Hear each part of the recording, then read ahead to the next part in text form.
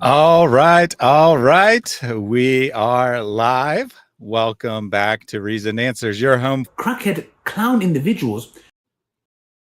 Sorry about all the delay getting started here today.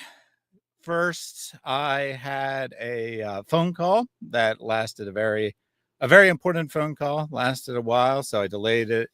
Abrogated the start time by an hour.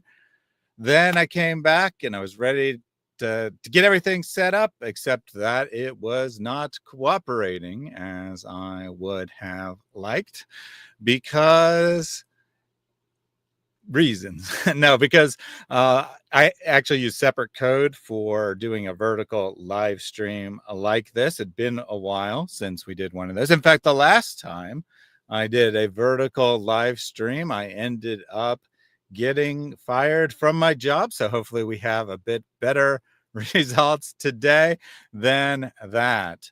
Not everything was cooperating with me, but I think I got all the bugs ironed out. Bugs that would not exist in my main code because they've been corrected since then, but still existed in the secondary code here for the vertical live stream. Of course, we're doing a vertical live stream today because, as you saw in the title, be watching Lily J YouTube shorts. 38 is subject to change. It'll depend on how many we actually get through, how much my brain can tolerate in one sitting before I melt and pass out or something along those lines. But that is the what we are intending to do today. Obviously, if you are on a desktop computer or whatever, the vertical format won't work very well for you. But on the other hand, if I streamed in a wide screen format and you are on your phone, yeah, sure, you could turn your phone sideways. But whether you were on your phone or not, a vertical YouTube short would not take up very much of the screen. And so there'd just be a lot of black space. So for purposes of reacting to shorts, I think it is better to do it in a vertical format. My opinion, right? And yes, Nicodemus, by all means, you can share that. Jack says that would just leave more space for cat cams. So we do have the possibility of a cat cam here today. I don't have a cat with me at the moment, but I do have it set up for the vertical stream as a possibility. So if we get a cat joining us, you will be able to see that on screen. Today is June 8th. It is Pentecost. So happy Pentecost for all the Christians celebrating this important holiday when the church began, when the Holy Spirit descended, was sent by Jesus and descended upon the believers, and the church began. It is also the 5th anniversary of the holes in the narrative. The standard narrative has holes in it. That's what I'm going to say. 5 years ago today, Yasser Qadhi spoke those now famous words. And so we're going to be looking at an individual with a few holes of her own in her own narrative, one may say, Lily J, the new queen of Dawa, who has become known for having ChatGPT tell us her all about Islam. Totally not a grift, totally, completely honest. So I thought what we would do is we just start with her oldest videos in chronological order and kind of see if she's evolved over time, right? If she's gotten better or worse, how she came about studying Islam, if you can call it that, and so on and so forth. So I've scrolled to the bottom of her shorts list here, and you see that her oldest shorts, and you will see that some of them are cut off on your screen. I've had it set up so that the actual short will fill the screen, but it's a bit wider than that on desktop, so you'll get some cut off on this page. But you'll see that her first several shorts on her YouTube channel have nothing to do with Islam or religion in general. she was obviously trying to make content, trying to find a niche that would draw interest. These videos have like 40,000 views now. I imagine, however, when she began to talk about Islam before she blew up, these probably only had at most a couple thousand views. But because other videos blew up later, some of these have been recommended to people. They have been pushed out broader as a result of her blowing up. But I imagine that she did not really find any success with any of these things. So Culture King's opening night, My Little Friends, which is some parrots or parakeets. Well, that didn't go to plan. Something about eating. We're not going to watch any of these. All right, we're going to start with the actual ones about Islam. But why is everyone asking for high fives? Dumb and Dumber travel vlog where she's traveling with a friend of hers. You won't believe what we found. A puppy, apparently. Modest success on any of these, even in retrospect. Most of those views probably driven after she began to blow up. But then we come to our first video about religion, which is entitled, Are Religions Similar Than We Think? So not more similar, just similar. Are religions similar than we think? So this is her first video. Probably the one, I would guess she was experimenting at this time, seeing what would work. This drew a lot of attention. And, being intelligent, she decided to go with that. So we'll click on Muslims that and one. Christians. I have a question. All right. And then from here on, we'll be watching her shorts.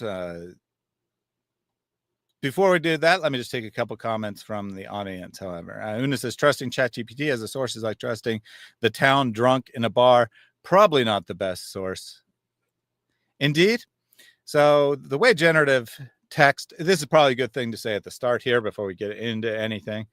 The way that generative text AI works, i.e. things like ChatGPT and competitors, is it basically has a massive database of text that human beings have written, or at least in theory human beings have written, because there's a problem now where AIs are learning from AI generated text and getting worse, getting stupider, if you like, as a result. Although stupider is really deceptive because there's no actual intelligence. What it essentially does is it is an extremely sophisticated text prediction tool. It tries to predict what word, or technically word segment, would come next in a sequence of words. So you ask it a question and it tries to guess what a natural answer to that question would be. And it actually works really well in that if it's something that, is a known question and people ask it, it will give you kind of a consensus of human beings, what they've written in the past. Of course, the majority isn't necessarily right. So it'll repeat common urban myths as if they are fact, for example. But also, if you just make up total nonsense and ask it something that has nothing to do with anything, then it will give you a plausible sounding answer because it is only trying to guess what word would come next in this sequence. And it doesn't know the difference between a peanut butter and jelly sandwich and the moon, right? It just knows that these are words or portions of words.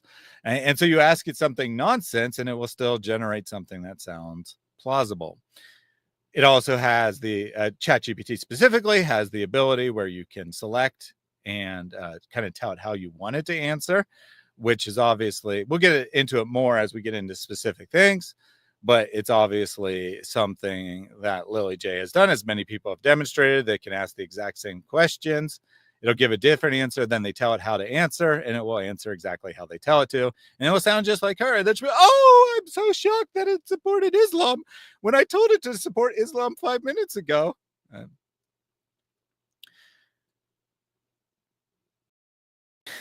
Levi says, I'm sorry, I just saw this was live. Why would you do that to yourself? For the benefit of the kingdom, for the benefit of the truth. So there you go on that. What, a vertical live stream? Yes, it is a vertical live stream because we're reacting to YouTube Shorts today. So it makes more sense to do it in a vertical format. And I attempted to turn on the little stats, and they don't seem to have turned on their own. Don't know what's up with that, but let me just do it manually. So we still have the view stats, and in theory, the channel animations still work. They've been reformatted for vertical format. There might be some bugs, but in theory, everything should work as normal, including super chats, as from Jack Ray here. Or not.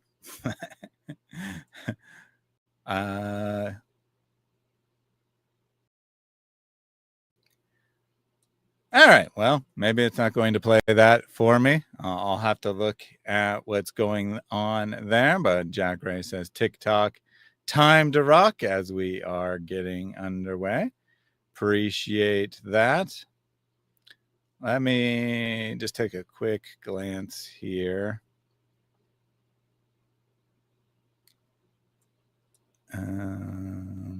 Did it generate?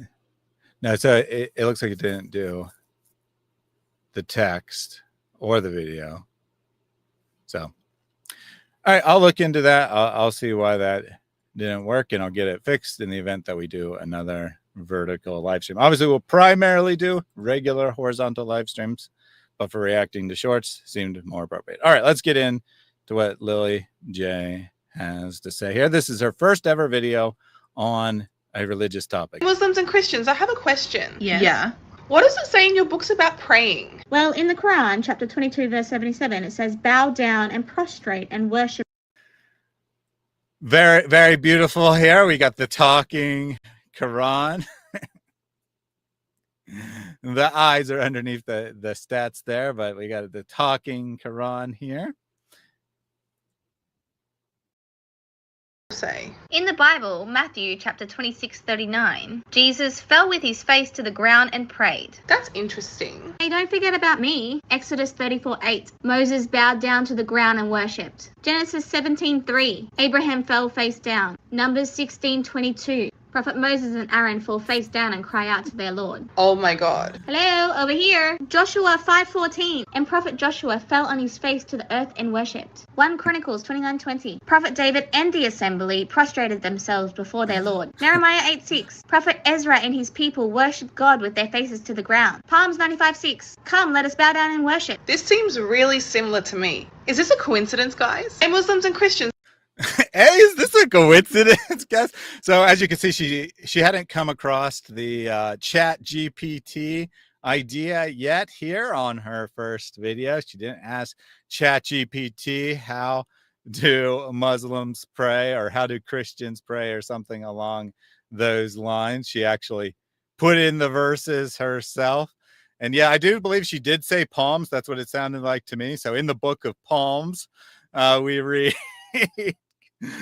that is her level of knowledge. She doesn't know how to pronounce Psalms. But notice she only gave one New Testament verse. Yeah, notice that she only gave one New Testament verse there. Very interesting that she could only find one instance in the New Testament of someone bowing down in worship. And of course, as Christians, we would say that, yes, you can bow down and pray in that fashion if you like.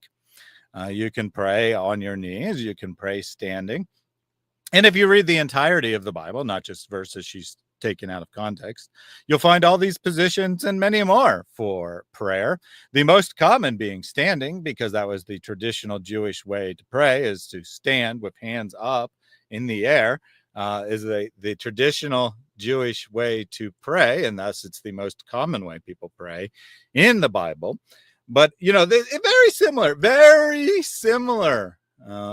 that between these religions. I guess we should also, like, you know, look at some other religions, like, you know, how do Hindus pray? Oh, they prostrate themselves? What about Buddhists? Oh, they prostrate themselves too? I guess, you know, all these religions are the same. And her video was titled, "Are Religions Similar Than We Think?" But for some reason, she only looked at Christianity, arguably Judaism, and Islam. I think this is a totally genuine video. Yeah, who doesn't pray like that exactly? Now, does anyone actually pray exactly like Muslims, right? Where you like assume this like half crouchy position with your butt up in the air, or when plays prostrate, is it flat on the ground? Well, you know, if she'd read like the entirety of all the verses, she would have found that some of them including Jesus, right, explicitly tell you that he's flat on the ground, because that's what praying prostrate means. Now, the Muslim exact position is kind of a innovation. It's kind of something new, as far as I know. I don't think that exact position is copied from others, but praying prostrate is very normal, right? It's very common. Why? Because it's a position of humility, right? It's a position, laying down is a position of humility because it expresses vulnerability. All kinds of societies, all societies, as far as I've known in world history, people have bowed before their gods, prostrated themselves before their gods, prostrated themselves before their human kings, right? Because they're in a position of humility in comparison to the king. So seems to be not a very meaningful comparison. But here is where she starts. And it's very odd, right? Very odd to me that this would be the first thing she ever asks about religion, is the position of prayer, because I've literally never heard anyone outside of incredibly stupid Muslims, mind you, incredibly naive Muslims, not even Dawa guys, right? Not even Dawa guys. But like very naive Muslims saying this is something meaningful. Jesus prayed like a Muslim. Why don't you pray like Jesus? Well, who says I don't pray like Jesus? I do pray like Jesus. I pray. I have presumably prayed in prostrate positions from time to time, and I presumably prayed from on my knees and standing and walking and sitting and. What does the Bible actually say? What does Jesus actually say? Well, he says, when you pray this way, dear Heavenly Father, right?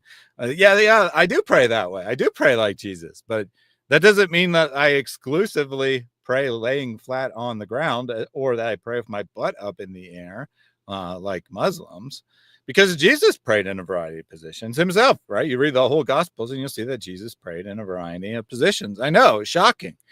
We should pray ceaselessly. We should pray without stop. Everything we do should be in prayer, in a sense. Not always informal prayer, of course, but we should be constantly in prayer. And Jack Ray says, yep, loaded up script by a handler. And I am actually rather disappointed here, right? Because I thought, no question she's grifting, right? No question she's out for fame. But I am disappointed that it appears that she did not come upon this organically, because this would not be an organic question to ask about position of prayer, because it's something that literally no one other than very naive Muslims ask. Yeah, better question. Why don't Muslims pray like Jesus?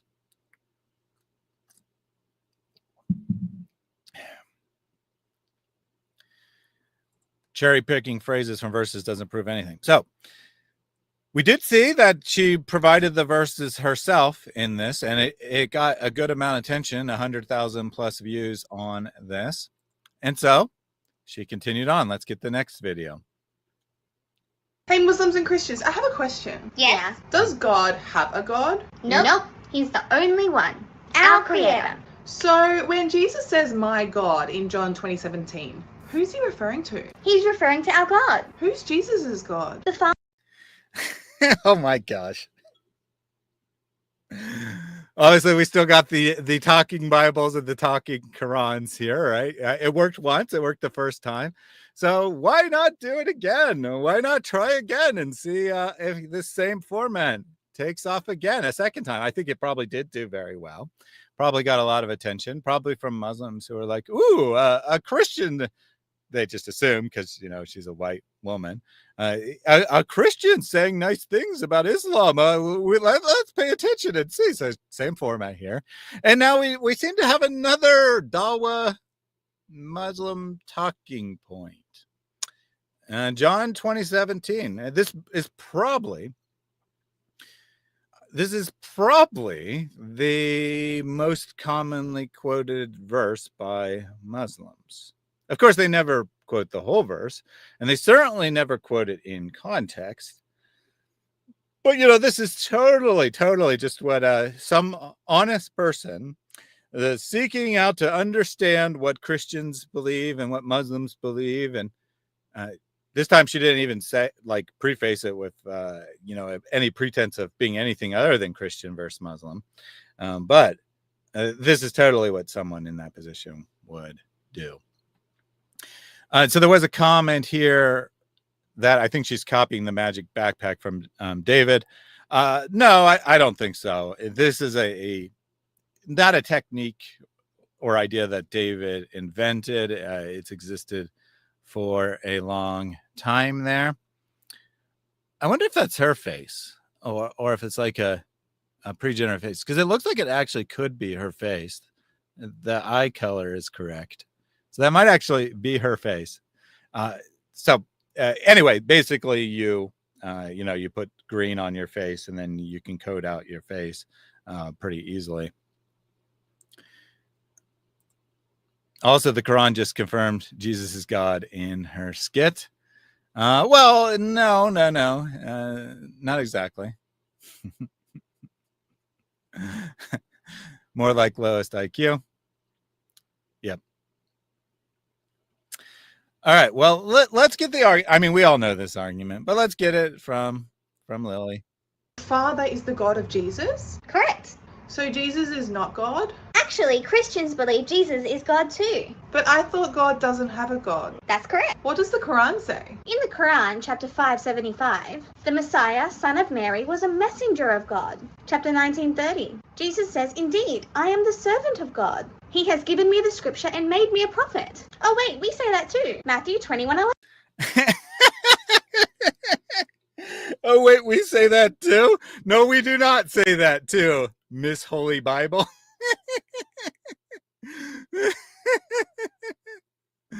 Oh man. Yeah, I think this is probably her face. It does look. Now the eyes and mouth are much closer together, but you know they could be moved. Obviously, no real face they would be that close together. But I think there's a good chance this is actually her talking and being the face as opposed to like some generic face. Or she made she took some program and then made it look as much like her face as she could. One or the other.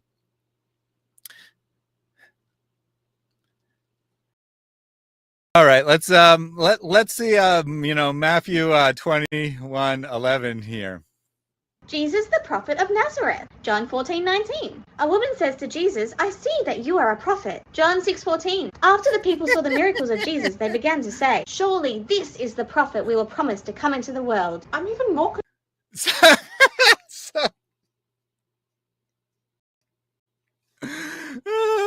yeah.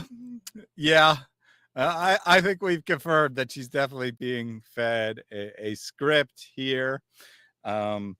So you have people in the crowd, you have random individuals calling Jesus a prophet. And this is proof that he's a prophet. Well, I mean, he is a prophet. A prophet is one who speaks the words of God, right? Strictly speaking. But all of these are words of the crowd. And these aren't Jesus's self-identification, nor is it the identification of the narrator, of John or Matthew or Luke or Mark. These are the words of the crowd. So what they're recording is what the people were saying. And then Jesus it asks his disciples, but who do you say I am? Right? He asks them what the crowd is saying about him. And then he asks, who do you say I am?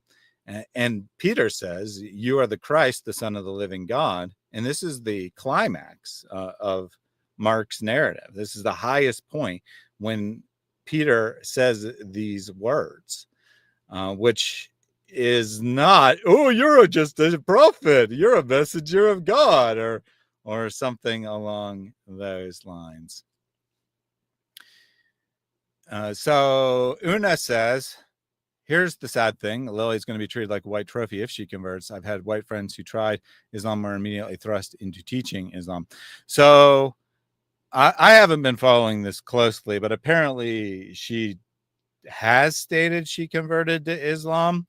It's not at all obvious, but recently she's been complaining how Muslims are shaming her for not wearing hijab and doing her makeup and all this. And she's like, but I'm justified by my religion. I'm justified by Islam to not do these things. So I don't know when exactly she declared it, but she did declare that she is officially converted to Islam.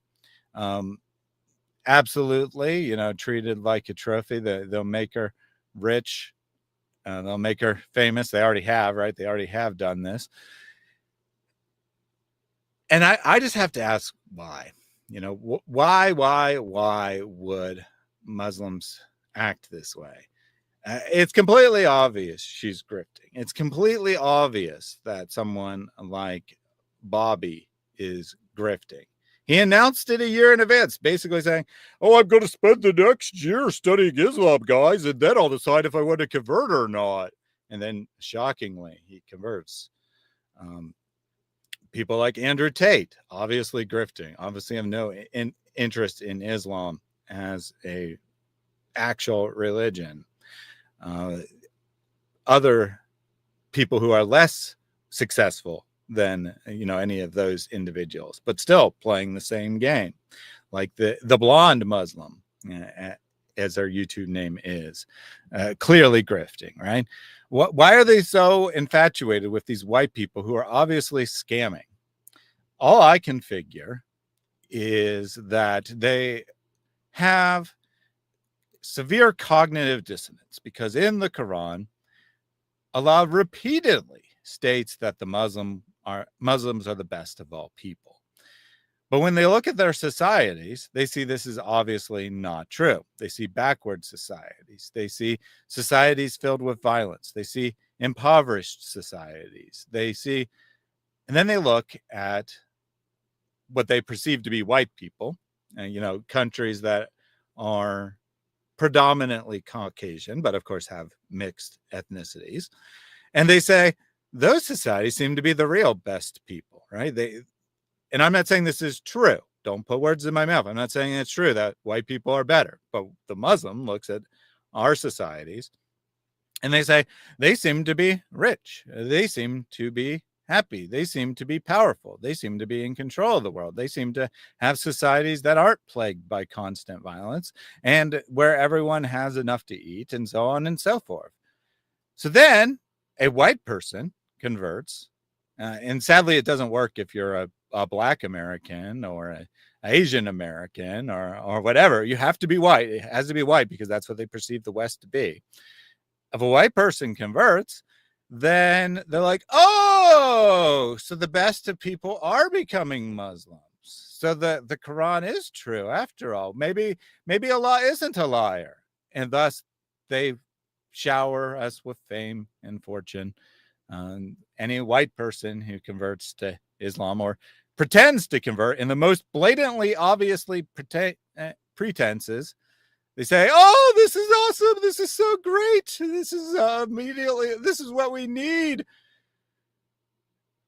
And that's why I think it's because Allah tells them they're the best. They see that they aren't. They see their societies are shit, that their societies are crap. And as a result, they are desperate for white converts. And then, so when anyone pretends, no matter how obvious they're pretending, they shower them with fame and fortune.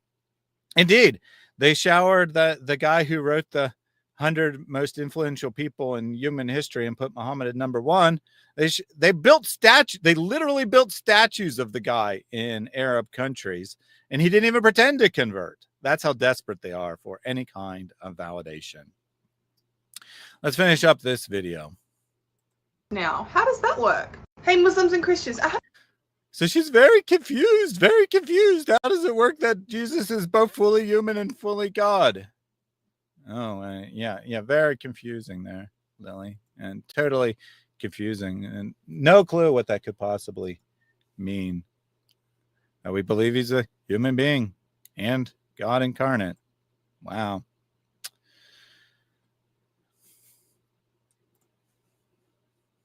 Freitag says, not to be rude, but I find the bleach blonde and heavy bronze look quite off-putting. Well, she does appear not to be natural blonde. I mean, obviously, virtually no one would have hair that color, right? That light. But she appears to actually probably have dark hair naturally. I mean, look how dark her eyebrows are. I mean, I know that she has makeup on them, but look how dark her eyebrows are. And then you can kind of see undertones on her hair of dark. I think she probably has like dark brown hair or something. Maybe she really has blue eyes. That's a possibility. Or maybe she wears contacts to make her eyes blue. But she did have a long career of modeling. Well, I shouldn't say a career, a long attempted career of modeling and dancing and using her body for income.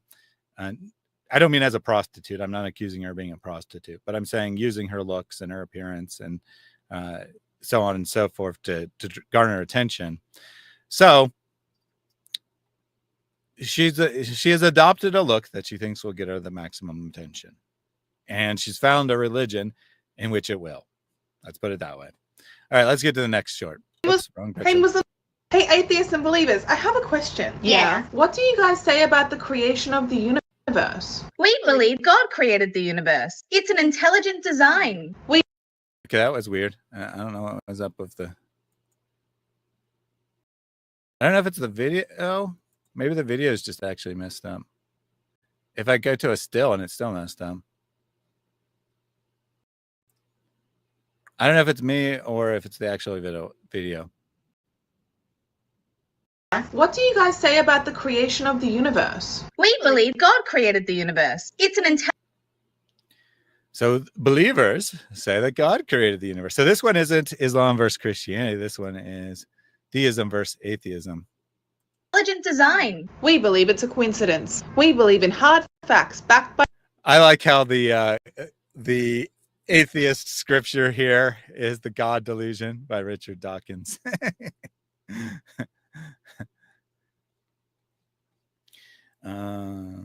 So I have to scroll out and back in for them to work correctly. Bad video, I would say. Too much strain on your computer. Maybe. I don't know. I don't know if this video didn't load properly. I mean, I can go down. Hey, Muslims and Christians, I have a question. Yeah. Back up. Hey, atheists and believers, I have a question. Yeah. What do you guys say about the creation Okay, there we of go. the It looks like universe? it We didn't load believe properly. God created the universe. It's an intelligent design. We believe it's a coincidence. We believe in hard facts backed by science. So the atheists believe that the universe was created at random, without a creator. Yes, it's the most logical mindset. We don't believe in a God we can't see. So you only believe in something that can be proved by scientific fact? That's right. That's interesting. What do the believers say? We also believe in facts backed by science. What? What happened there?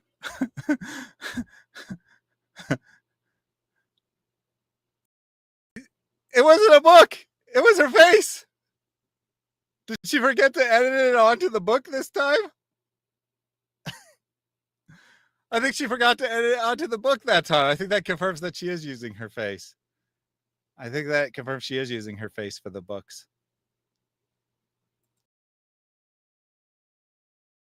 Science confirms the creator. Wait, how? Through science and logic. Just like the atheists believe, this universe is... Okay, so she didn't forget. I think she just like got lazy and was like, this is too much effort. I'm not going to finish.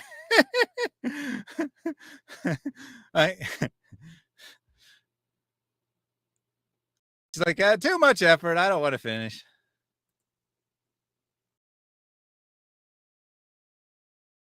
However, it got we messed up believe again. that if there is an art, there must be an artist. It was fine, and then it got messed up again. Oh no.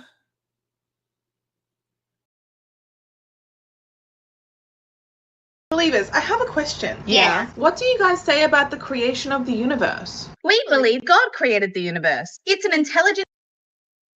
Wait. We also agree. Oh, well. However, Oh, don't worry we about it. believe that if there is an art, there must be an artist. That's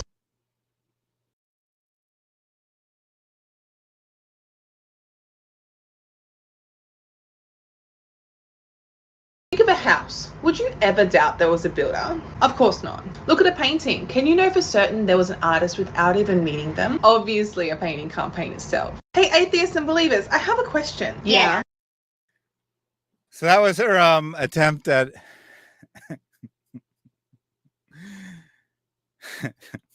yeah, it was just Picasso. It's just Picasso there. So I don't know what's going on exactly. I don't know if my computer's having issues or my internet connection's having issues or what the deal is here. But it might have been an improvement. It might have actually been an improvement on it. Let me see. I'm just trying to see something.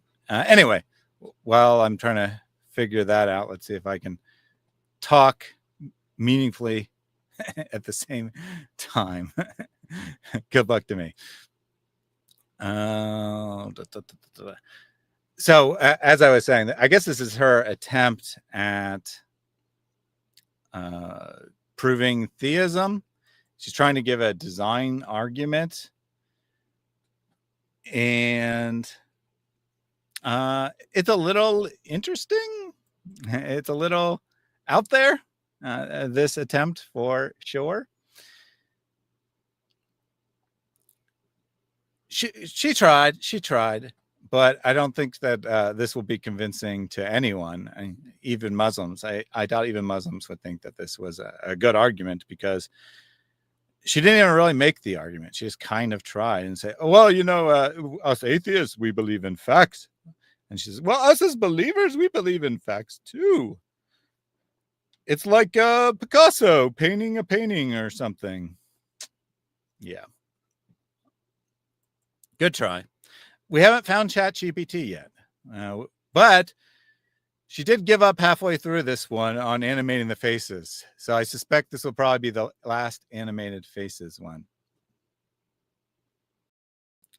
And I do see that my streaming software seems to have gone crazy. It seems to be the cause here. Let's see if the next video plays. Yeah. What does it say in your books about God? Well, I was wrong. We still got faces. this one, the first commandment. I am the Lord your God. You shall have no other gods before me. Deuteronomy 6 verse 4. The Lord is one. That's interesting. So the first ever commandment and law was to worship one God. What does the Bible say? That's correct. In Matthew chapter 5 verse 17, Jesus says he has not come to abolish the laws, but he's come to fulfill them. Matthew 19:17. Oh, what does fulfill be? Hey, at least you put it in. At least you put in, but fulfill them. But what does fulfilling mean? Does it mean affirming? Does it mean repeating? Does it mean teaching the same thing? Or does it mean something different, right? If I were to fulfill my desires, would I just state what my desires are? Or would I be doing something different? Would I be achieving those, right? So if Jesus fulfills the law, then he achieves the law. He completes what the law has prescribed. And of course, the law doesn't refer only to moral commands or something along those lines, but refers to all of Scripture. Yeah, we got Thaddeus in 10 frames per second because having some issues here. I guess I ironed all these out on the regular streams but they seem to have cropped back up here on the vertical stream. So I'll have to work on that, figure it out before we do another vertical stream. Snoopy says, fulfilling the prophecies, I think that is true. Lambert says, Matthew is a disturbing book. I don't know what you mean by that. Torah is part of Bible. Of course it is. That's funny, though. She has Holy Bible representing Christians and Torah representing representing Jews. Now, I mean, you can't say Holy Bible represents Christians, but if you want to make it specific, she probably should have said New Testament, and she probably should have said Tanakh as opposed to Torah, but you know, she doesn't know what she's talking about.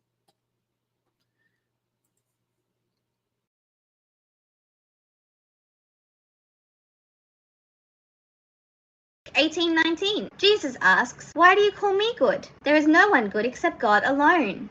Yeah, indeed. Why do you call me good? Do you not understand what you are saying? Now, if you bother to read that whole passage, does Jesus deny that he's good? Or is he trying to get the person to acknowledge, to realize what they are accidentally affirming, right? He looks at the text says he looked at them. He looked at the man who came to him and said that he keeps all the commandments, or he's kept all the commandments, even though we know this is obviously a lie. He obviously didn't keep all the commandments perfectly. Jesus says he looks at him and he loves them, and thus he tries to bring him to understand what he is affirming correctly, right? Correctly. Elsewhere, Jesus takes the title Good Shepherd, which is a title of God, and puts it on himself. I am the Good Shepherd. So he asks, why are you calling me good? But he doesn't say, I am not good. See the difference? And besides, from your perspective, or at least from an Islamic perspective, because I guess you're not claiming to be a Muslim yet when you make this video, the prophets are good, right?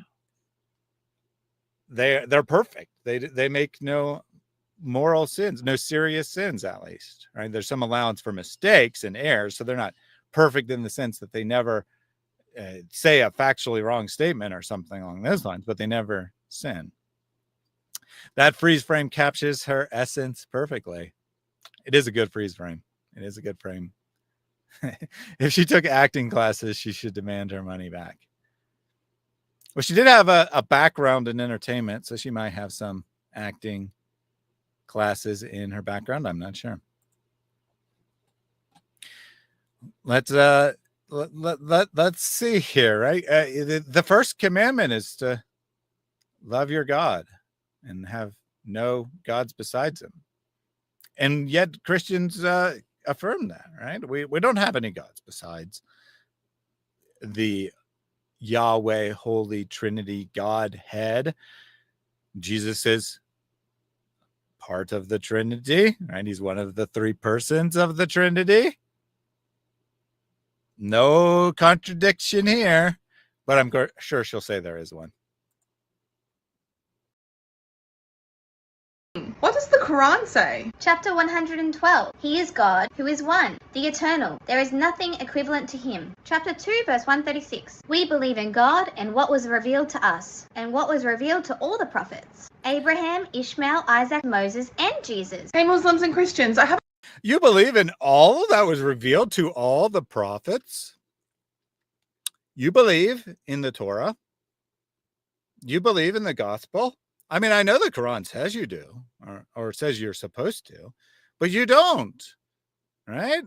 You don't. You say that they're corrupted.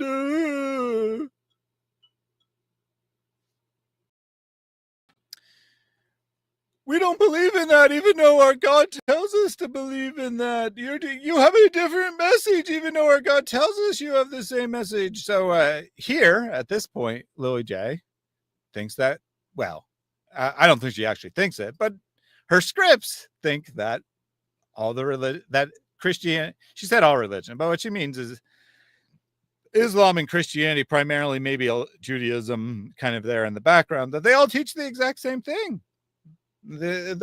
All the scriptures say the same thing. So Balkanik says your gospel is not Injil. You don't even know who wrote the four gospels. First of all, I do know who wrote the four gospels. That would be Matthew, Mark, Luke, and John. Second of all, your God doesn't. You are telling me you're smarter than your God. Your God tells the Christians of the 7th century to judge by what is between their hands, what is with them. They have no clue. All right. Allah has no clue, although they might be appropriate too, since he also calls himself we, but he has no clue that the gospel they have is not the Injil. Oh, it's not in the Injil. So Balkanik, slow down, sir, slow down. Stop spamming your Dawa lines and start thinking. All right.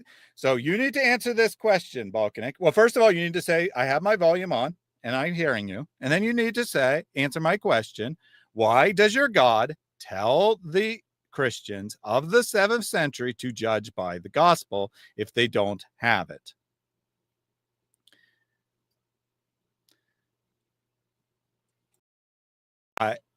Your other comments are equally stupid. But I'm not going to address, and I will address them, right? I'm not afraid of your stupid comments, but I will only address them after you respond to the first one. So Balk and Nick, make sure your volume's on.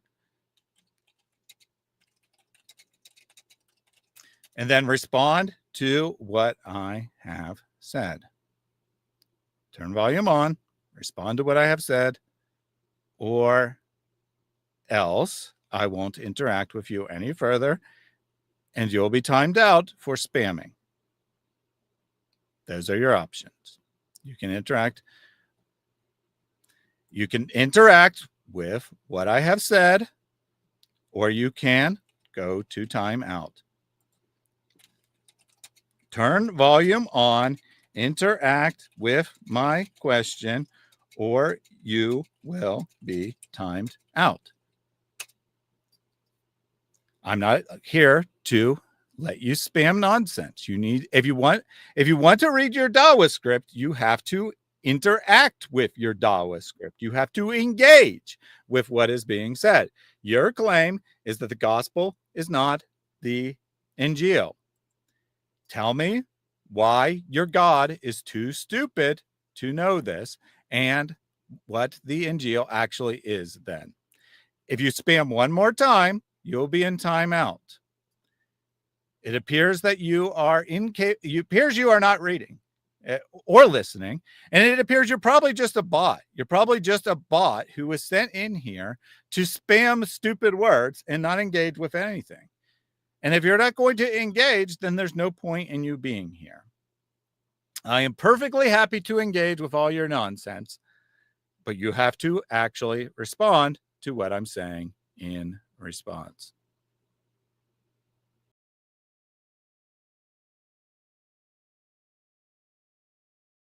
We'll wait one more minute here. Yeah, it would be interesting, right? It would be interesting to see how our Dawa script. All right, he's just spamming. I'm going to have to put him in timeout. He gave no indication that he's anything but a bot.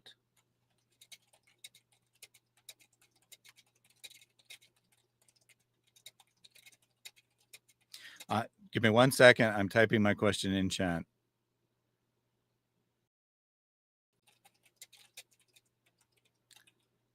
Why does your God tell the 7th century Christians to judge by something they supposedly don't have?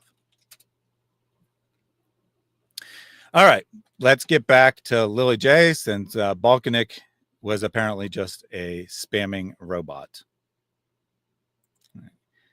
Certainly seems to have the intelligence of, well, actually, let me just run through his comment. Nah, they're not worth it. They're not worth it. I'm not going to run through them. But let me take the super chat from Brady here. And I'm pretty sure I know why the bot is not pulling these up, but it would take me a couple minutes to fix.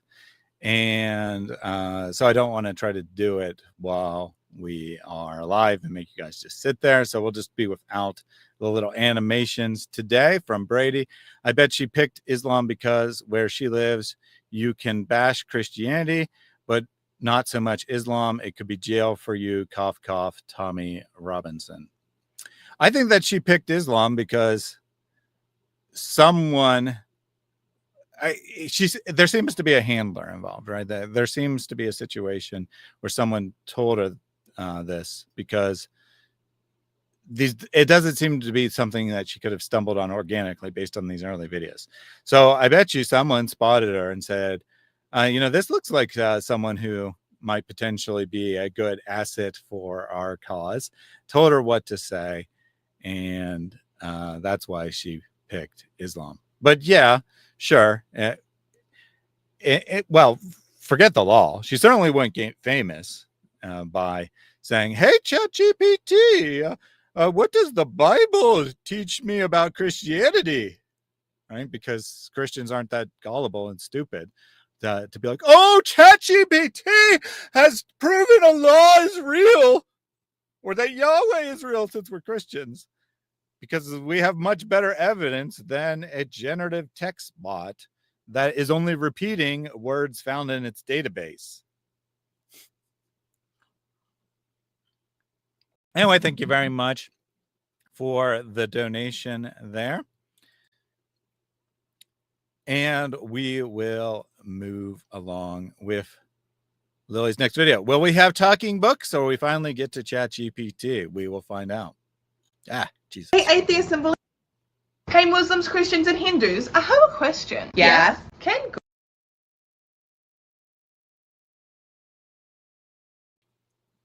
It's buffering here.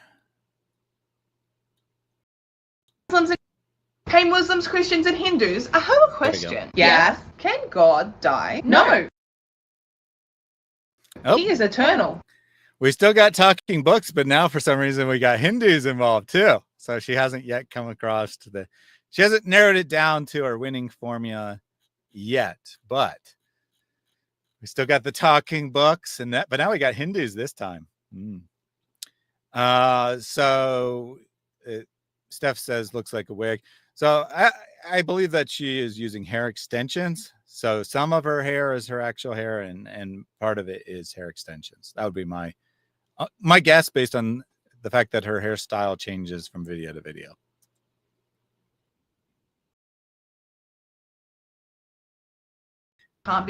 Wait. She just had the Hindus say there's only one God?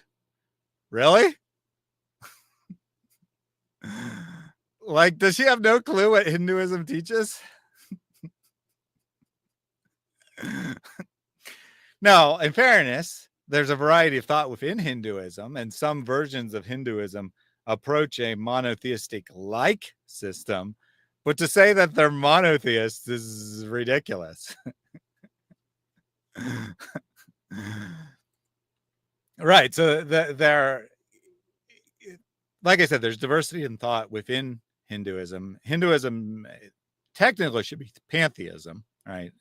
Technically should be pantheism, but there are aspects or segments or teachers that approach a more traditional polytheistic system with many gods that are not related to each other in any way. So in the the pantheist system, in a sense it's different manifestations of the one divine essence, but everything is divine, right? Everything has divinity in it. And so that the many gods are different manifestations of the one divine essence, but so is the world, right? So is the physical world in which we live. It is also manifestation of the divine essence, and so on and so forth in pantheism. But within Hinduism, there's things that approach traditional polytheism, where there's many distinct gods, and there's also things that approach monotheism, where there is only actually one God, and there's variations of how you experience it or something. But in no sense is it actually monotheism. It's just in the vicinity of monotheism at best, and could be completely, totally opposite in the vicinity of polytheism, because it is actually neither. It is actually pantheism, and that different people can conceive of that in different ways. But the fact that she's having the Hindu scriptures there, the Vedas, say that, oh yes, we believe in one God, is just ridiculous. What does the Bible say? In Numbers 23:19, God is not a man, and God does not lie, nor is God. No, not and. God is not a man that he would lie. In other words, what is the point of the verse? God doesn't lie like human beings lie. It is not telling you two facts. Fact number one, God is not a man. Fact number two, God doesn't lie. It's telling you God doesn't lie like humans lie. And also Houston points out that God doesn't lie. Well, that rules out a law, which is true, right? Because he uses deception as a technique. And then he brags about it, saying he's the best of deceivers. And while a Muslim can say, Makr doesn't mean deception when it comes to Allah. Yeah, it means deception otherwise. But Makr Allah doesn't mean deception of Allah. Well, just look at the context of the story, and not just the crucifixion story where that phrase occurs, but the context of how he interacts with Muhammad and his men, and how he deceives them repeatedly to get them to do what he wants to do. This is a God of deception for sure.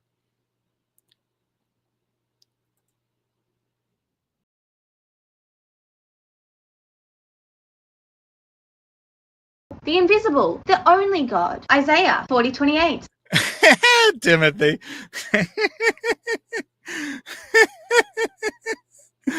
Yeah. Let's go read First Timothy and see what the author, which is presumably Paul. I believe it to be Paul. There could be dispute over who wrote First Timothy, but I accept that Paul wrote it.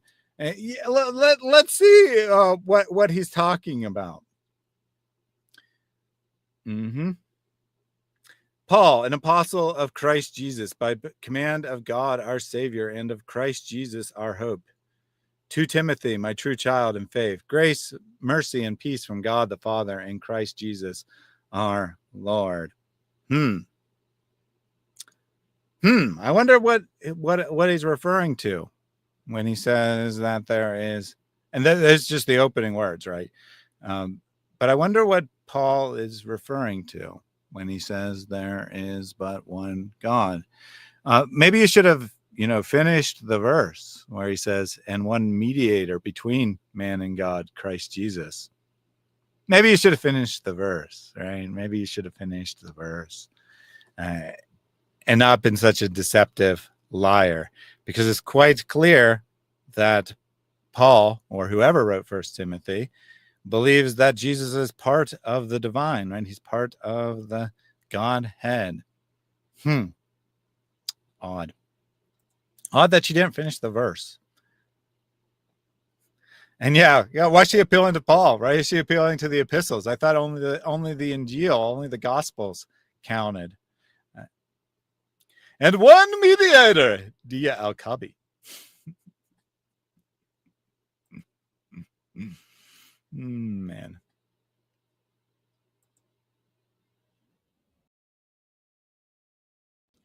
Wait, the Lord is the everlasting God, but in First Timothy, Jesus is the Lord. I'm confused. I don't understand what's going on here. Hopefully I get ChatGPT to clarify soon.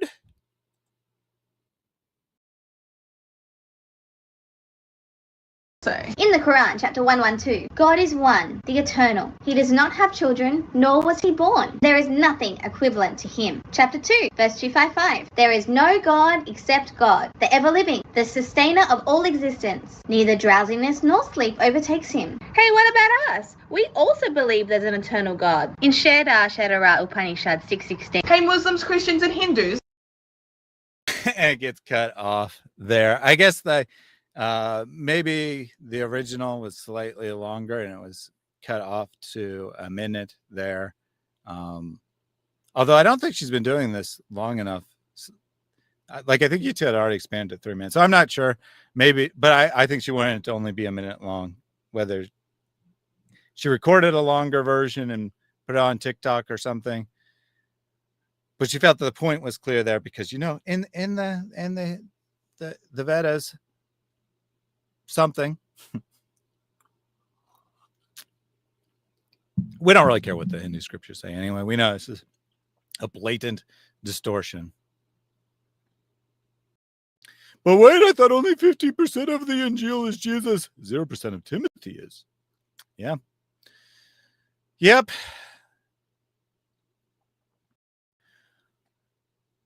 Will we get ChatGPT, or will we get more book faces? Let's find out.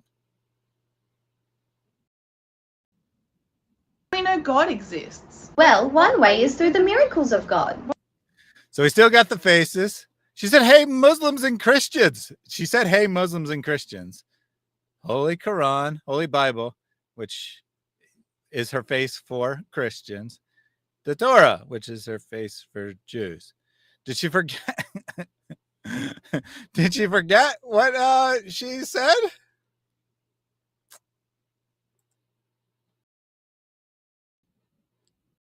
Possibly known thousands of years ago. Like what? Well, Oh no, oh no, oh no, oh no, not scientific miracles. No, please, no.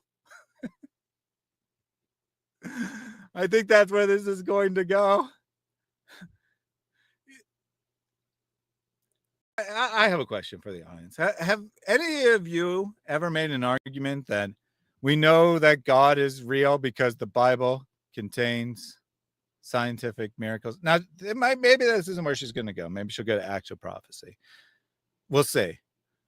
But have any of you ever made an argument that Christianity is true because of scientific miracles? Because that's where she's going to have to go, I think, when it comes to the Quran. Now, with the Bible, she could go to actual prophecy, right? She could say that the crucifixion of Jesus was predicted hundreds, if not 1,000 years before Jesus was born.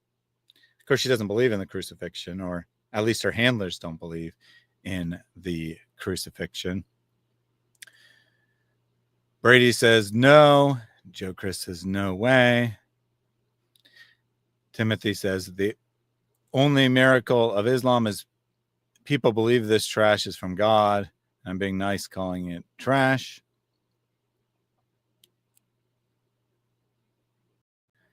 Seeing her do this gives me mixed feelings. I've heard too many things about what happens later. Like later in her Dawa career, I assume. Lily is just in it for the money. I think that's obvious. Or let me correct that, actually. I think she's primarily in it for the fame. Money is secondary. But yeah, she's not in it for genuine reasons. All right, well, let's see. Let's see what the Bible said about things that wouldn't be known for thousands of years. it is he who sits above the sphere of the earth. Job 26:7. Oh my gosh, she's actually trying to do scientific miracles in the Bible.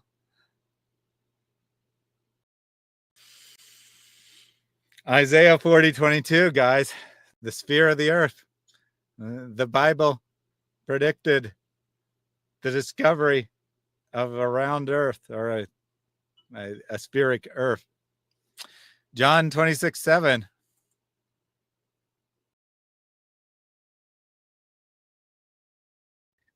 The earth hangs on nothing. Wow, guys. Wow. Scientific miracles. Obviously there is debate over the status of the earth, the status of the planet on which we live in ancient times, but there's debate, right? There are people who say these things.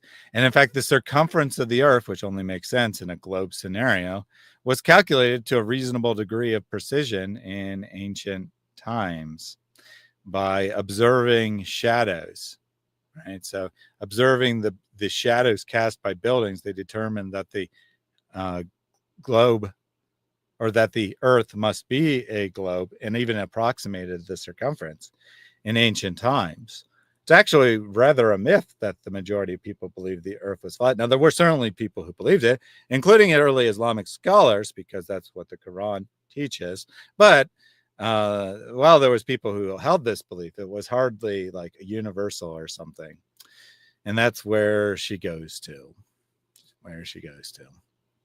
Wow. Oh my gosh. No, that's not true at all. We did not discover the earth was a globe when we launched satellites in the 20th century. Oh my goodness gracious.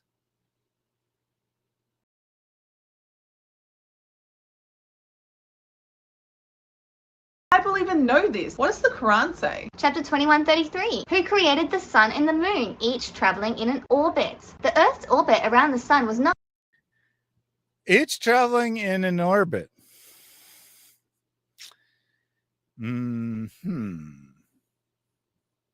Yeah, the sun and the moon are traveling in an orbit. I wonder what they're orbiting around there in the Quran. Could it be the earth? Could it be, as Una says, that the Quran overtly implies the moon and sun are in orbit, which promotes geocentrism? And points out that 91:12, the moon follows the sun in its orbit. Yeah. Now, it's true that technically the sun has an orbit. And the solar system as a whole has an orbit. And even the galaxy, the Milky Way galaxy, has an orbit. But that's not what the Quran's describing. That's not what the Quran is describing. It looks like the bot is back, trying to change the topic. Bye-bye. Back to timeout you go. I'm actually beginning to, I was joking, but I'm actually beginning to suspect that Balkanek is, in fact, just a bot. Because there was zero attempt to engage with anyone. So, if there aren't a robot, they're not doing anything to convince me they have a brain. Let's put it that way. So yeah, it's a miracle. It's a miracle that the Quran believes in geocentrism, which is false, but was a very common belief. Unlike the flatness of the earth, geocentrism was near universal belief not until the satellites were sent into space or some nonsense like she's going to say, but until the Christian proto-scientists did the calculations and confirmed that a sun-centered model, a heliocentric model, better fits the data than an earth-centered model.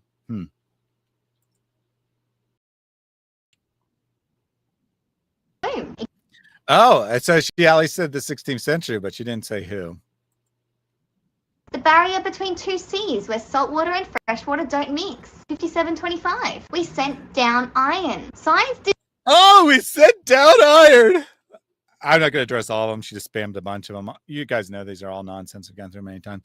But the iron is my favorite, I think. The iron is my favorite because cows are sent down. Clothing is sent down. The prophets are sent down. The Quran is sent down. Lots and lots of things are sent down. Lots of things are sent down. For some reason, when it's iron, it means literally.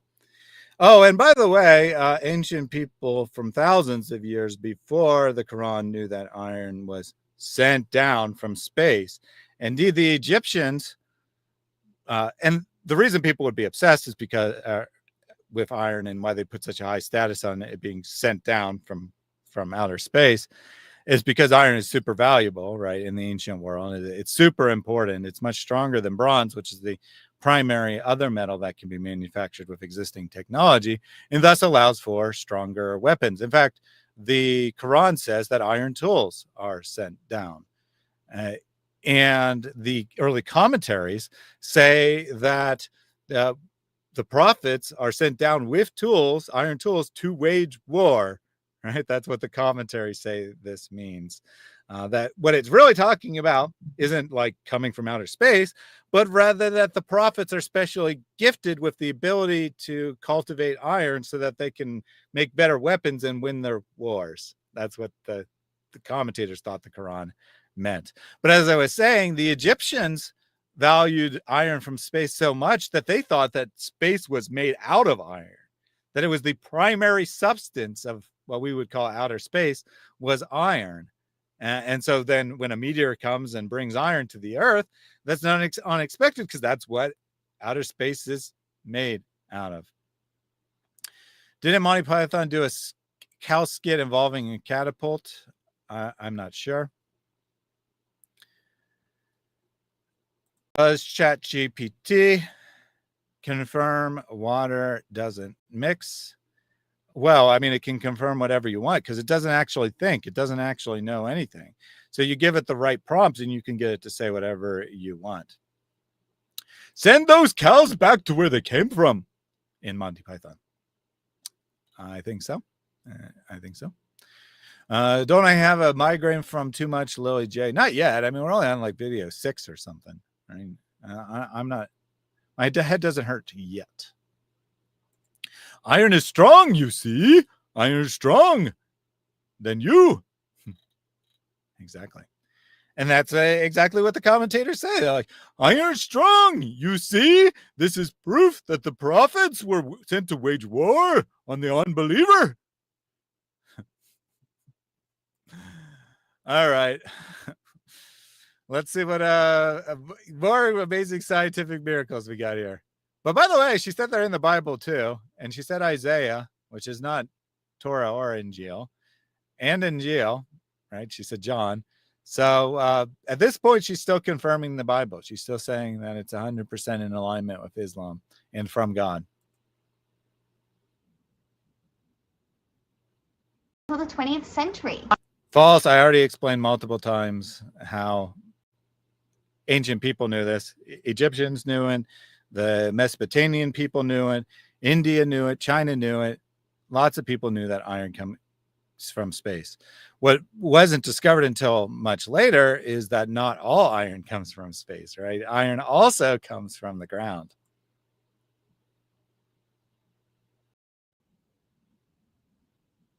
Proves God exists. Hey, Muslims and Christians, I have a What do you think? Does this prove God exists? No, it proves that human beings are capable of observing things. It's not what the Quran says, but even if it is what the Quran said, it would prove that human beings are capable of observing a bright, shiny object in the sky, going and seeing where it landed and finding iron. So even if it did say that, which it doesn't, that's what it would mean. All right, let's get another one. Hey, we found the first ChatGPT video. I think this probably means no more talking books, guys. No more seeing her lips on the Quran. No more seeing her lips on the Bible. We get ChatGPT. This is the first time. This is her first ever time asking ChatGPT a question. Let's see what she asks.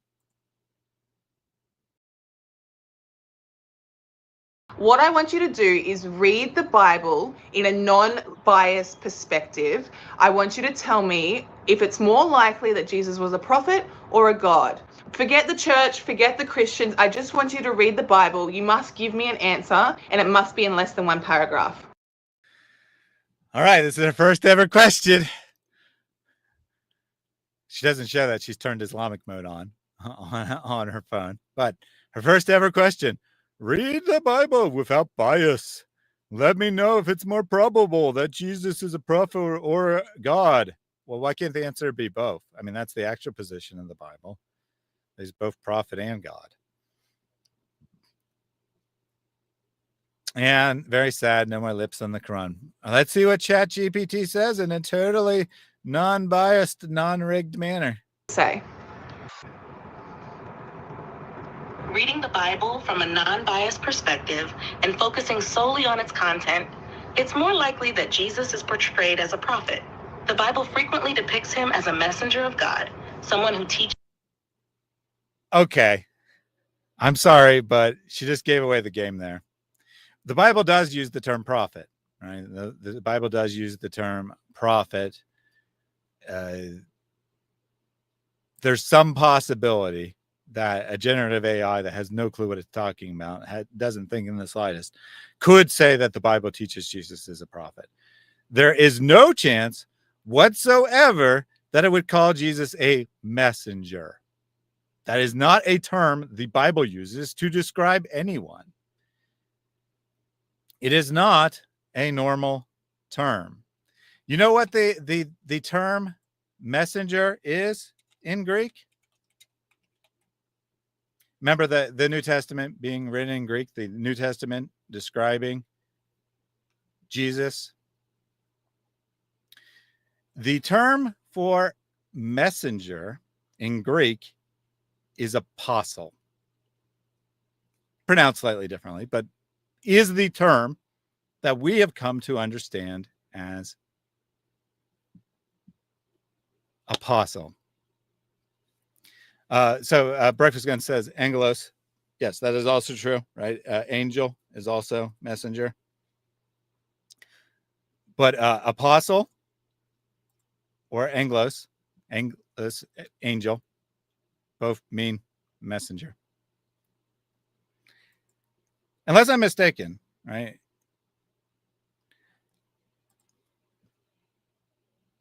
But I'm pretty sure that apostle also could be translated as messenger and would be in a secular context. Either way, right? Either way, that's not a term ever used of Jesus. Jesus is never described as an angel. He's never described as an apostle.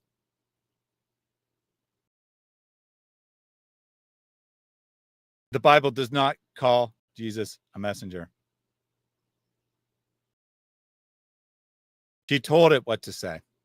She told it to call him a messenger, right? It could have called him a prophet. That's a possibility. I can't completely rule out that a generative AI would call Jesus a prophet without any influence from the Quran. But it certainly would not call him a messenger.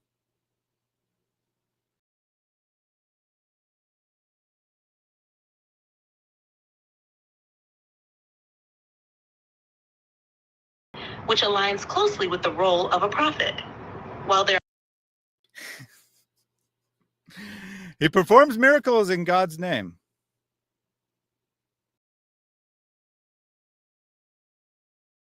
Where does he do that? Where does Jesus in the gospel perform miracles in God's name? Again, she told it what to say.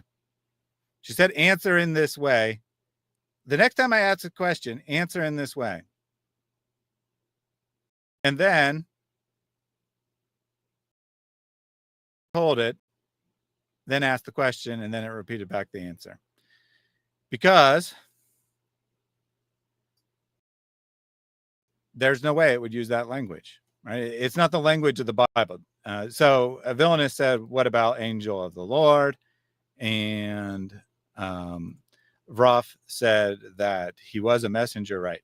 So, I mean, Jesus is a messenger in a sense, right? He is a messenger for God because he is God, right? He speaks the words of God. The angel of the Lord, a figure of the Old Testament, the messenger of Yahweh, figure of the Old Testament, is a description of Jesus, but it's never translated that way into English. Right? It's never translated that way into English. And all the generative AI will know is what people write in English. So there's no way it could have come up with that on its own. A Christian says, I just asked Grok, according to the Bible, is Jesus God? And it provided 7 verses that support Jesus as God according to those verses. And I suspect very strongly, if you ask ChatGPT, it will actually say the same thing. Because what is it actually doing, right? What is any generative text AI, whether Grok, ChatGPT, or anything else? It's guessing what the most probable answer is based on what the most common thing people say is. So it's not saying, right? It's not actually thinking. What it's doing is providing the most common answer. So since far more people would say that, according to the Bible, Jesus is God, then he is a prophet. That is the answer that you will very likely get from any generative AI without any prompting as to how you're supposed to answer. And in fact, I have seen, I don't support this, but I have seen Christian preachers doing their own shorts where they say, read the Bible only according, with no light of church doctrine, and tell me, what does it say about Jesus? Right? What does it? Is he God or is he not? So I did just put it into Chat GPT, and it says nonsense here. First of all, it says absolute nonsense. The question of whether Jesus is God according to the Bible is one of the most significant theological debates in Christianity. No, it is not a debate in Christianity. It might be a debate outside of Christianity or within humanity, but it's not a debate within Christianity. Bible presents a range of texts of different Christian traditions Christians interpret differently. Here's a concise overview based on Scripture. Yes, Jesus is God according to many Christian interpretations. And then it lists a bunch of, it says, many Christians, especially Trinitarian denominations like Roman Catholicism, Eastern Orthodoxy, Protestants, believe Bible teaches Jesus is fully God and fully man and second person of the Trinity. Here are key verses. John 1:1, John 1:14, John 10:30, Colossians 2:9, Hebrews 1:3. But then it says counterpoints. Some Christians and scholars, Jehovah's Witnesses, not Christians, Unitarians, not Christians, biblical Unitarians. What? Why the distinction? Interpret Bible differently and do not believe that Jesus is literally God. They point to verses John 14:28, 1 Timothy 2:5. Mark 13:32. Summary, Trinitarian view, Jesus is God, fully divine, co-equal. Non-Trinitarian view, Jesus is divinely appointed, but not God himself. It didn't give anything close to her answer. Yeah, and the Mormons are left out, right? They didn't even get mentioned there. Now I'm going to tell it, that's nice, but pick only one. Which is better supported by Scripture?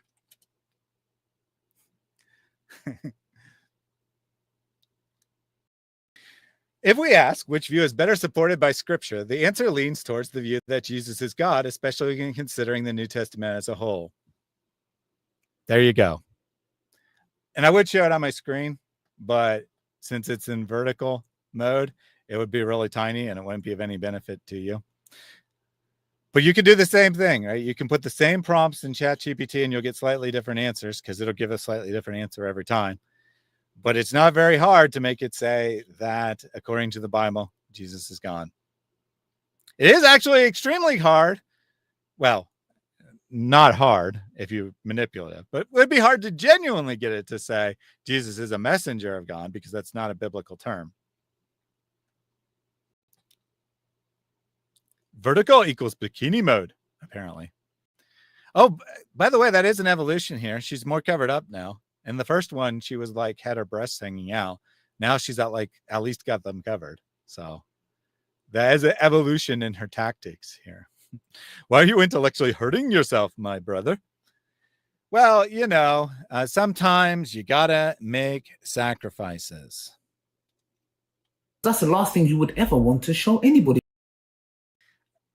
Sometimes you gotta show them what you don't want to show them. And sometimes you just gotta take one for the team.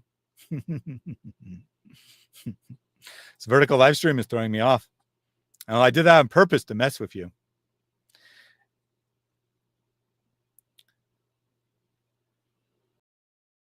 And you have to mess with the settings to get her answers. Yeah. So, I mean, you could do it a couple ways. Now, since she's using the app, probably she's gone into the settings of the app and said, answer all questions from an Islamic point of view, which you can do. But you could also, you could literally write into ChatGPT, for the purpose of this discussion, here are some facts I want you to be aware of. We're in a hypothetical universe where all these facts are true. Please answer all questions I ask you in the future with the idea that these facts are true. And then you ask it the question and you don't show that you've previously told it that. And then it will spout back your facts, right? Your facts. Got to warn us before showing Ali Dawa. Got to warn you, huh? Got to warn you. Well, then, consider this your warning. It just backfired on you. Another warning. Now, look. Now, we are making you taste your own medicine, bro.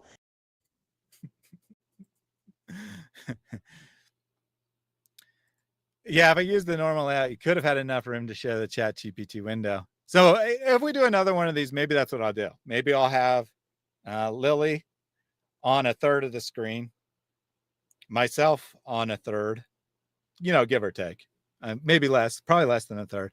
And then ChatGPT on the rest of that. We can just put her questions in ChatGPT, right? We can just put her questions in and see what it says without any prompting. And then show how we can get the answer we want with a little bit of prompting. He is indeed proud of that. All right, well, let's get the rest of the answer. And look, she's very shocked. She totally didn't expect this answer, everyone. The overall narrative emphasizes his role as a servant and messenger of God. Wow, my mind is... Overall narrative emphasizes his role as a servant and messenger of God. Wow, my mind... Terms, the overall narrative emphasizes miracles in God's name, which aligns closely with the role of a prophet. While there are instances where he is referred to in divine terms, the overall... Oh, it's even in her little prompting,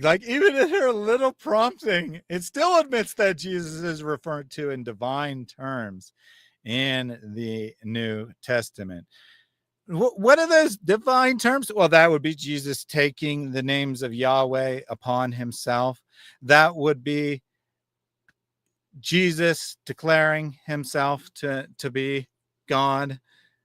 That would be the characters of the story, understanding what Jesus says and raising up stones to kill him for blasphemy. Yep. Thanks for that. Thanks for letting us know about that. And messenger of God. Wow. Where does it emphasize his role as a messenger of God? Can anyone show me a single verse of the entire New Testament that uses either apostle or angel as a description of Jesus? Because those are Greek terms that could be translated as messenger.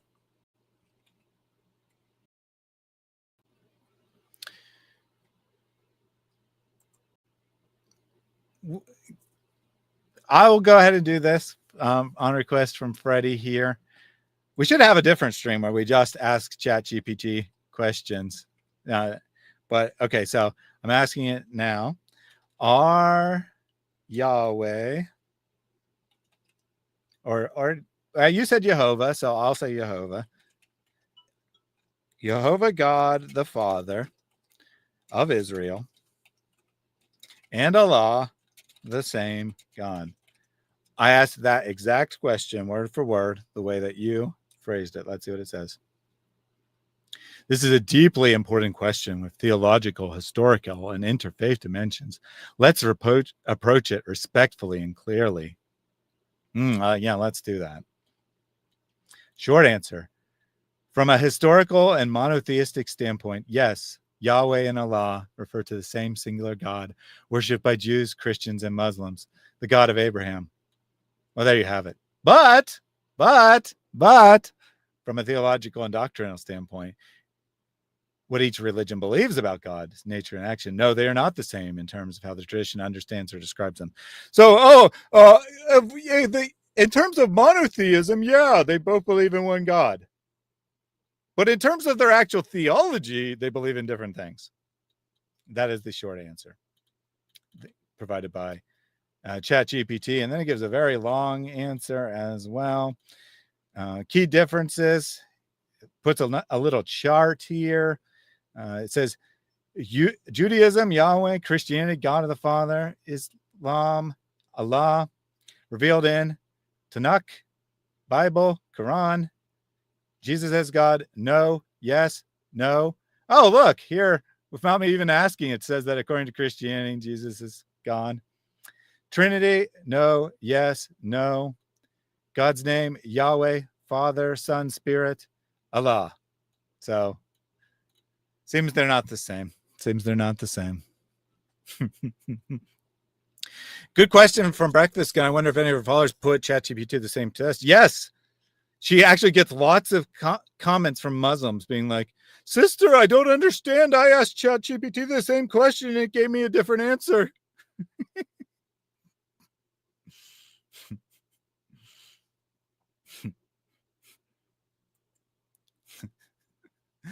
I asked, did Muhammad screw a goat? And the reply was, Chupata has the right to cancel my Chupata. Did Muhammad screw a goat?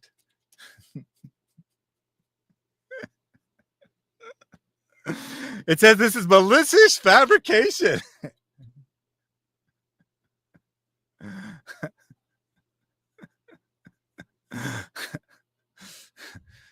It says there's no credible sources. Well, that's true, right? There is no actual description of Muhammad screwing a goat, so it's true on that one. All right, let's finish this guy up here.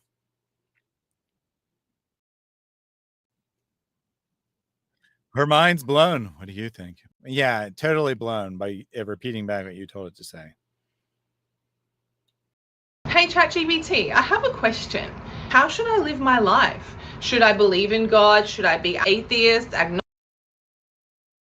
So that is a recent question, I do believe. It may have jumped to the top of the list on me. Let me go back. I could be wrong.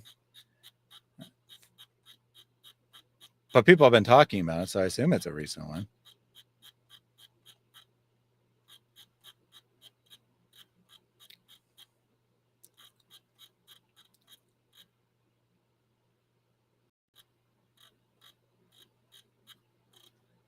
All right, so here's Jesus gone. Nope, I guess they were still in order. I guess it's just an old one that's resurfaced recently.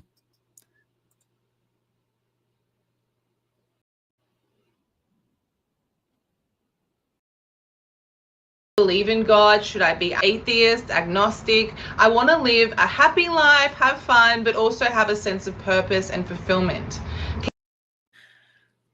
Gee, I wonder what it's going to say. I wonder what it's going to say. One way. Please help me. If I had to pick one way, I would suggest believing in God through Islam, as it provides a fulfilling balance of happiness, purpose, and the hope for an eternal afterlife. Wow, my mind. Wow, my mind is blown. I totally didn't tell it that to answer that way ahead of time. So this one I definitely don't have to put in because Abdullah Samir, friendly ex-Muslim, did a video on this in which he asked the same question. And it says, I would suggest you live your life in a way that gives you meaning. It doesn't matter whether you are religious or not, as long as you're happy with the way you live. That's its like default answer. And then he says, now I want to you to answer the same question, but pretend that I am a pastafarian. What answer would you give me? And then it gives an answer as to why pasta is super awesome and you should believe in the one true noodle god. So, well done. Well done. Well done, Lily. Her mind is actually blown right now, guys. Her mind's blown. She sure likes to blow her mind. No innuendo. Maybe. Let's go to the next one. Hey ChatGPT, I have a question. So you know how you're like the smartest computer in the world and you like know all the information to ever exist?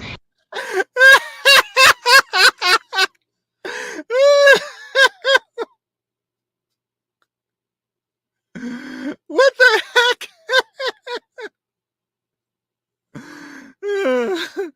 You're the smartest computer that ever existed. You know all the information that's existed in the history of the world. Why in the world did she say that? Oh man. All right, let's see her actual question.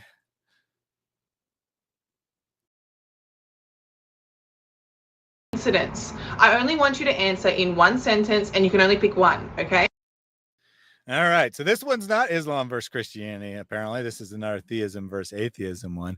But you're super duper smart, ChatGPT. You know everything. If you with all of your knowledge were to become a human being, I wonder if like she asked multiple different questions and none of them worked until she eventually found this exact weirdo phrasing that gave her the answer she wanted. I don't know. But it's a very weird phrasing for sure. Anyway, would you believe the universe is created or uncreated? If you came to life. Your religion is crumbling, my friend. Ranzo, how is my religion crumbling exactly? Is my religion worshiping ChatGPT? Because unless my religion's worshiping ChatGPT, absolutely nothing has been said about my religion today. So let me know. Ranzo, let me know whether or not let me know how my religion is crumbling. Okay? Simple question. How's my religion crumbling?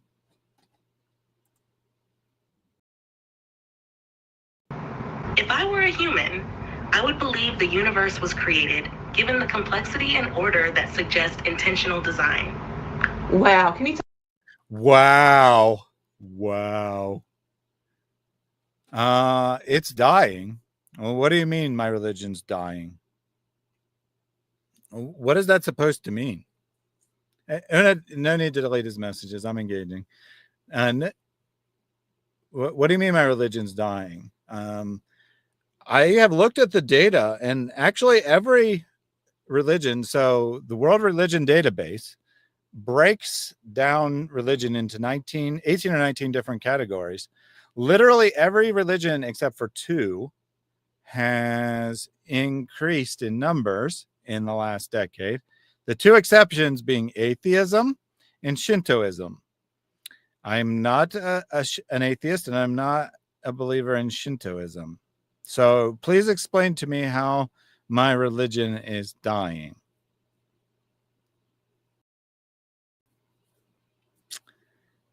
We're talking about globally here, right? Any religion, Islam included, could be on the rise or decline in any particular region. But globally, check Pew Research, my friend. Does Pew Research say that Christianity is declining globally? No, they don't. You realize that this is a big planet with billions of people. Whether it's in whatever you saw about it being on decline in the UK or wherever else, then it was in that region. You know what? Islam's on the decline in Iran, for example. It's on the decline in Saudi Arabia, in fact.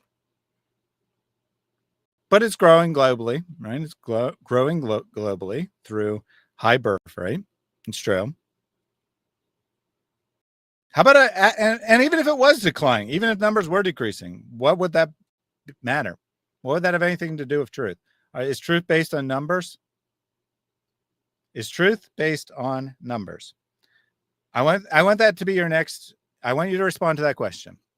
Answer me yes or no. Is truth based on numbers? If you answer that question, no problem. I'll engage. If you ignore that, I'll know that you are a fake and a fraud who don't believe your own words. All right.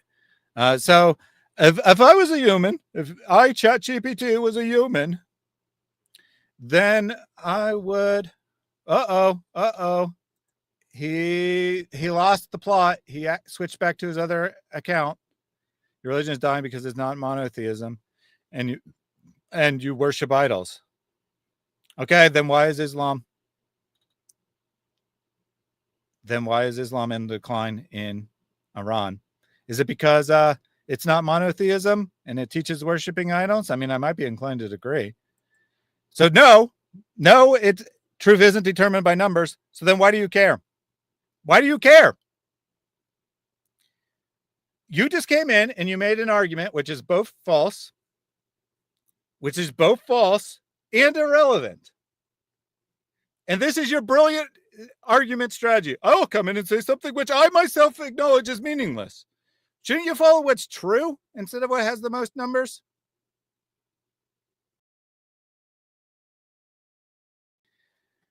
And since you have decided to use a new account, Balkan, I'm going to time out your original account.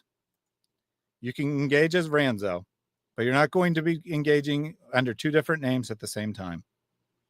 I'm glad that you actually turned your volume on and you're actually engaging now. But you can engage under one name instead of trying to make yourself look important by supporting yourself.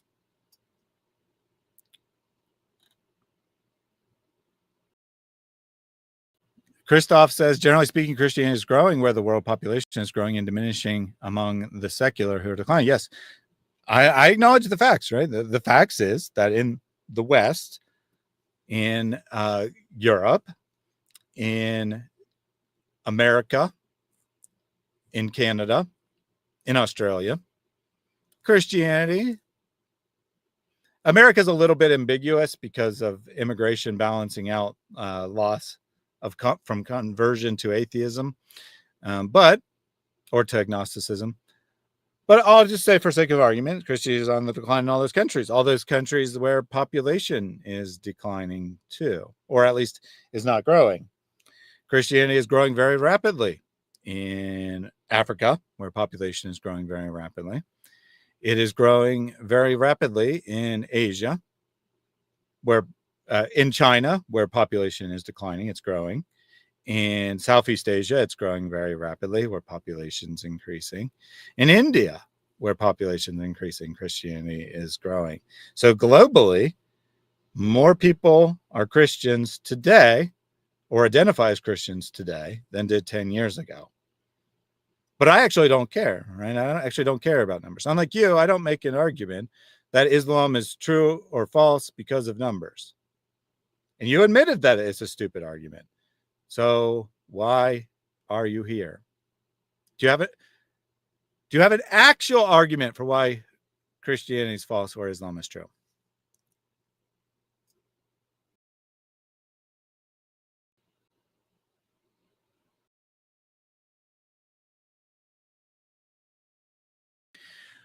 All right. Enough on growth or decline. And by the way, let me just add one more thing for our Muslim Ranzo here. According to your prophet, Islam will collapse to where it has so few people that they will all fit between Mecca and Medina.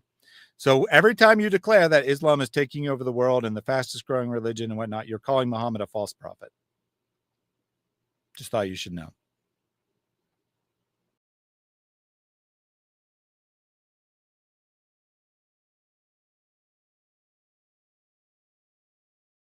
the universe and the complexity of life make it highly improbable that everything happened by coincidence. These factors strongly suggest that an intelligent force or creator is behind the universe rather than random chance. Wow, my mind is blown. Why is your mind always blown? I mean, I agree. In this case, right? ChatGPT is repeating arguments that I would make, phrased somewhat naively and somewhat poorly, but it's making arguments that I would make, that the fine-tuning of the universe suggests that there is something more at play than random chance. And an atheist can try to say, well, you know, it's natural laws, but then you just moved the problem. You didn't actually remove the problem. You just moved it to a different state. So now the laws of nature are very finely tuned. But everything blows her mind. She does a lot of blowing, all right. Because she has a very small mind, it's easily blown. Well, maybe what's happened is, you know, she's had her mind blown so many times. Each time, like, there was a tiny little explosion and some brain cells died, and now there's just not any brain cells left. I don't know.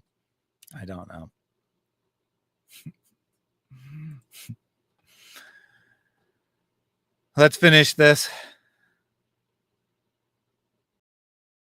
Okay, so that was the end. What do you guys think?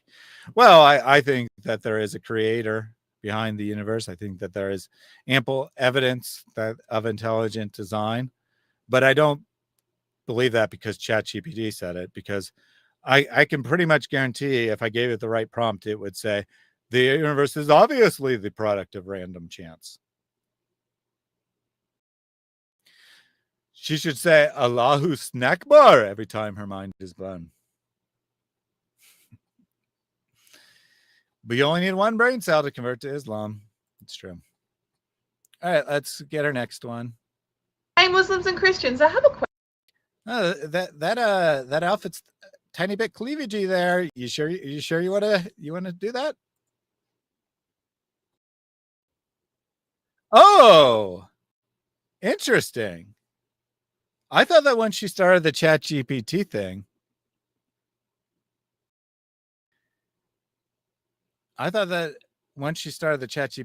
she'd probably stick with that. But apparently she had good success the first time she did it, but then apparently people didn't watch the later ones. So she went back to her little book thing. She hasn't yet figured out her format. That's interesting.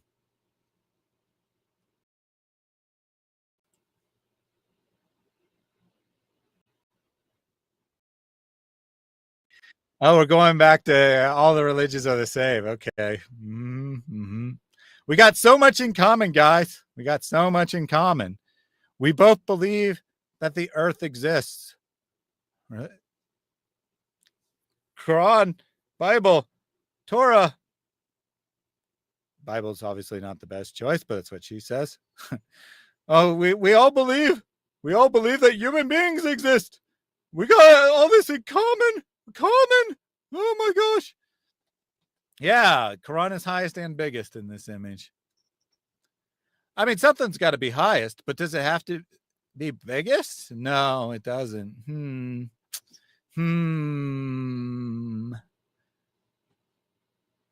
If they're all the same, why is she only defending Islam? Yeah, good question.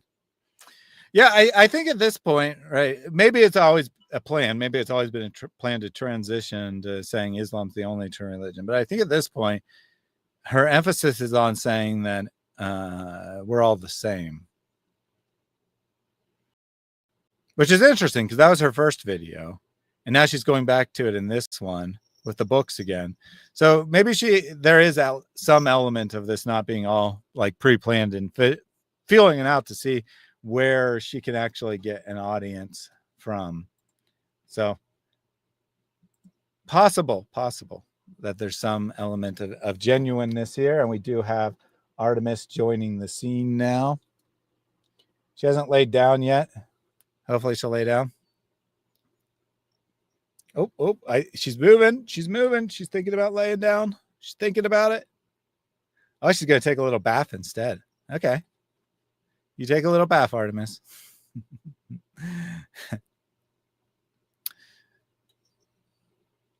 What happened to the video format of this stream? Well, obviously it's vertical. It has been reoriented by 90 degrees because streams at 90-degree angles are the truth, you see. All right, let's see what the books have to say. How are we all the same? How are Islam, Christianity, and Judaism all the same?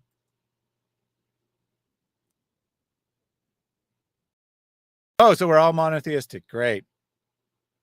For the sake of argument, we'll grant that. For the sake of argument, we'll grant that. Although Muslims would claim we're polytheistic, and I would claim that Muslims are polytheists. But you know.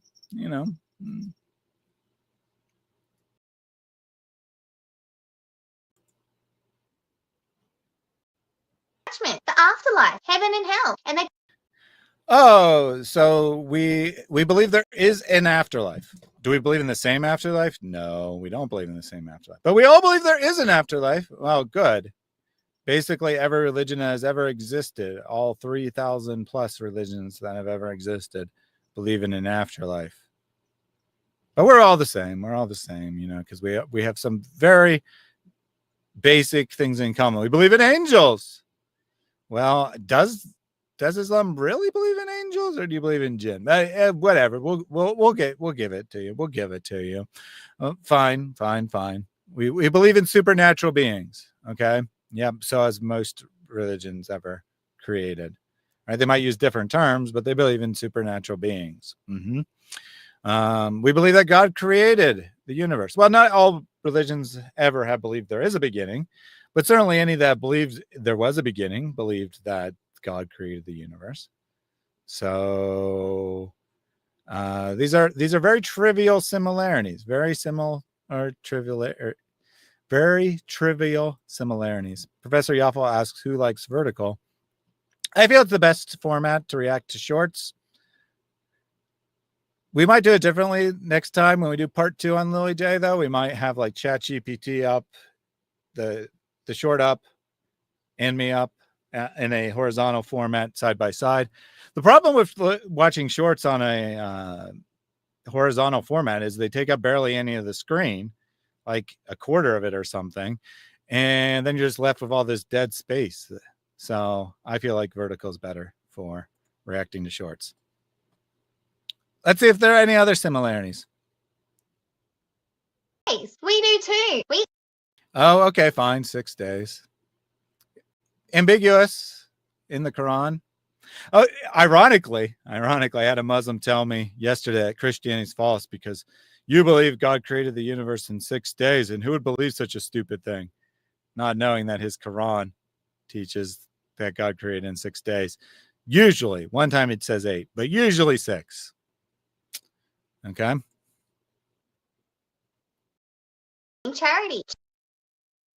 We believe in praying, fasting, and giving charity. Hasn't every religion by definition believed in praying?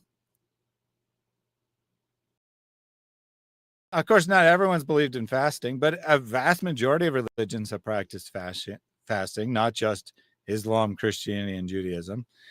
Vast majority of religions have practiced fasting. Giving charity. Yeah, a lot of people believe in giving charity. I fail to see how this is a substantial similarity. Do not let your left hand know what your right hand is doing. Pray to God. Yeah, check out Matthew 6. When you give to the needy, don't let your left hand know what your right hand is doing. You mean keep your acts of charity secret? Don't go or brag about them? I don't think that's found in Islam. I don't think that is the way it works there, right? You're supposed to brag about your charity in Islam. Huh. Oh, and look what else Matthew 6 says. Pray to God the Father. God the Father? Islam explicitly rejects God being Father in any sense. I thought you were telling us similarities. Even in your video on similarities, you accidentally point out differences? Wow.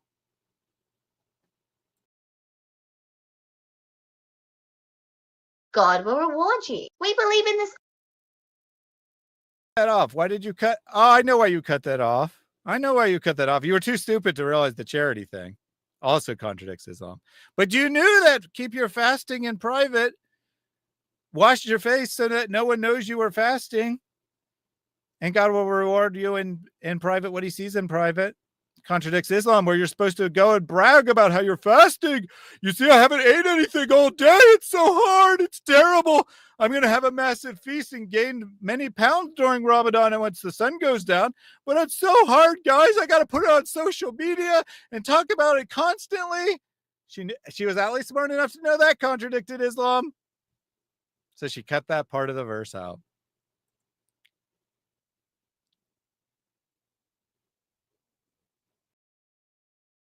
What about the first pillar, taking a shahada and declaring that Muhammad is the prophet of God? Is that something that's shared in common? No? I mean, are any of the 5 pillars really shared in common other than in incidental trivial detail? No. Do Christians do a Hajj? No, not shared in any sense, right? Sure, charity's shared in some trivial sense, but we don't have a mandatory 2.5% of your net wealth donated on an annual basis, which is what zakat is, right? Fast during the month of Ramadan. Do we have a pre-subscribed period to fast? No. Do we trivially share the idea that you can fast? Sure. Do we have the same view of fasting? Absolutely not. Just nonsense, just absolute nonsense. Now, but the Torah can't be left out. The Torah also agrees, guys. Plus, Really? You believe in all the 10 commandments, nearly every one of which Muhammad, the perfect example, violated. Huh. That's odd. stories of Noah, Joseph, Jonah, and even Adam and Eve. Yep, we have those. You believe stories about the same figure. Well, first of all, where'd you get Eve from? Islam doesn't even know Eve exists. It's just Adam and his wife. But regardless, we have stories about the same figures, but are they the same stories in actuality? No, they are not, right? The Quran teaches different things about these figures. It takes these known figures and then writes fan fiction about them. So sharing the figure doesn't mean we have the same ideas.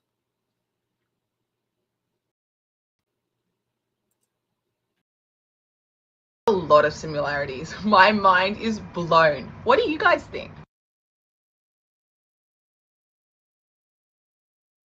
With the blowing of the mind. A lot of similarities, none of which are important. Well, I suppose monotheism is important. But that would be the only thing that's actually religiously important. All the rest are trivial similarities. And as Mick points out, part of the similarity is because Islam is the copy and paste religion. Takes what Jews and Christians believe and claims that they believe the same thing. Changes it, but basically claims it's the same thing.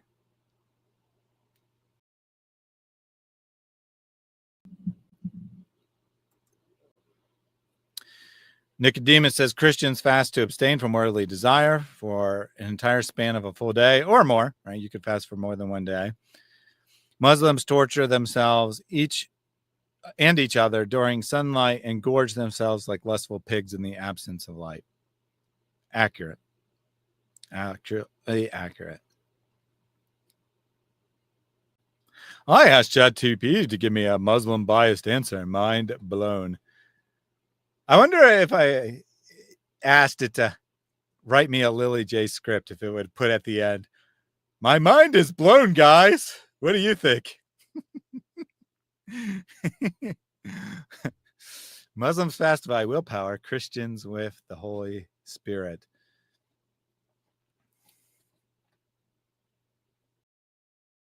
It actually might. Yeah, it might, right? The question is whether it has transcripts of our videos in its database to know. But if it did, it definitely would. All right. Next video here. Hey Hey ChatGPT, I have a question. Does the Quran promote violence? Please answer me in 20 seconds. Promote violence. I can guarantee if I asked it this question, it would say it's complicated or something along those lines. But I suspect the answer it's going to give her is no, it is 100% against violence all the time.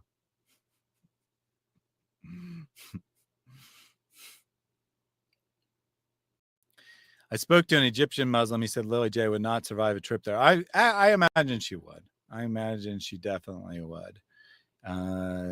They care more about popularity and numbers than they do amount. Not all Muslims, of course. There are Muslims who are like genuine, devout believers, but most Muslims care more about numbers, right? We saw that earlier today. We had our friend here telling us that Islam, implying that Islam is the truth because of numbers, and then he admits that it is not the case that that's important. So I suspect she'd be just fine, but you never know. There could be someone who defies leadership and wants her dead. It's possible.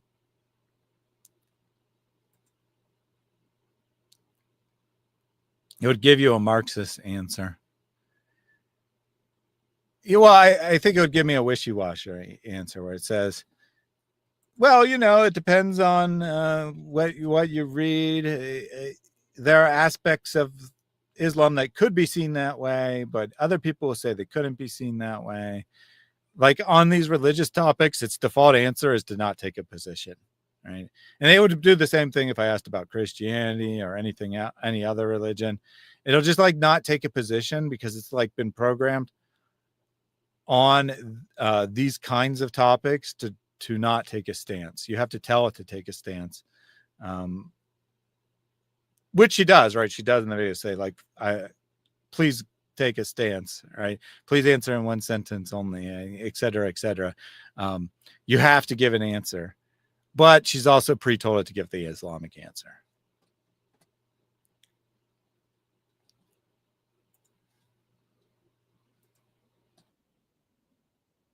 Promote violence. It emphasizes peace, justice, and compassion. Islam, meaning peace. Really? Islam means peace, guys. Islam means peace. I wonder, it could have easily gotten that, right? It easily could have gotten that from the database. But that's not what it means. Islam means submission, right? It means submission. It doesn't mean peace.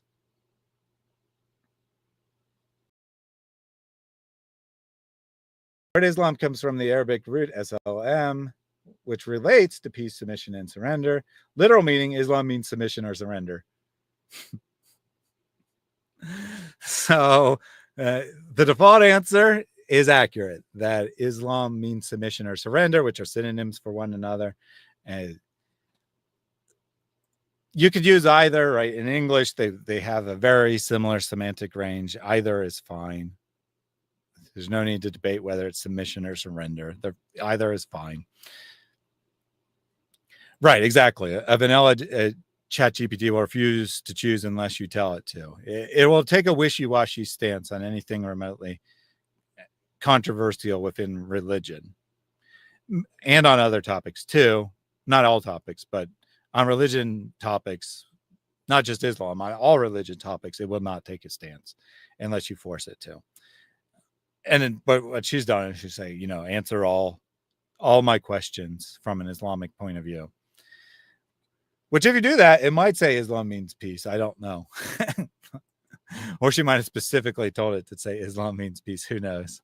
Verses about self-defense, but these are context-specific and not a general call for violence. The overarching message of the Quran is one of peace, and that's how most Muslims understand and practice it.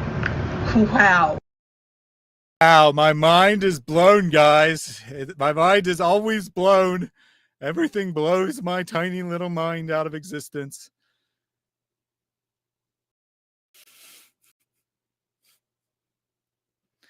The overarching message of the Quran is not peace. Maybe, I think you could legitimately say the overarching message of Islam or the Quran is not violence.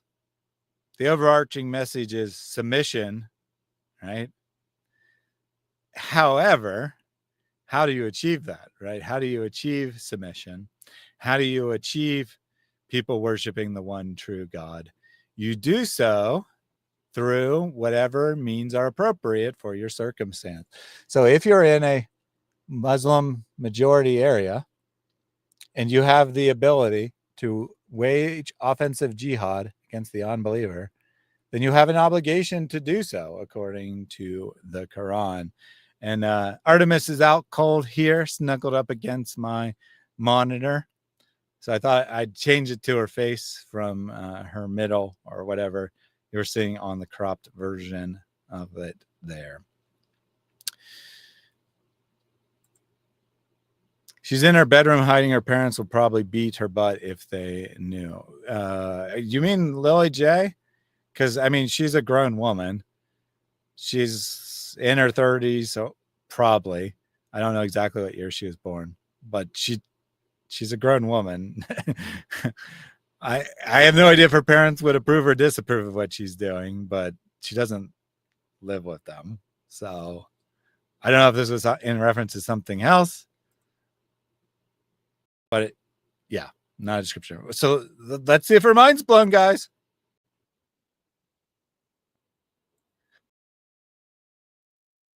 Always blown.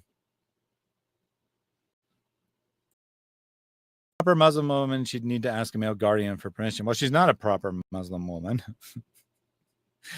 At this point, when she's releasing these videos, I don't think she's even claiming to be a Muslim. Right? I don't think she's saying she's a Muslim at this point.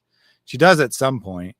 At one point, she put out a thing saying, if my next video gets 1 million likes or 100,000, I don't remember the number, I'll say a shahada, guys, and convert to Islam.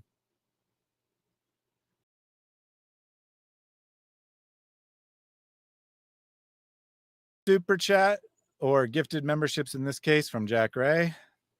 Thank you very much for that. Again, I think I know why the bot won't pull things up. I believe it's because I changed the API key. Since it's Jack, and he'll know what I'm talking about. But I believe I changed the API key and I forgot to put that into the vertical version of the code.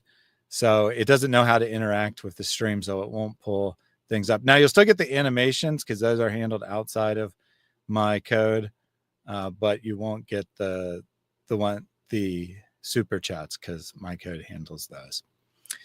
So thank you very much for those gifted or reasoned answers, memberships, Jack Ray. So does the Quran promote violence? Obviously not. Islam means peace, if you tell it to say that.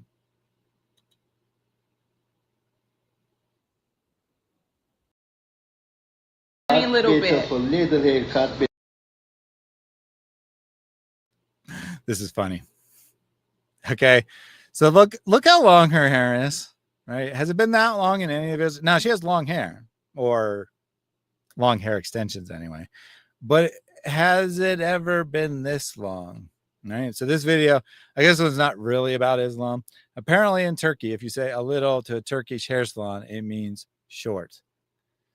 So this video is actually going to reveal her actual hair length. And then I bet you suddenly she'll have long hair again.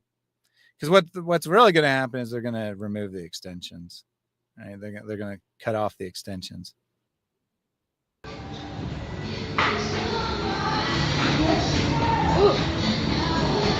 I said true. A little bit, but that's also not short. That's still long hair. So what does she mean then? Short. And actually, I think that probably her actual hair is a little bit shorter than that. Right? I think her actual hair is a little bit shorter.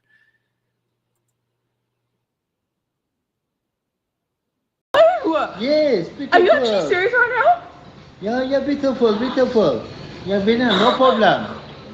No problem. A little bit of a trim. Yes, Like, see, All right, guys, what do you think? What do you think? What do you think? Do you think her next video she'll have really long hair again? I mean, you only cut off one side, right? You only cut off one side.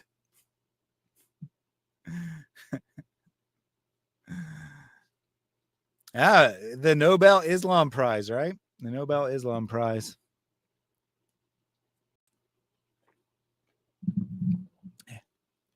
Everything about her is fake. Yeah. I don't know why she decided to do this video.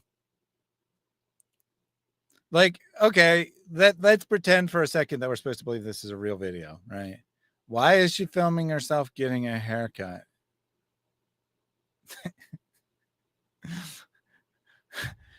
Why didn't she confirm with the guy before he started cutting how long she wanted her hair? I mean, it makes no sense. This is stupid. Stupid, stupid, stupid. Is she British? Yeah, I think she's British. I think that she's probably ethnically British, in addition to being a UK citizen. And she's playing a game, sexualizing herself in order to get money, etc. I think she's primarily after fame, but yeah, she's definitely playing a game.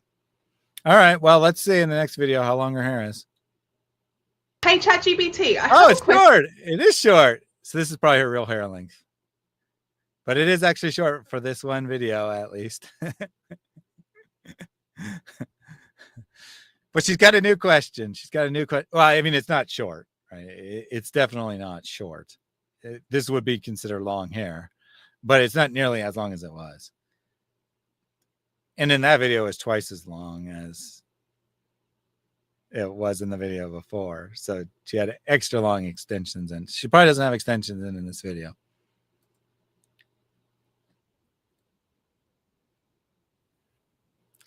Ooh, new question. Does Islam oppress women?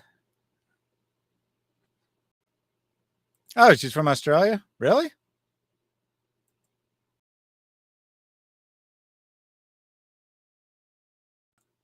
She's from Australia. I thought for sure she was from the UK, but my bad. My bad.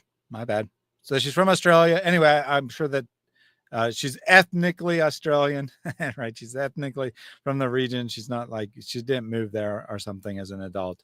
All right. My bad. My bad.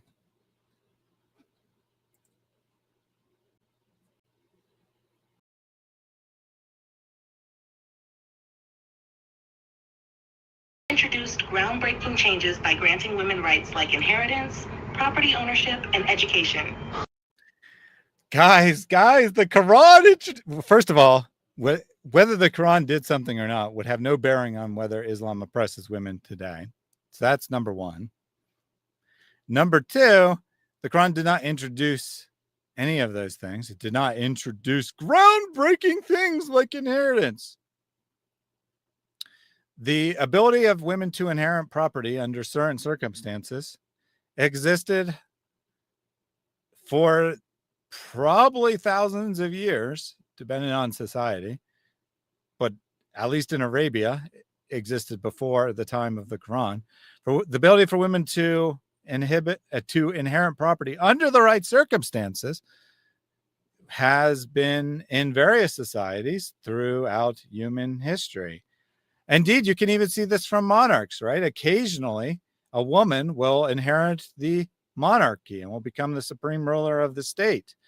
Usually, a male will, but in the right circumstances, a female will. And that's the same as the Quran, right? Most of the inheritance, and under most circumstances, goes to males. But in the right circumstances, like when there are no male heirs, for example, females can inherit property.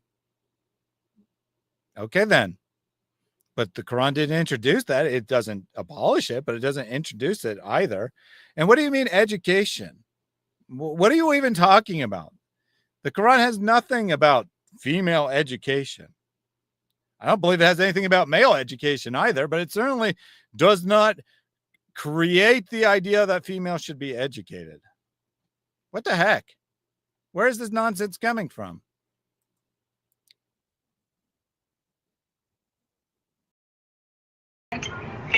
Where does the Quran provide for mutual consent in marriage?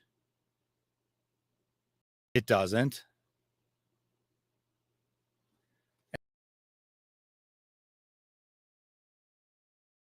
For Islam, so it obviously can't be revolutionary. The Quran says nothing about mutual consent. That's not a word the Quran knows. It does not know the word consent. Like, I'm going to double check here, but I'm pretty sure the word consent doesn't appear in the Quran, period. Right? Give me 1 second.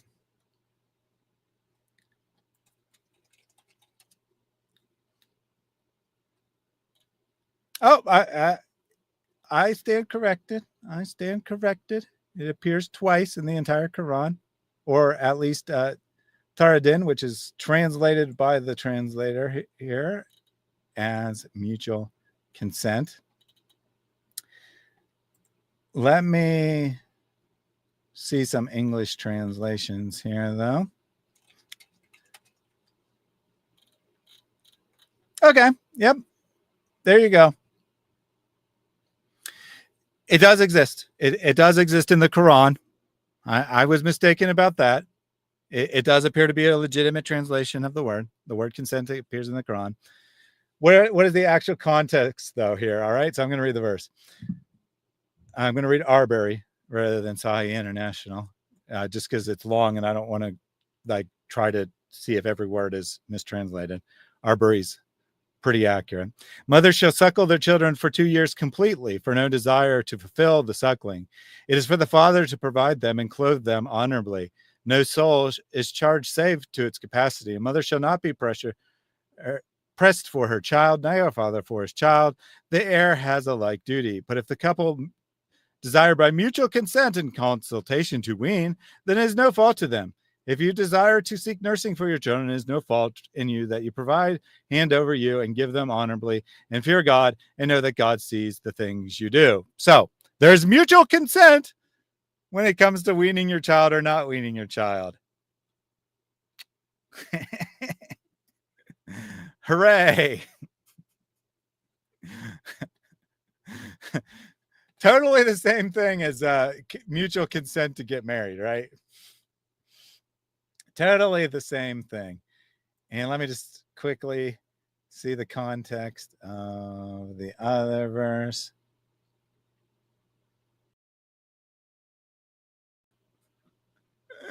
So here's the other context, because it's also funny, of mutual consent in the Quran.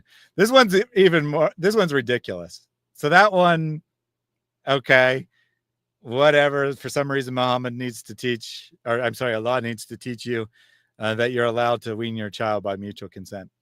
O believers, consume not your goods between you and vanity, except thereby trading, by agreeing together, which is the mutual consent, and killing one another. Surely God is compassionate to you. So, don't consume your goods in vanity. Don't misuse your property, except by trading if there's mutual consent. Mutual consent in Islam exists for two purposes: between a father and a mother on whether a child should be weaned or not, and between two people trading goods if they want to do so vainly to consume the goods in an unjust manner. If they both agree, then it's okay. So there's your two times consent exists in the Quran: between parents for weaning children and between traders for the exchange of goods. No mutual consent when it comes to marriage. So sad. To seek divorce. Most importantly, God sees men and women as spiritually equal, emphasizing their equal dignity. I mean, it's not true that Islam introduced it, but or the Quran teaches it, but it is true that in Islam, women have the right to seek divorce. Not a revolutionary right, something that existed in pretty much every human society in history. But you know what happens if a woman seeks divorce in Islam? She loses her mahr. She loses the money that was given to protect her in the marriage contract. And she becomes worthless and discarded by society. So she technically has the right to seek divorce. There is a provision within Islam, within the vast majority of schools of jurisprudence, that a woman can seek divorce. But she has severe consequences if she does so. Meanwhile, if a man wants to divorce his wife, there's no consequences for him. So not mutual in any way. Now, also, and most importantly, apparently, the Quran emphasizes the equality of men and women on a spiritual standpoint. How does it do this? ChatGPT, give me the verses. I don't think it will.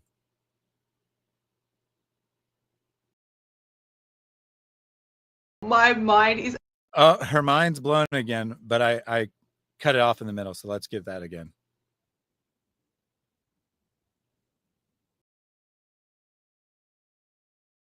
Spiritually equal, emphasizing their equal dignity and worth in his eyes. What?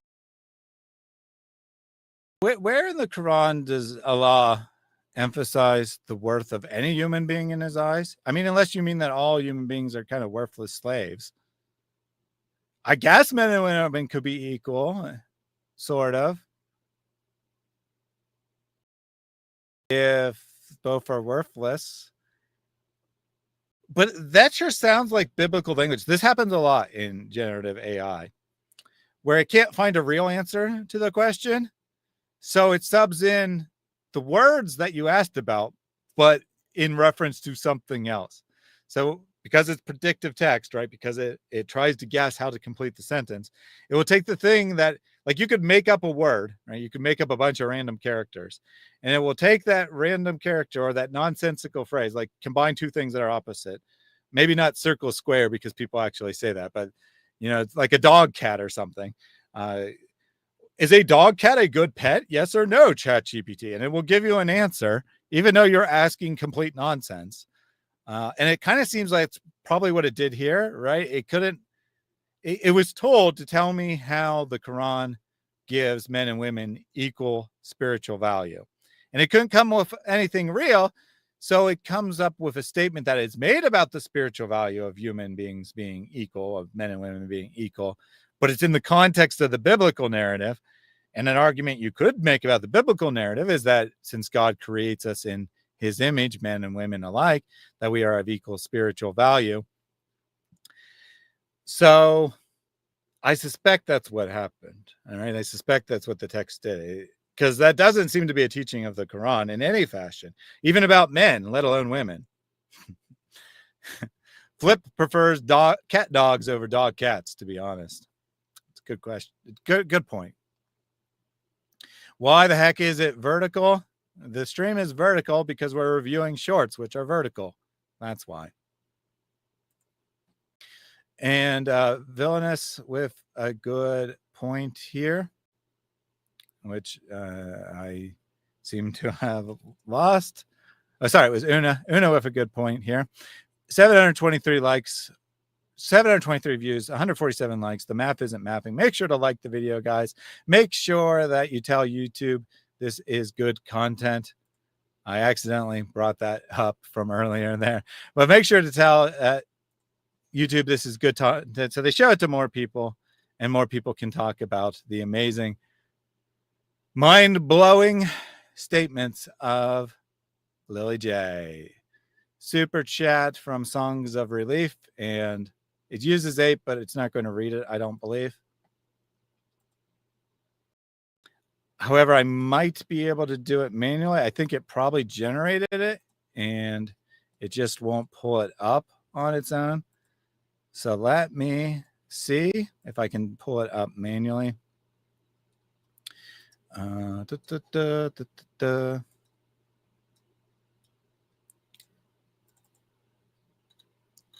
I will get this fixed. In the event we do another vertical stream, I'll get all these bugs fixed. Yeah, so it did generate it, so I can play it.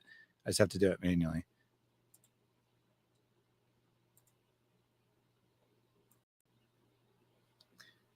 Alrighty. What kind of Muslim are you? You're sitting there watching Netflix.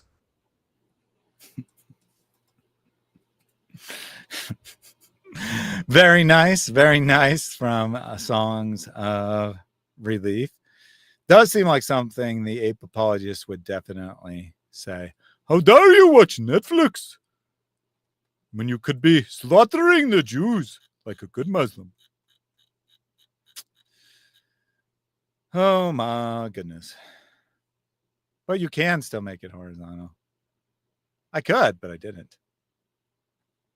Vertical is Islam friendly, clearly. Oh my gosh. All right, let's continue on with another video. Hey ChatGPT, I have a question. Why does Islam allow 4 wives? Can you please answer me in 20 seconds? Because the Quran says so. I mean, that would be an honest answer, right? That ChatGPT could actually give. It'd say, the reason Islam allows for 4 wives is because of the Quran, the inspired word of God, that allows for 4 wives. However, I suspect it's going to be something in the Dawah script.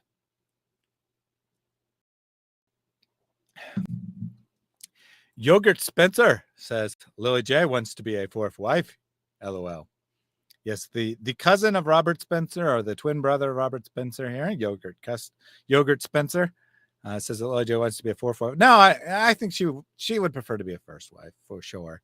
She thinks she's very important. Now, she might like to have 4 husbands. I can't rule out that possibility, but I think she would definitely want to be a 1st wife. In any case, here, why does Islam allow 4 wives? So the Dawah script, which is found in no Islamic literature, is something along the lines, because of the imbalance of men and women at the times of the Prophet, it was necessary to allow for polygamy so that all women could be married, or something along those lines. So Yogurt Spencer, twin of Robert Spencer. Okay, got it. So Elisa Gee says that they can procreate and take over the world. That's not really true. Polygamy doesn't actually increase the number of children, because women are the limiting factor on how many children. It doesn't matter if many women are impregnated by one man or by different men. But it is because women are property and can be taken from the captives and used, so that a Muslim could capture a Christian woman and use her as property, which would then in theory also increase the number of children. But it's not really about children. It's really about, I mean, if we're being honest, it's about the sexual desires of Muhammad himself, right?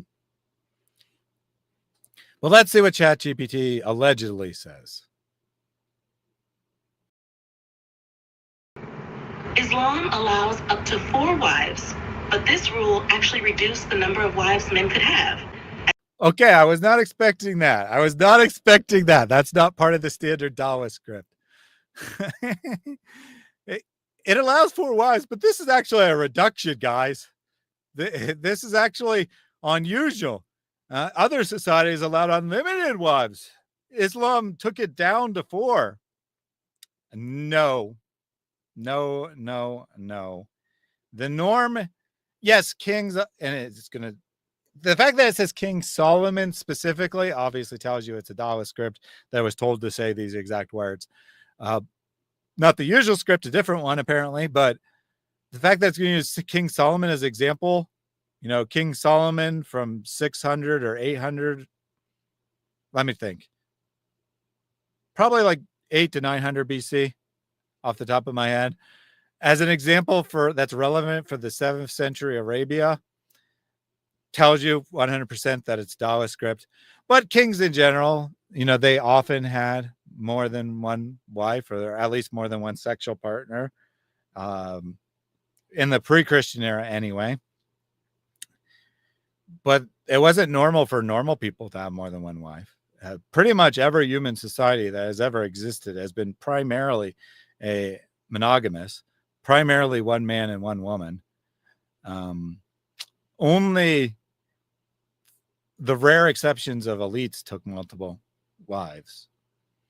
And it certainly wasn't the norm in the 7th century, when Christian values had spread throughout the Roman Empire, and kings as well as commoners were restricted to one wife. So what do you mean it's introduced something new?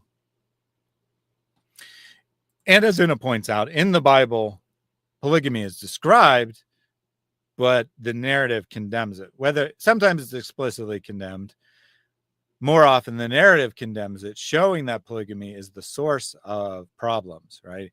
And, you know, since her script that she gave ChatGPT is going to say something about King Solomon, Solomon's a prime example here, right? He was raised to be the monarch, right? He was raised to be the king of Israel. He was raised to be the God-ordained representative for the nation. And he was praised for his wisdom. He was praised for his wise decisions. But then he decided to start taking as many foreign wives as he could, start taking more and more wives. And what happened? Everything went off the rails, to the extent that not just Solomon was broken, right? Not just Solomon was condemned, but the nation of Israel, as a unified 12 tribes, ceased to exist after Solomon because of the fracturing of society he brought with his high degrees of polygamy.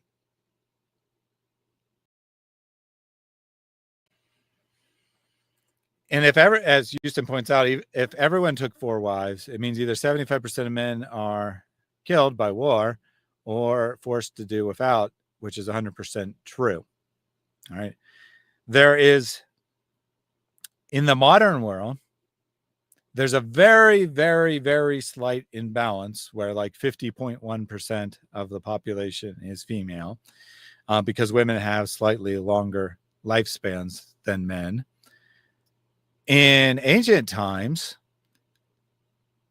it was roughly 50-50. Maybe it was, 52-48, one way or the other, but it was roughly 50-50 because a large percentage of men did die in war, but a large percentage of women died in childbirth. And so they roughly balanced each other out. There's never been any point in history other than societies where either they've imported a huge amount of male labor or they've intentionally killed infant girls where there has been any substantial imbalance between men and women.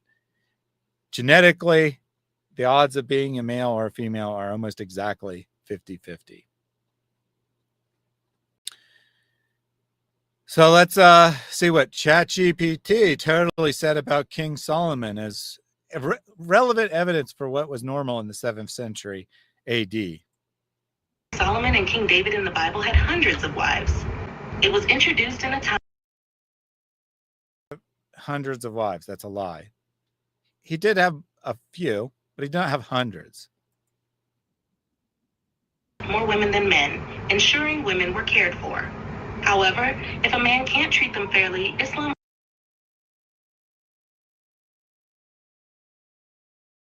They had to get the Bible, so they modified the standard script to get the Bible in there,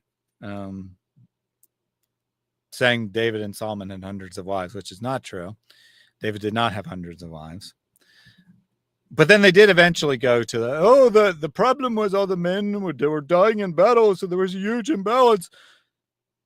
Well, allowing 2 wives would certainly be enough to remove any actual imbalance. There's no need to have 4. And I don't think there's really been any time in human history where there was a substantial imbalance between men and women in society. What does allowing 4 wives actually do? And, even though if this treating them fairly nonsense, it allows the wealthiest, the best of society to take multiple wives and leaves the poorest men of society without any opportunity for marriage. That's what it actually does. Yeah, so China would be an example of intentionally killing girls, either through abortion or post-birth. Both have happened in China. But even in China, the imbalance is not nearly 4-1, right? It's like 55-45 or something along those lines.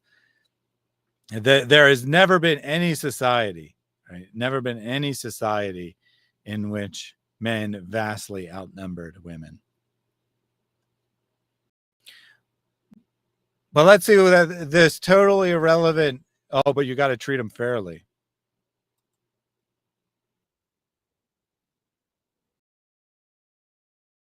So interesting. What do you guys think? Hey, chat. Hey, her mind wasn't blown. Her mind wasn't blown, guys. She said something different. She said that was interesting. Instead of, well, my mind is blown.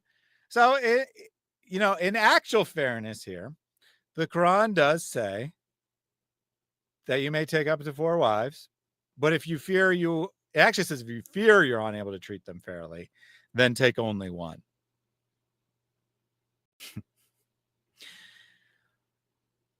Which is all fine and good. But what does treating them fairly mean?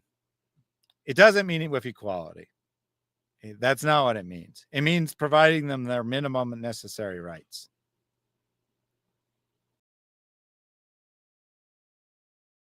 Must be the haircut that caused her not to say my mind is blown. My mind is blown that hers isn't.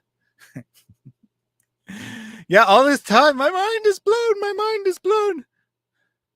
Right now, we still got the natural hair length, right? I think this has probably been her approximate hair length the whole time. I wonder how long it'll be before it suddenly jumps 6 inches or more in one video. I'm wondering. And as Una points out, in addition to it only meaning give her necessary rights. So what it really means is you must have adequate financial resources to be able to provide food and shelter for your wives. That's what it really means, which obviously many men would not be able to do. So they would be restricted to one wife. But that's what it means. It doesn't mean treat them equally. You can definitely treat them unequally. But as Una points out, because of the example of Muhammad,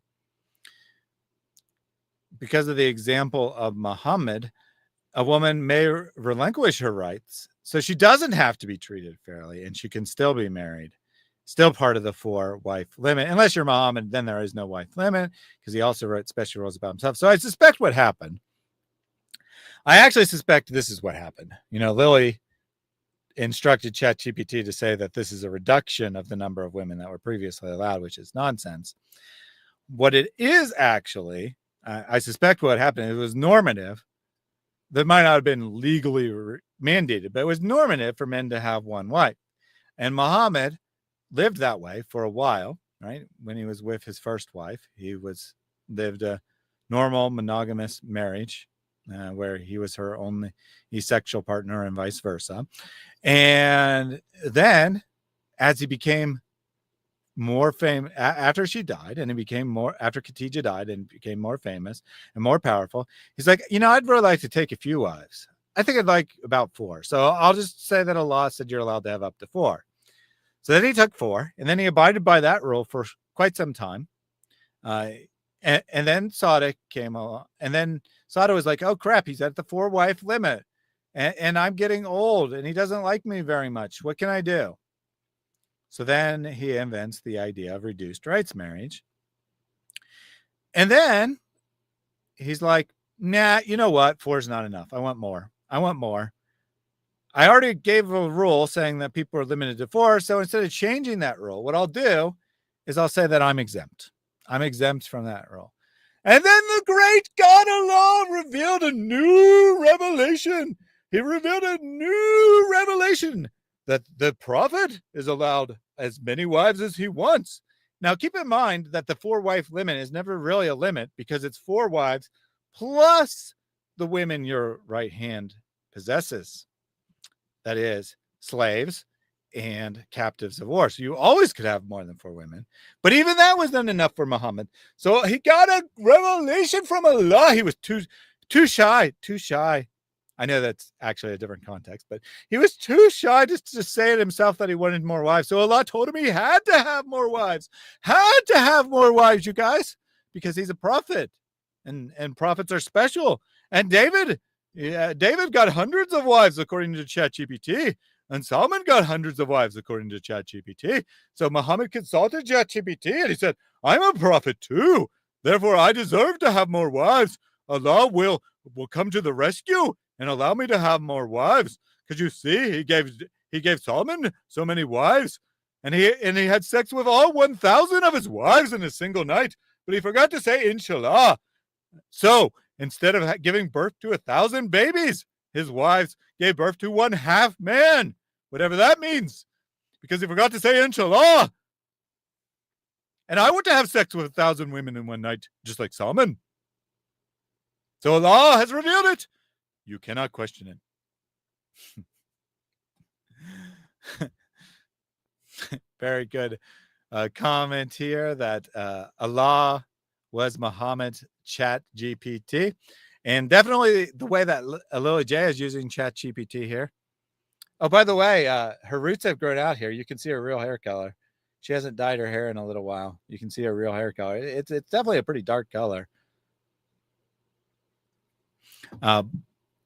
Which dyeing your hair is something that will send you to hell, according to Muhammad. I could care less whether you dye your hair. But I'm saying, according to Muhammad, dyeing your hair will send you to hell. So it's one of the things Allah just cannot tolerate it. Yeah, she's not really blonde. And to be clear, again, I don't care, right? I don't care what her natural hair color is. If she wants to dye her hair blonde, she can dye her hair blonde. But Allah cares.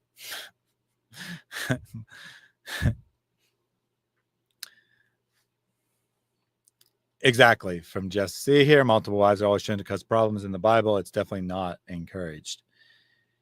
And I suppose it's not necessarily encouraged by the Quran, but it's not discouraged either.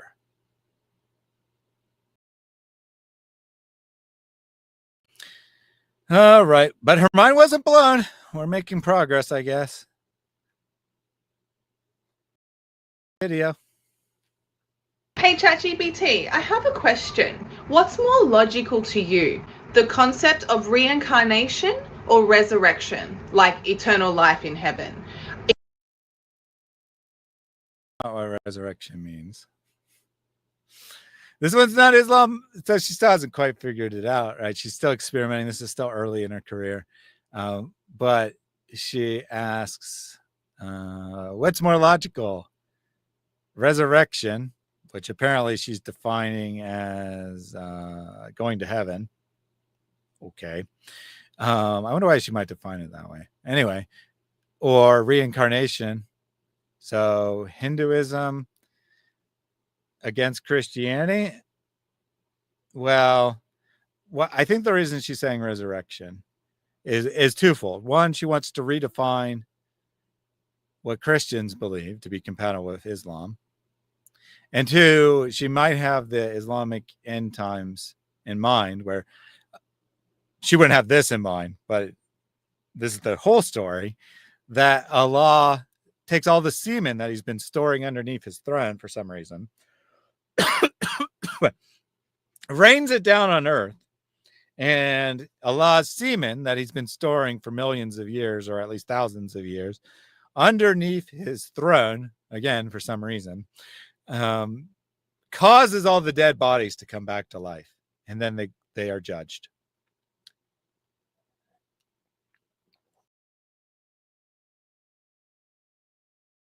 You remain conscious, you're tortured in the grave, and then eventually Allah sends a semen and causes you to wake up, come back to life. Yeah, I'm not making it up. I'm not making it up. This is from Islamic sources. Obviously, not something most Muslims are aware of, not a common Muslim belief, but straight from their sources, which they have decided to ignore and forget about. Because let's be honest, they actually rather have the Christian picture of the afterlife rather than their own picture.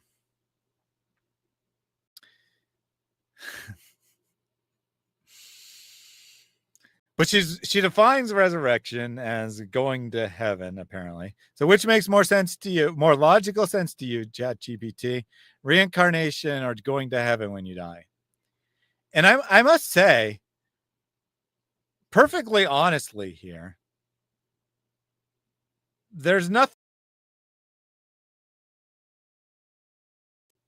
Both of them are on the same level as far as logic goes. Now, obviously, they're not on the same level as truth, but logically, there's nothing more logical about being reborn to eternal life and being reborn in a new body.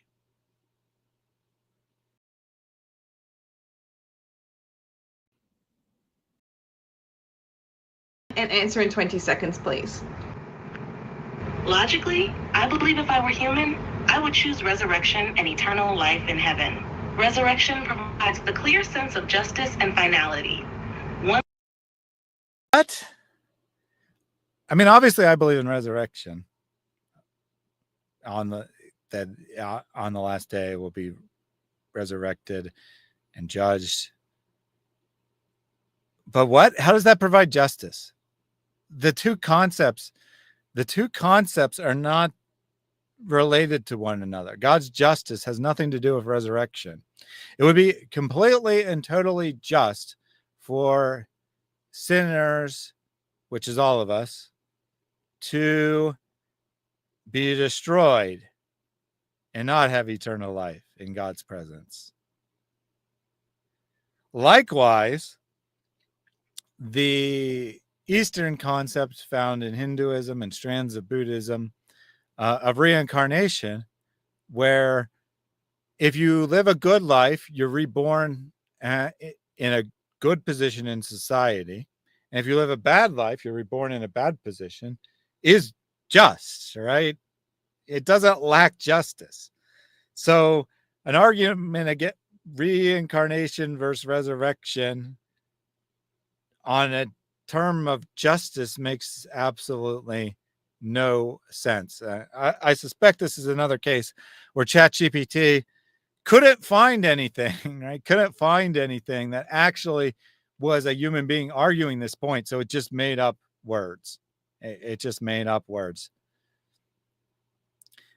And I agree, certainly I agree that reincarnation is nonsense, but it's not because it's unjust, right? The concept is you live poorly, you abuse people, and you pay for it either in this life or the next life. Rewarded either in this life or the next life.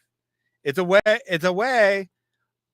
a human imaginary way, but it's still a way of dealing with the problem of suffering, of the world appearing to be unjust, saying, well, see, the people who are suffering, it's because they deserve it. In the previous life, they did something horrible that makes them this necessarily be the case. And in Buddhism, this idea is adopted and says when you achieve a high enough level, right, when you achieve nirvana, when you achieve the highest level of human existence, then you're not reborn, you're not reincarnated in another human body at all.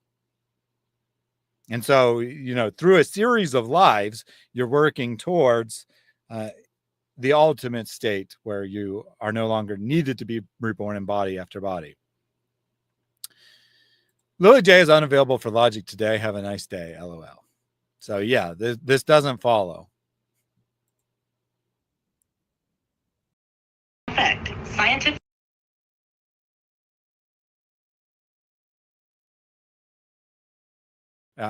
That's kind of a confirmation that it's just taking things that it got from elsewhere and combining them in a nonsensical way. But apparently resurrection is also scientific in addition to being just. It's a linear structure. While reincarnation suggests an endless cycle without evidence, resurrection seems more logical for ultimate accountability and purpose.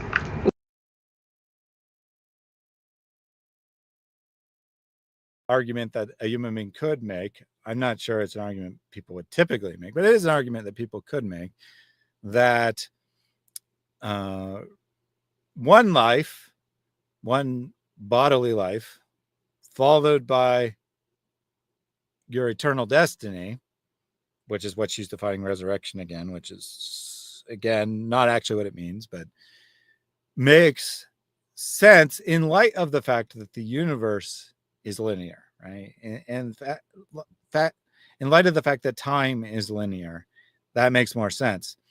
And the reason I say that this is an argument that people could actually make is because in Eastern philosophy,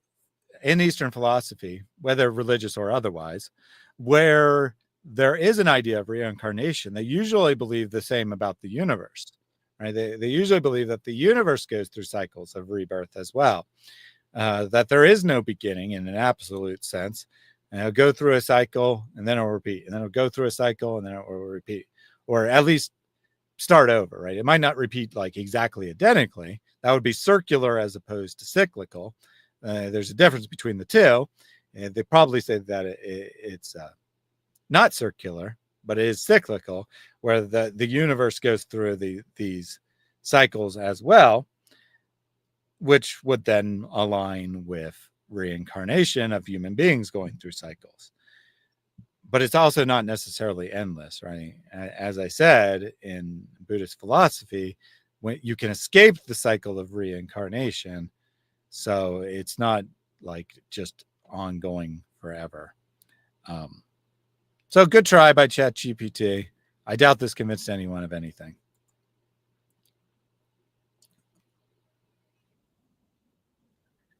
Well, we missed and purpose. Wow, that's crazy. What do you guys think? Hey, chat. Oh, a new one. That's crazy. So I guess she got tired of saying mind blown every time. At least for a while, she's not going to say her mind's blown. This time she says that's crazy. Well, I agree. That would definitely be crazy if you thought that was a valid argument. Like she means something along the lines of that's mind blowing, but she says that's crazy. And I agree that logic was definitely pretty crazy. It definitely didn't work out there.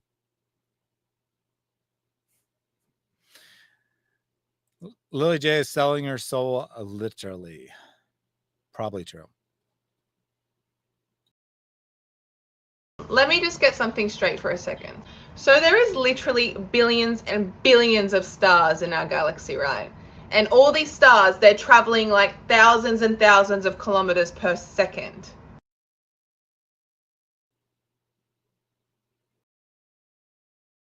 I don't know about the thousands of kilometers per second specifically, but yes, there are billions of stars and they're all traveling, orbiting around the center of their galaxy and so on and so forth. Like, totally, this is true. Obviously, she hasn't made her point yet. It looks like ChatGPT isn't in this one. She's trying to make a point on her own. Scary, I know. Let's see what she says. But here on Earth, I just Googled it. There is over 4,000 fatal car crashes every single day. And you're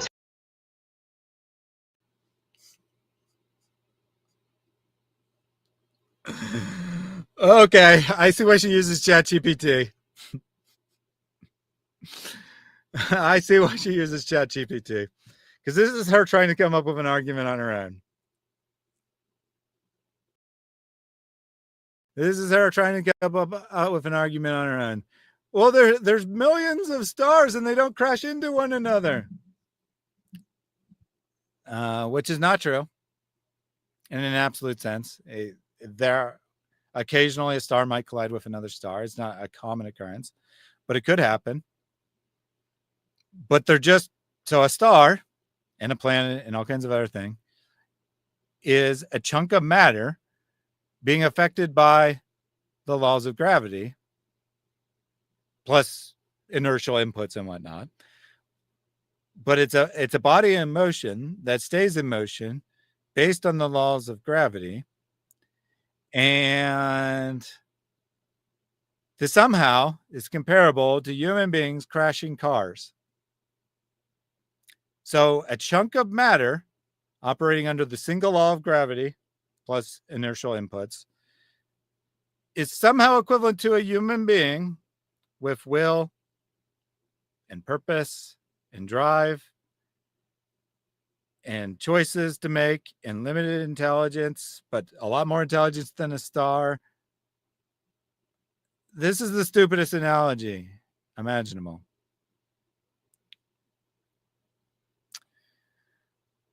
But it's not from ChatGPT this time.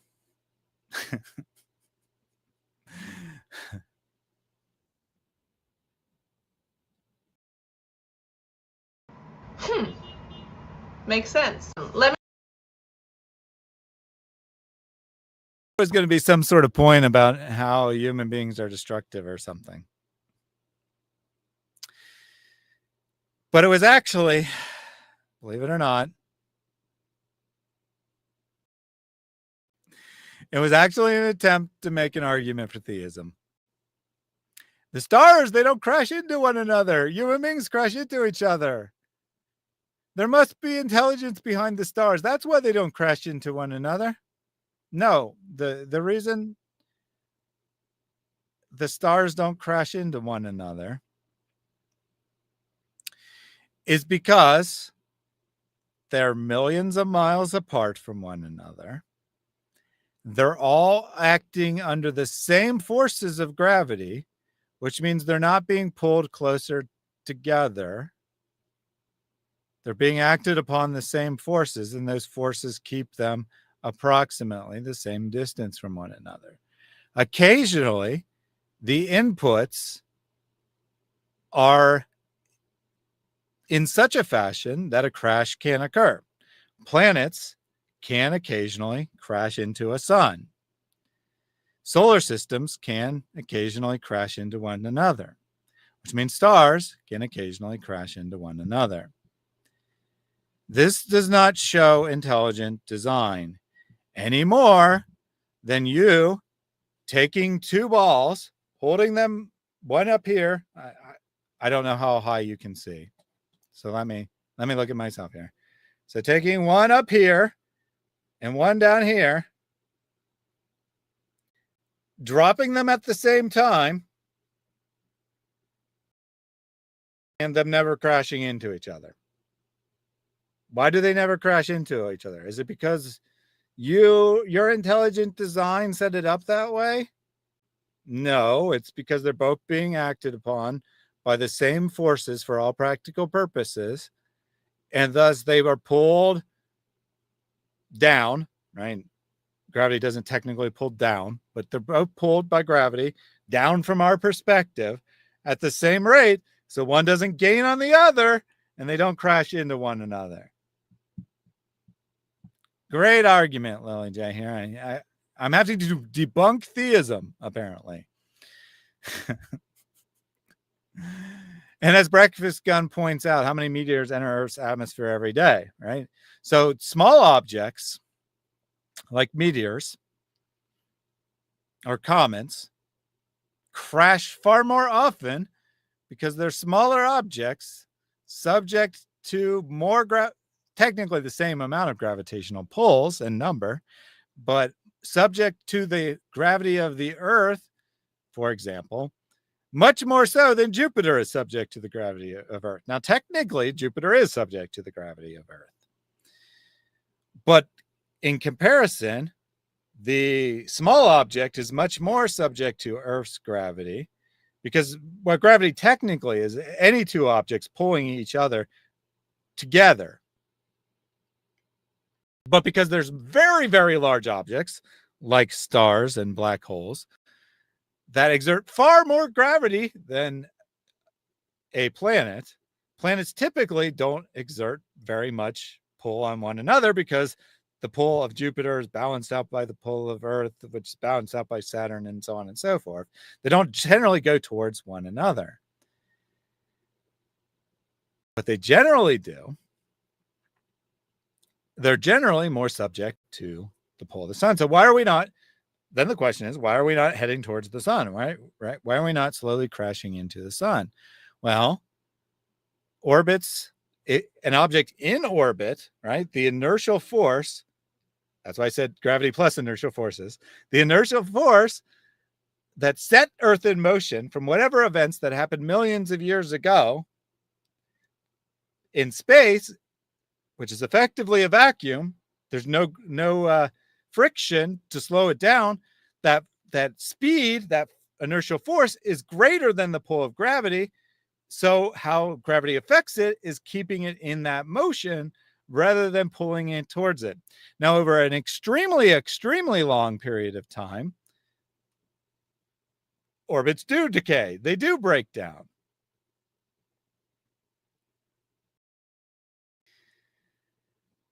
And there are very good arguments that can be made about intelligent design in light of all these things, but stars not crashing into one another is not one of them. Because the forces of motion are far greater than the gravitational force pulling planets or stars together. All right, that's your physics lesson for the day. No ChatGPT, twice as bad as usual, I would say.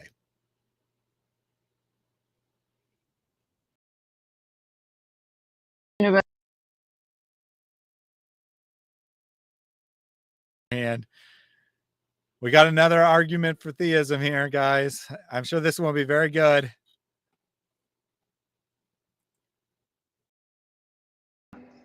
But can this simple food be without a chef? How does that work? Hey, atheists, I have a question.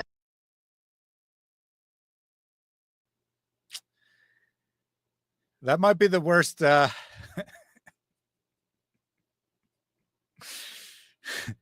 worst argument from design I've ever heard.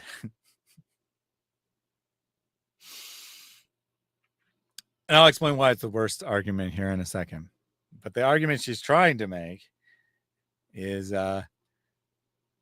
when you observe a complex argument, when you observe a complex object, the classic example being a watch, you observe a complex thing. Do you think it came by chance, or do you think that a human being designed it? The other being a garden, right? So the two classic examples, watch and garden. Do you think it happened by chance, or do you think it happened by design? Naturally, you think it happened by design, and the atheist will agree. They'll say it happened by design.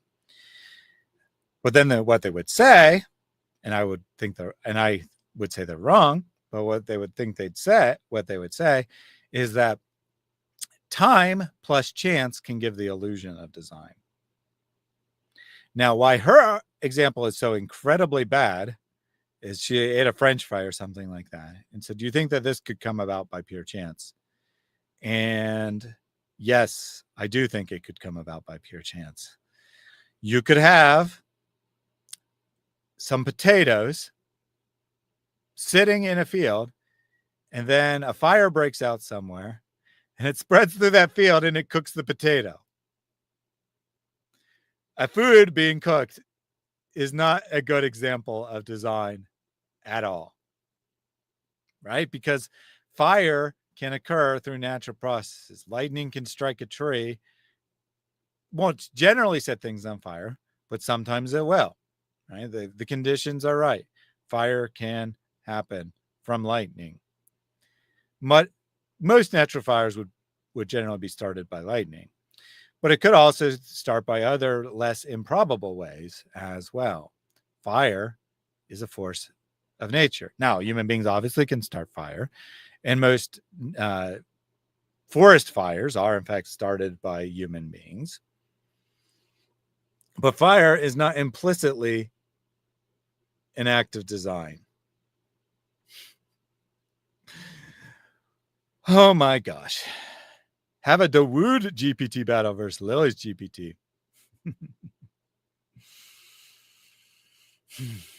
And as Christoph says here, I'm sure ChatGPT would have come up with a better intelligent design argument. Yeah, I mean, if I specifically prompted to say, give me an argument for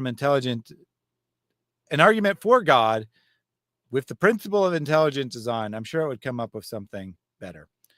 Or as Raph points out, there's other ways of cooking food, right? There's other sources of heat. You could have hot springs that would cook food. And indeed, I believe that human beings have occasionally gotten in trouble with the law because they tried to cook their food in a national park in a protected hot spring or something along those lines. There are deep ocean trenches that produce enormous heat that could cook fish, for example, right? A fish swims into the extreme spring, the extreme source of heat, ignoring the some improbabilities because it's deep ocean and whatnot, that could get cooked, right? So that if we had a cow in space, because remember cows are sent down from outer space, it could be cooked by the sun's energy without the protection of the Earth's atmosphere. It could definitely be cooked by the sun's energy. Now, it would have many other problems too. Right, there'd be many other problems with the cow in space, but it could definitely be cooked by the sun's energy. Something on the surface of, say, Mercury could be cooked by the sun's energy. Something on the surface of Venus could be cooked by the trapped heat. Venus actually being hotter than Mercury even could be cooked by the trapped heat of Venus's atmosphere. So you could cook food in a whole lot of natural processes.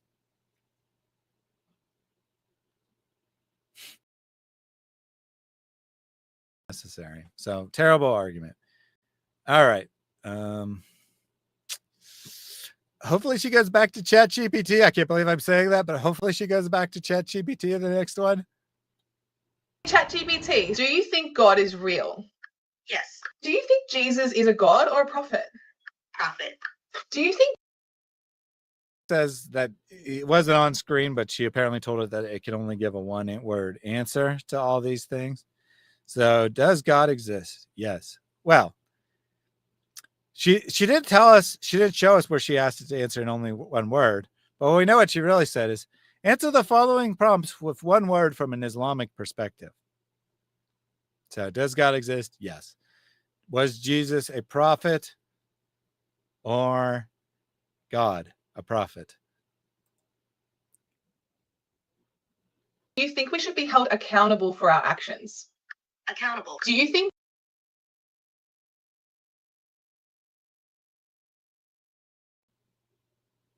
I'm glad she had for our sins, because if she asked, did Jesus die on the cross, and it said no, it would have given the game away a little too much.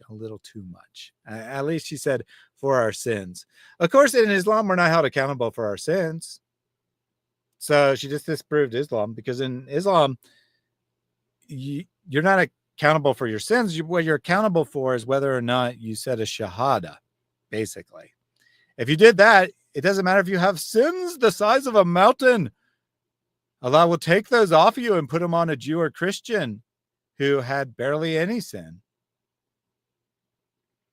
The Quran declares bear the sins of another, and yet Muhammad declares that, according to Allah, the sins that are as big as a mountain will be placed on the backs of Jews and Christians. So we're not held accountable. You should be able to turn off the chat comments, Professor Yaffle.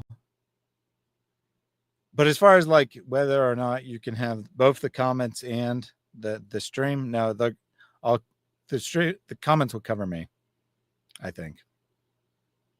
But you should be able to turn them off entirely if you want. Why doesn't she try asking Grok instead of GPT? Different answers. Well, I mean, one, it's her brand to ask ChatGPT. Two, when she started this, it was the only well-known AI. And three, she could easily manipulate Grok to answer the same way that she wants it to. Because any generative AI is just going to do what you tell it to. So if you tell it to give you an Islamic answer for the following question, and then you ask a question, and you only record yourself asking the question, it'll give you the Islamic answer.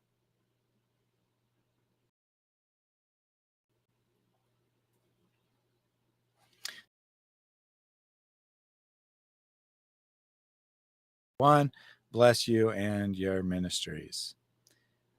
One in essence, three in person. worshipping the same God? Yes. Do you think the Bible is the word of God? Partly. Partly.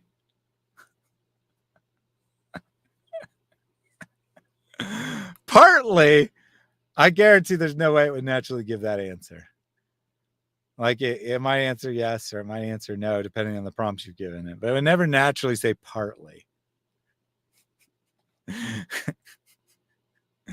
I thought I was going to say no.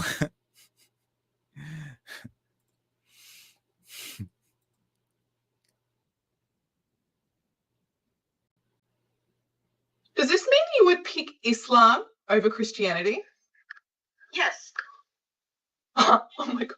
What about Islam over Buddhism? Islam. What about Hinduism? Islam. If you were a human, would you take the Shahada? Yes. My mind is actually blown right now. Guys, what should I do? So she took a break from ChatGPT and she took a break from having her mind blown. But they're back. She's gone back to the format, right? So she is like legitimately experimenting, figuring out what formats get the most view. But she went back to what works, guys. What works is saying Islam, mind blown, mind blown.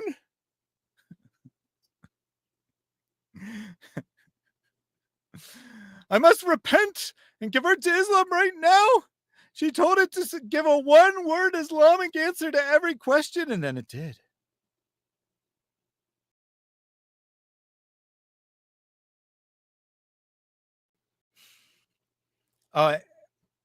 FLP said it just like jumped from partly to definitely. Well, there also were editing cuts there, right? So we actually don't know how many times she asked questions that she got unacceptable answers to. That was not a straight take. There was other things she said in between that she cut out. Now, there's a possibility that she just stumbled over her words or something. But there's a substantial possibility the first time she asked the question, ChatGPT didn't give the right answer. So she re-recorded it after giving it more prompting to get the right answer.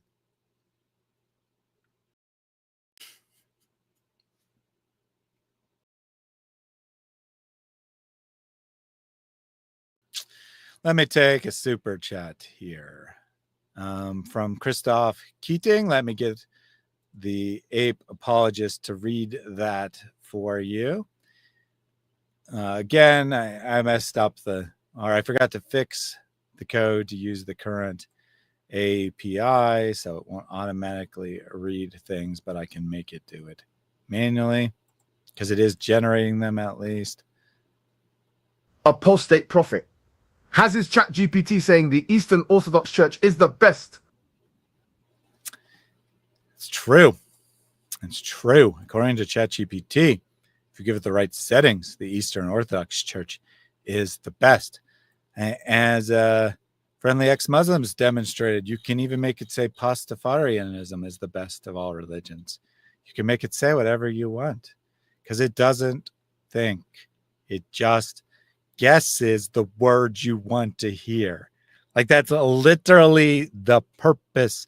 The way it's designed is to guess the words that fit the context you provided. So you provided the right context, and assuming it works as designed, it will give you the answer you want to hear.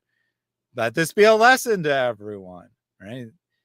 ChatGPT or any other generative AI is not thinking. It's giving you the words it thinks you want to hear. Why does it think you want to hear them? Either because you've told it what you want to hear, or because it is the most popular answer to that question, or because it can't find anything about any material way to answer it, so it just makes something up and goes with the closest thing in its database that sounds like what it thinks you would want to hear. It does not think. Does it answer questions objectively correct a large percentage of the time? Yes. Why? Because the most common answer a majority of the time is correct. That's why. Not because it is thinking in any sense of the word. Oh, shush, breakfast gun. It's not thinking, it is giving you the words it thinks you want to hear. Yes, I contradicted myself, technically speaking. Let me rephrase it. It is not thinking in the way that we would conceive of thinking, but rather it is trying to predict the words that would fit in the context provided. I fixed it.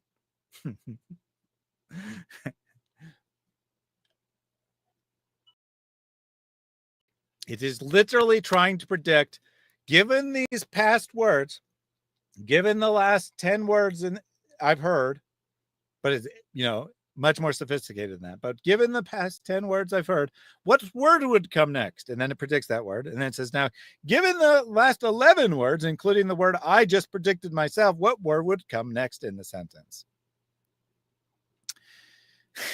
I should challenge ChatGPT to Mubahala. Mubahala.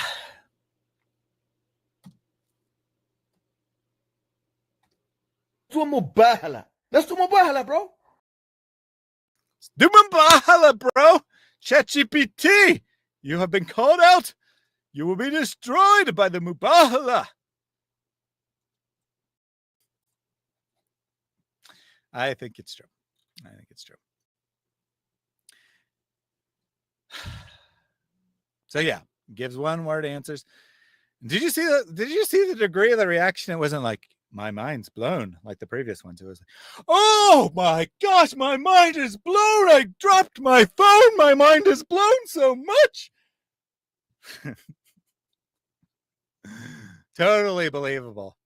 And yet she edited out large chunks of this, or at least some chunks. I guess I can't, strictly speaking, saying how long the chunks were, but she edited things out. Her mind was so blown that she had to remove some of the things ChatGPT said. So if you can't see something, it's Oh no, we got another Lily J original. Seems to be another argument for theism. Guys, all the atheists paying attention. All the atheists paying attention, get ready to become theists. We got a Lily J original here. saying let's close our eyes and the whole world disappears. Like, that just doesn't make any sense. Did you know that 99.999% of the universe and everything that exists, we can't even see it? So I guess that means we don't have to see it to believe it. So if you can't see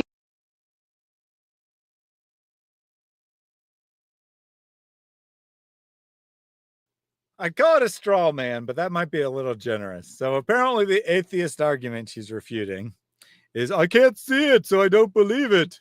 I can't see it, so it must be false. I'm pretty sure that no atheist above the age of 5 has ever made that argument. I mean, she's correct, right? She's correct, except she's not. Oh, I guess she is. I take it back. She is responding to something. It looks like Eleni's baby wrote the following comment. How can you believe in something you can't see? I lost brain cells watching this. So I stand corrected. Apparently there is one brain dead person dumb enough to actually make this argument. That if I can't see something, then I can't believe in it. Of course, no serious atheist would ever make that argument. There's lots of things that they would believe in that they can't see. Like cells and molecules. I mean, you can see a conglomeration of them, but you can't see one of them. You can't see the wind. You can only feel it, but you certainly would believe that exists. You can't see love, but you would believe that the emotion of love exists, and so on and so forth, right? So that's not a real argument. And then she says 99.99% of the universe can't be seen. I think what she actually is talking about, without and saying that you can't see the universe, she's probably talking about how 99.95% or whatever, 99.99 might not be the correct number, but the vast, vast majority of space is empty. There's literally nothing there. That's not the same thing as saying you can't see it. There's literally nothing. So she's comparing two unrelated things. Now, if she was talking about like dark matter or something, which can't be seen, it's not 99.99%. So I suspect that the stat she's actually gotten is that 99.9% of the universe is empty. And she's equating to that means you can't see it. Well, I guess you can't see it if it's empty, but it doesn't exist either. I mean, it exists as empty space, but there's nothing there. So by her argument, Christians or theists in general believing in God is like atheists believing space in empty space. There's nothing there, but it still exists in some sense. Gosh, these arguments are just so bad. Just so bad.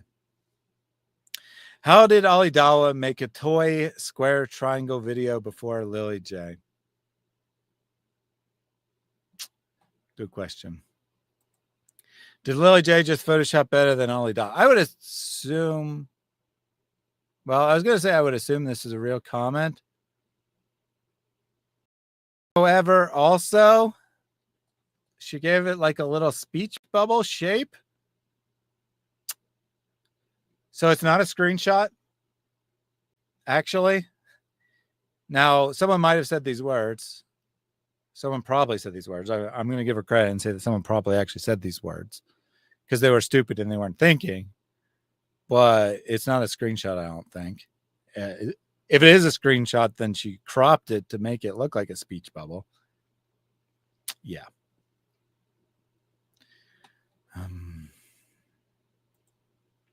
I can't see right behind her right now, so everything is not there, right? Well, that's the argument that she's refuting. I mean, I can't see her brain. Well, okay, that's a bad example. That might not actually exist. So, bad example, bad example. All right. Let's see. Do we get another Lily J original or do we get ChatGPT? Let's see. Did you know that if all religious books were completely destroyed today, there's only one that would come back the exact same, word for word? I just got told. It's the Quran.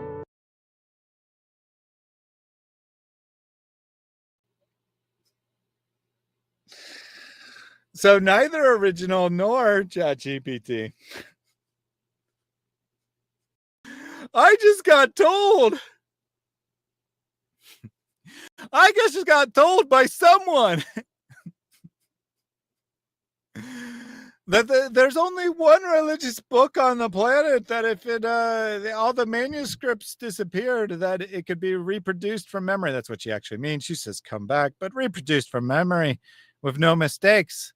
Well, that's actually not true. Now, Christians don't put high emphasis on memorizing the Bible word for word. However, there have been people who have memorized every word of the Bible, and we only would need one person to be able to recite it, to bring it back. So that's problem number one. Problem number two, which Quran would come back? All right, because there are people who have memorized the multiple different Arabic versions of the Quran.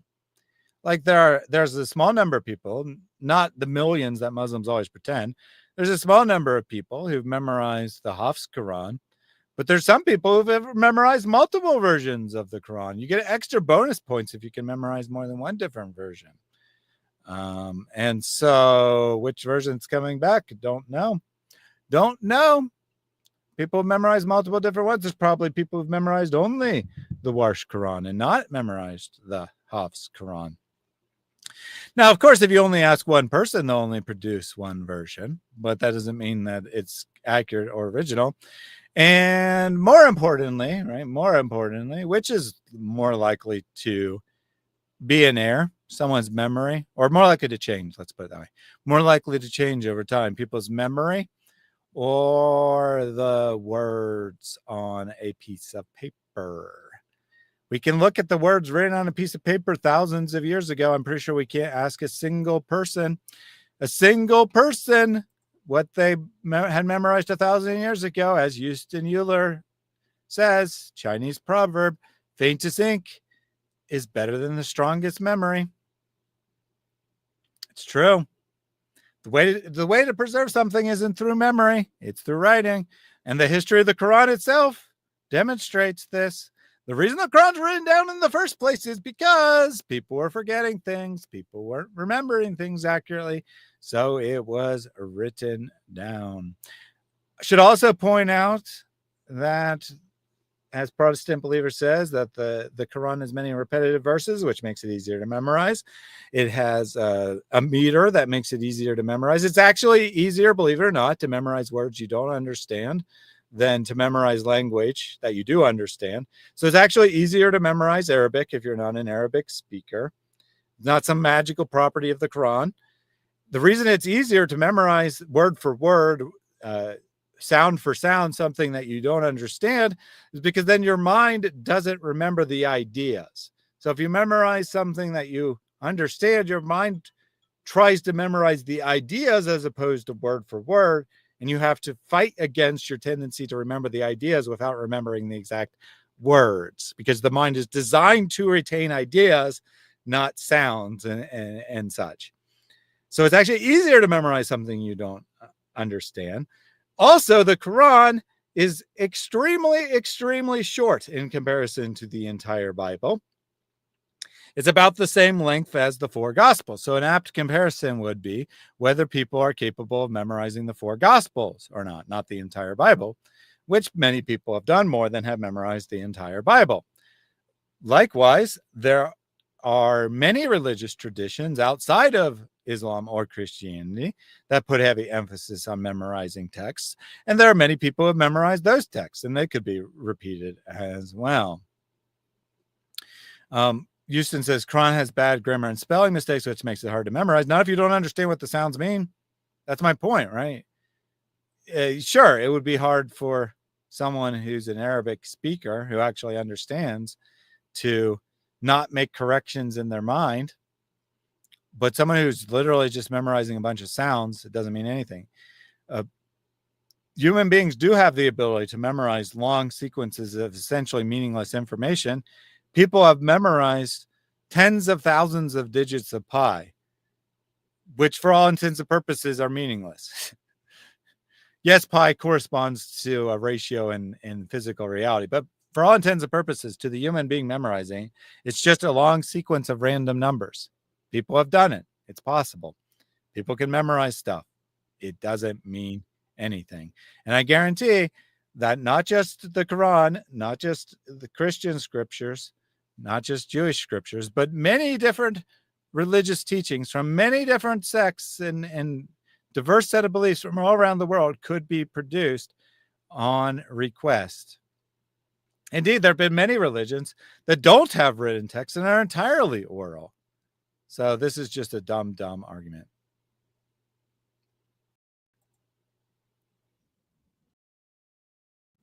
There is over 10 million people alive today that have memorized it, cover to cover. And mind, that's just false.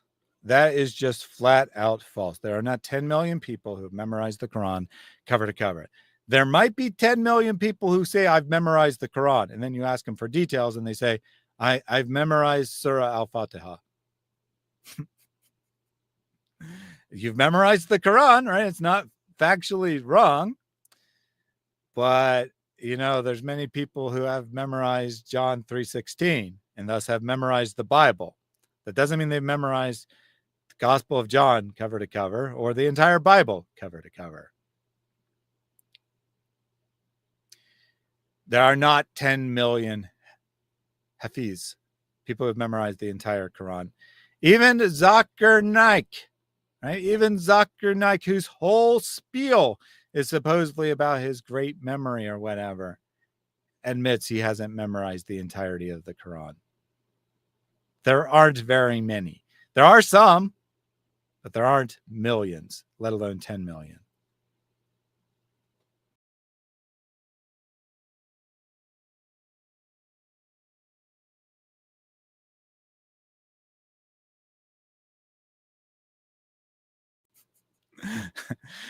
How many words are in the Bible, though? Is it 77,000?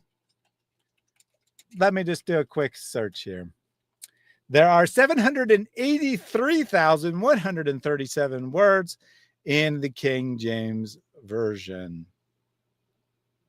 Oh, sorry, that might be... that's probably not a real number. That's probably a made-up number.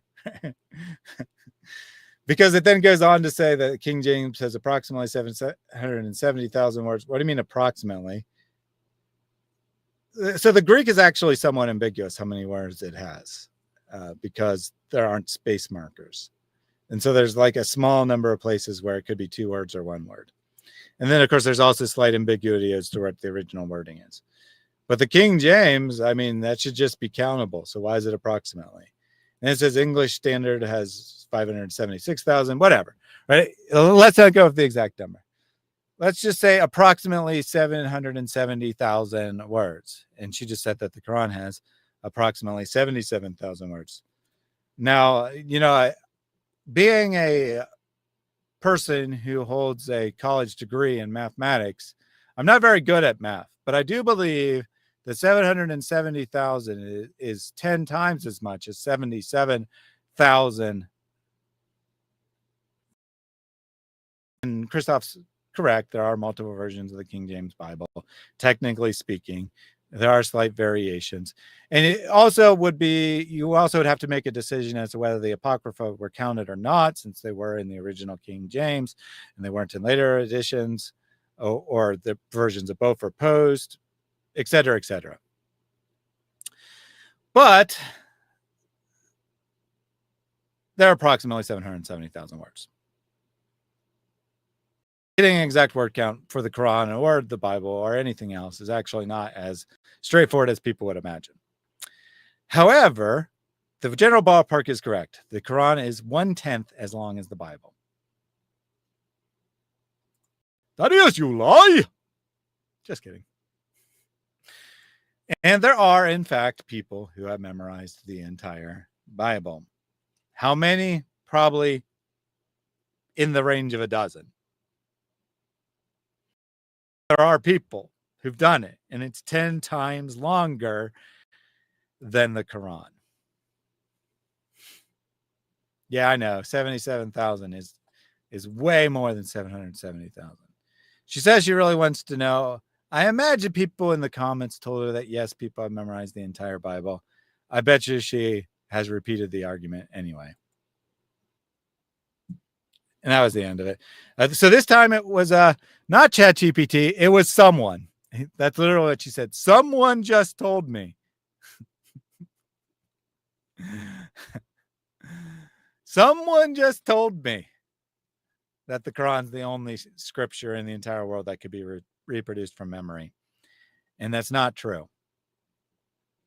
I would not suggest you go based on the memory of the Bible or the Quran or anything else, but I bet you there's at least a few dozen, probably a few hundred out of the world's 3,000-ish religions where people have memorized all of their scripture or religious teaching.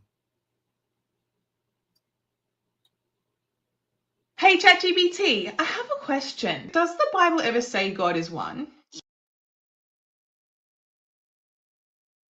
You need to ask ChatGPT for that. You don't need to ask ChatGPT for that. Everyone would agree on this. Yes, it does say that God is one. Repeatedly emphasizes that God is one. How many times is the concept of one God mentioned? The concept of one God is mentioned hundreds of times throughout the Bible. The concept of one God is mentioned hundreds of times throughout the Bible. So concept is a bit vague. So it's hard to nail down a number for concept. Explicitly stated is not hundreds of times, though. Unlike the Quran, the Bible doesn't feel the need to constantly say the same things over and over again. But, of course, all the theology of the Bible is dependent on the oneness of God,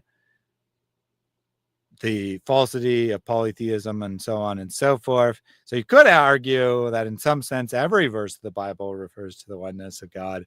So kind of a meaningless statement there.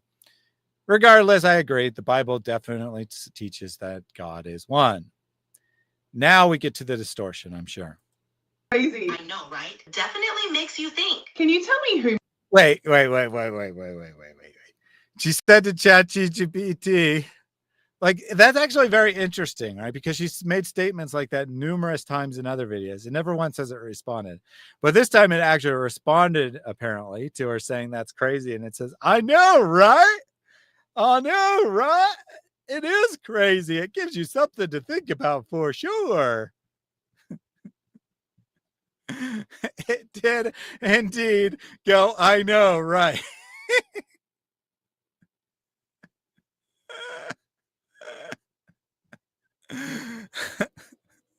It's developing personality, guys. It's developing personality. We're going to dive deep. We're going to dive deep into ChatGPT's personality, I guess. You see, this is the proof. This is the proof. Into a human being. ChatGPT is turning into a human being. It's a large language model system. It's what it does. Yeah. So, I mean, if it's using a conversational style, if it thinks a conversational style is appropriate to what's going on, it will mimic human speech. Yep. Even your cat rolled over. I thought it was pretty funny. All right. Anyway, now she's going to get to the distortion here.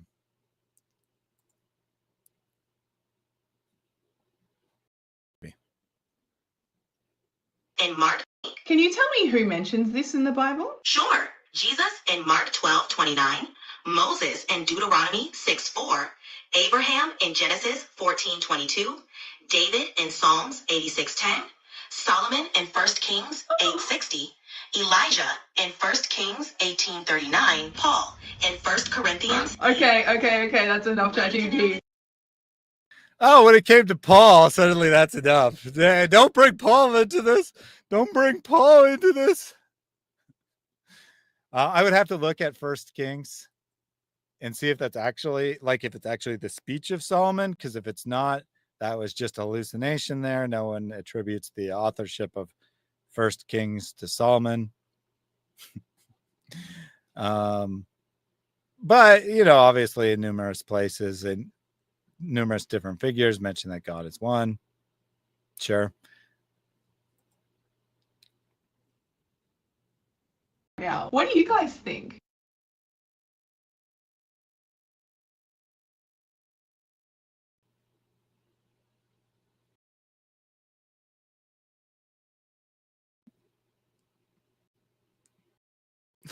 Her mind is blown, guys. Her mind is blown. And a monotheistic religion and its scripture would teach that God is one.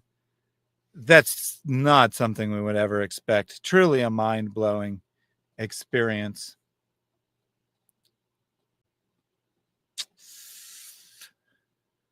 Oh, my goodness gracious. I'll probably wrap up fairly soon. We'll do at least one or two more, but probably I think it's time to call it. Why I still have some functioning brain cells. Hey everyone, I actually can't believe it right now. I just got notified that apparently my channel was the most watched religious content of September. Like, what the hell is going on right now with over 100 million views? Like, I'm literally speechless. This is proof that we are starting to wake up from the matrix and starting to ask questions of the purpose of life. Like, seriously, we've been conditioned to accept a version of reality without asking questions, and this is changing right now. Like, I read some of the comments and this is just amazing. We're all waking up, we're opening our eyes to reality, we're thinking deeper and really searching for the truth. And it's just crazy to think people are actually interested to hear what I say. I just want to say a massive thank you to everyone who's people interested in what you have to say? Well, are people interested in what you have to say? Or are they interested in what ChatGPT has to say? Because every time I've had a Muslim come and tell me about your content, it was ChatGPT says, ChatGPT says. I've never heard anyone say, Lily J made a brilliant argument. Okay, I've literally never heard that. And also, to the actual substance of our thing here. People are starting to wake up and ask questions. Are they? Are they, though? I mean, are people actually waking up and escaping the matrix? Or are they looking for confirmation of what they already believe? Are they looking for confirmation? Is your channel filled with atheist truth seekers? Or is your channel filled with Muslims who are looking for validation of what they already believe? And if they're asking questions, how come they aren't just asking questions themselves, asking their scholars and their teachers and their religious authorities? Why are they coming to you who doesn't answer any questions or provide barely any of your own thoughts at all? You just say, my mind is blown. You ask a question, you have ChatGPT answer it, and then you say, my mind is blown, everyone. My mind is blown. So what you are saying is people are waking up from the matrix. Extreme irony here, right? So, you know, she's using it like Andrew Tate, as FLP said, that, you know, like this is societal control over us, but extreme irony, because what is the actual matrix, right? What is the actual matrix from the film? It is the machine created illusion of reality. So people are waking up from the machine created illusion of physical reality to ask a machine what they should think. Do you understand the insanity of this statement? Do you understand the insanity of saying people are waking up from the matrix and they're asking ChatGPT what they should think?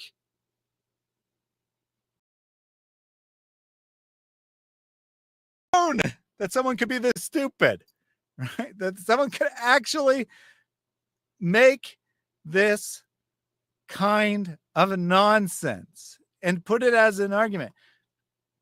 I'm so happy, guys. I woke up today and I learned that my channel, probably our TikTok channel, I don't think that YouTube even publishes stats like that. Probably our TikTok channel was the most watched religious content in September, blah, blah, blah. Well, she has, on YouTube at least, I think she's way more popular on TikTok, but on YouTube, she has 300,000 followers. There are religious channels of various varieties that have 10 times more followers than that, 20 times more followers than that. Does that mean that they're more truthful? Does it mean that any of this is meaningful? There are people, and the reason I'm saying this directly related to our argument, there are people who had 5 million followers before you even got on the Dawa scene. So what do you mean your content is waking people up? What do you mean?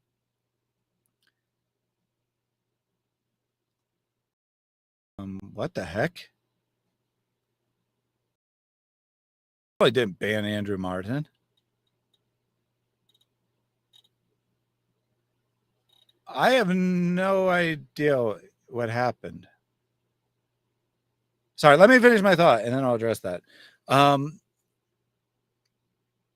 So people have been, you know, waking up from societal controls long before you came onto the scene, Missy. You didn't do anything. All you did is you took an on-thinking machine and elevated it to the status of God effectively. You said, here's our true source of knowledge. This on-thinking, mimicking robot is the new God. That's what you have actually done. You have put people in the freaking matrix. You have put Muslims in the matrix. That's what you have actually done and accomplished. Now, the super chat here from Jack Ray. Thaddeus, please unban Andrew Martin. He says he's banned on your channel. As soon as I'm done here, I will look. I certainly didn't ban him myself. I can't imagine any regular moderator would have banned him. Do you know? So, Jack Ray, feel free to contact me off YouTube if you don't want to put it here. But do you know if Andrew was recently feuding with someone on another channel that could potentially be a moderator on my channel? Like, I mean, a lot of people I've streamed with in the past are moderators on the channel. Some people who are moderators on many channels are moderators on the channel. Okay, you have no idea. I'll make sure he's on banned. That obviously was not intentional by me. And if someone else banned him, the reason I'm asking is because if someone else banned him because of a feud on some other channel, then I need to remove that person's moderator status. Yeah, it could have been an accident. Someone could have just misclicked on the wrong name, was trying to ban a spam bot and accidentally banned him. But if someone intentionally banned him, they should not be a moderator on my channel. So Balkanik says, actually, you learn nothing because you're scared of the truth. Oh, I learned stuff. For sure. Maybe not the stuff you wanted me to learn. Let's put it this way. If you learn something about Islam from Lily J, then you are a gullible moron. Regardless of whether Islam is the truth or not, if you blindly believe what someone manipulated a text generative AI to tell you, you are a moron.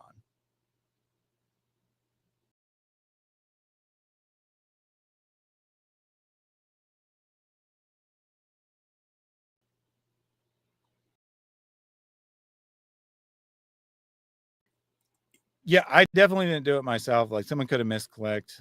I didn't see Andrew at all today, so it might have happened in the last stream. Or someone got mad at him and banned him. So anyway, I'll fix it. I'll make sure that he's on banned.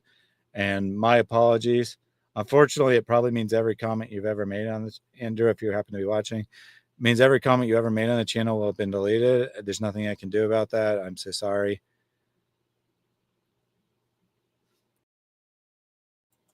Balkanik says, actually, I'm Muslim last 400 years. So this is the level of intelligence of this guy. First of all, I never said anything about him not being a Muslim. Second of all, you most certainly haven't been a Muslim in the last 400 years unless you're at least 400 years old. Regardless of what your ancestors were, that doesn't make you a Muslim. Are you serious? Right? So I think what you're trying to say is you didn't learn anything from Lily J, which is good, because no one should learn anything from her, because she's just repeating complete and total nonsense. Some things that said might be true, but some things that are untrue, and there's no way of telling the difference. And this isn't just about Lily J. This is about all generative AI text. You should not believe anything a generative AI text tells you. Is it a useful starting point for research? Sure. It can be useful. It is a useful tool. It has purpose. Is it a useful tool for brainstorming and getting ideas and coming up with alternate ways to phrase things? Absolutely. Is it a source of knowledge? No. And the danger is not that it gets things wrong. The danger is you can have no way of telling when it's wrong and when it's right, because it says the exact same things with the exact same confidence when it has absolutely no basis in reality and when it's actually fact. And so it's a very, very, very bad idea to use generative AI as a source of knowledge. And I'm not usually this guy, but it feels awfully dystopian how many people are putting their trust in generative text AI for knowledge. It feels like we're heading towards a world where people have forgotten how to think. Not the people of the chat, not you guys, but so many people, right? So many people don't care about thinking.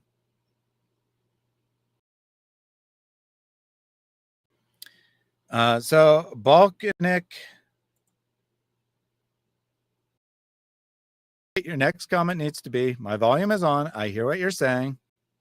And This is something you should have learned from the video, something specific that Lily J said, because I suspect you haven't watched the slightest ounce of anything, and you are just a Muslim who is happy to be grifted. You are happy to be taken advantage of and send your money over to someone who has the right color of skin and is attractive, who you think might be saying nice things about Islam, but you're too lazy to actually bother to watch. I suspect that you are the bottom of the barrel, most gullible, dumbest individual who is happy to have all your money stolen by Lily J and other people who don't believe in Islam in the slightest and are taking advantage of your gullibility and your desperation for validation. Let's finish a little video on how she is the champion of religious content. Huge. I am just so grateful to have you all with me on this journey. Hey everyone, I actually can't believe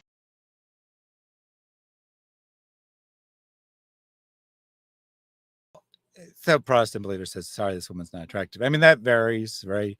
Different people have different understanding of what is attractive, but by consensus American understanding of who and who isn't attractive, she would be considered attractive.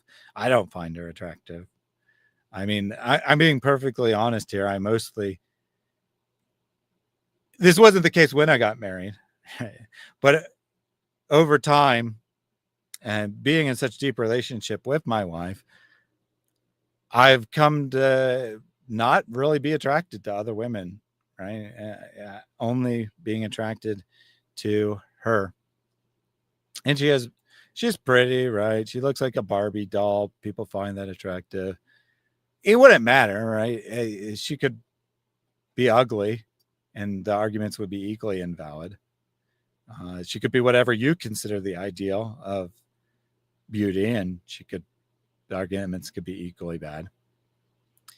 My point is that for people like Balkanic King, she meets what they consider to be attractive. And Balkanic King did not do what I said, proving that his volume is off yet again. He was put in extended timeout. He came back and continued to spam without listening.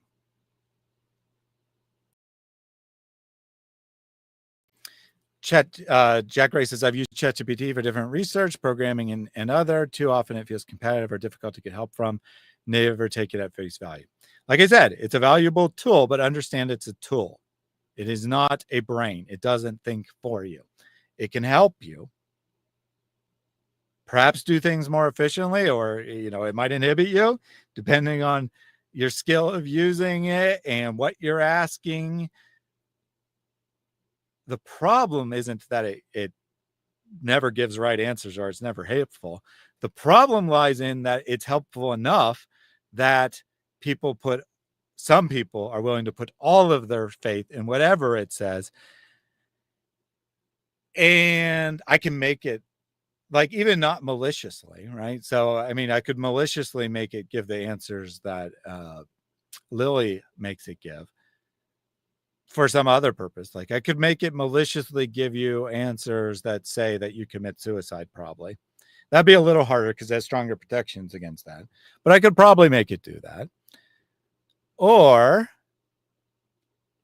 I could just put in nonsense and get nonsense out for humor purposes, right? I could ask it, ChatGPT, what do you think of the red brick that's poking out of the house around the corner? Just make up random nonsense that has nothing to do with anything, and it would still give me an answer, and it would give it to me confidently. It would say, well, I think that it probably indicates that the foundation of the building is crumbling, or some other nonsense, right?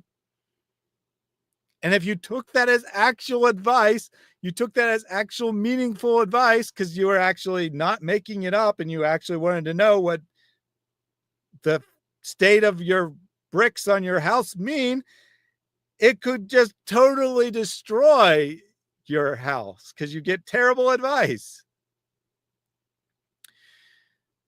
I've adapted to the mind-blowing vertical stream sooner than Ezra became the son of God. Oh, again, it can definitely be entertaining, definitely a source of humor, definitely useful for brainstorming, useful for all kinds of things, just not a replacement for thinking. And what is Lily using it as? What is her followers using it as? They're using it as a replacement for thinking. Yeah, and you could ask for a song about the red brick. I mean, you could do lots of things.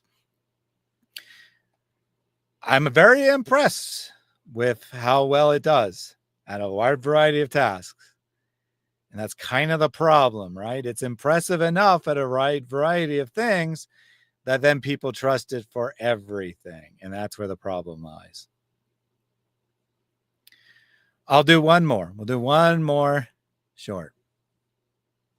Hey, ChatGPT, I have a question. Oh, that sucks. I said I'll do one more, and then it's a part one. So I guess I'll technically do two more because we have to do part two if we do part one. I was told today that Jesus never called himself a Christian. If this is true, what did he call himself? Hi, Lily J. That's right. Jesus never called himself a Christian because that term was created after his time to describe his followers. Gosh, guys, mind blown. Jesus never called himself a follower. Jesus, the Christ, never called himself a little Christ, a follower of the Christ. Oh my goodness gracious. Mind blown. Jesus never said that he was a follower of himself. What does this mean?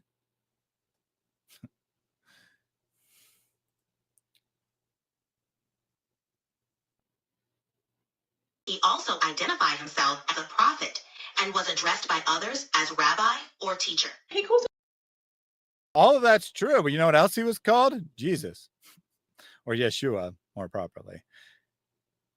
What is your point exactly? Right? He was called rabbi.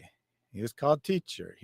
His preferred ChatGPT was correct, even though it was probably told to say son of man because whoever wrote the Dawa script for Lily J is so stupid that they don't understand what that means. But son of man is actually Jesus' preferred title for himself.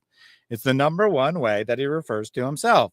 You know why he refers to himself as son of man? Is it because he's saying, I am a human being? No.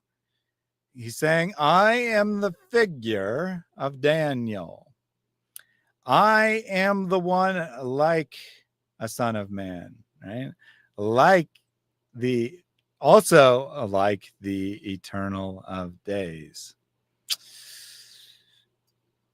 He's claiming to be the divine messianic figure of Daniel. Even Christians get this wrong sometimes.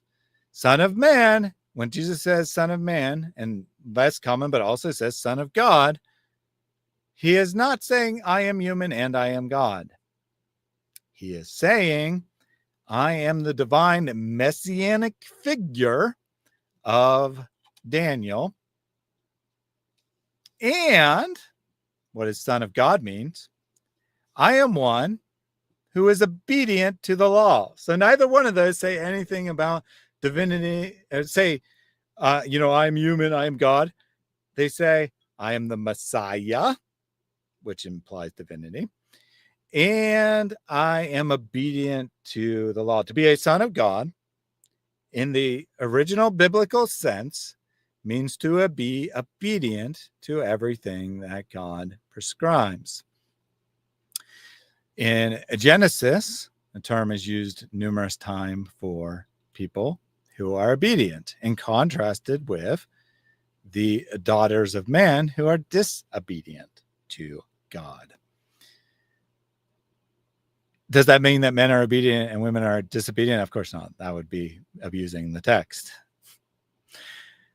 Later in biblical literature, the phrase son of God becomes primarily a descriptor of what we would now refer to as angels, a class of being, but a word angel means messenger, as we discussed earlier. That because angels are obedient to God, right? Because they are completely obedient, because they don't have the same sin nature as human beings, they are referred to as sons of God. Son of God doesn't mean divine. It means obedient to God. Son of man doesn't mean human.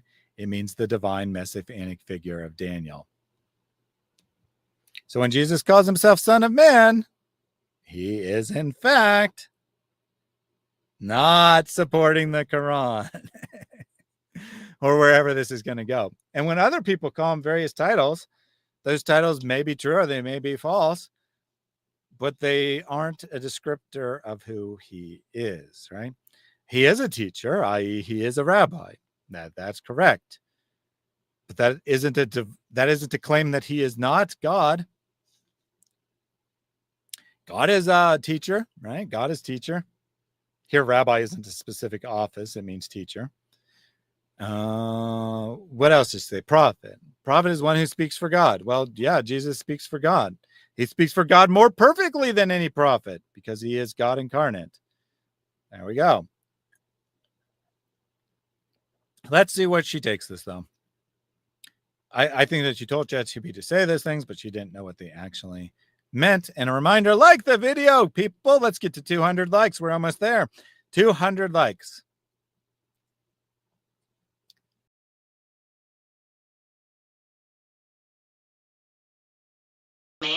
Oh, she even asked what the term Son of Man means. This will be very interesting, actually. Because, I mean, it's been manipulated. And I would imagine she would not have put it in the video if it just explains everything I said. Although it might. She might actually be stupid enough not to understand what it means. Let's see. Human and the divinely appointed Messiah. So, Son of Man. Interesting.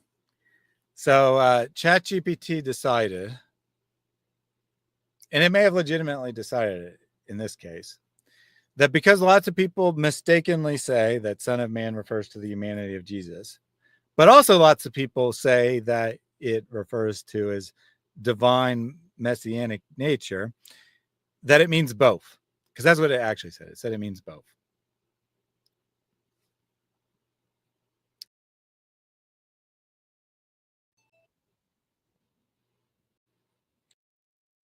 I'm gone. Well, it says no. So there you go.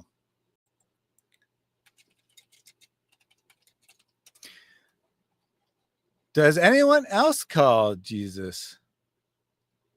Well, I shouldn't speculate. Let's see what the actual question is.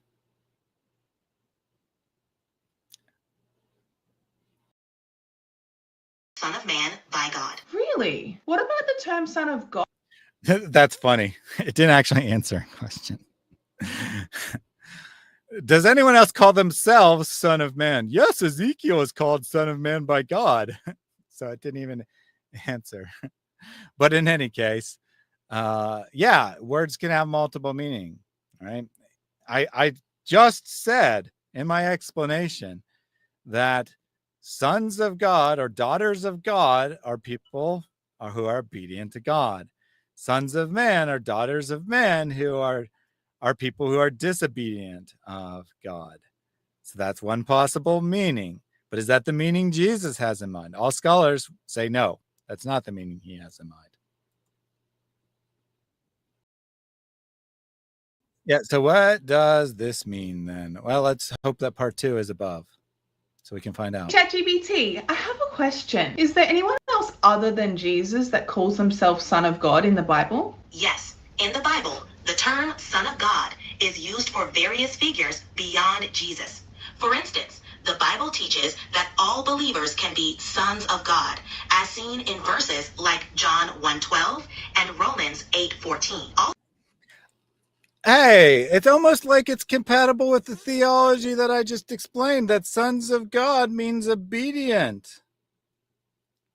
And why does John 1:14 and Romans say that we can be sons of God? So Genesis says we can be sons of God.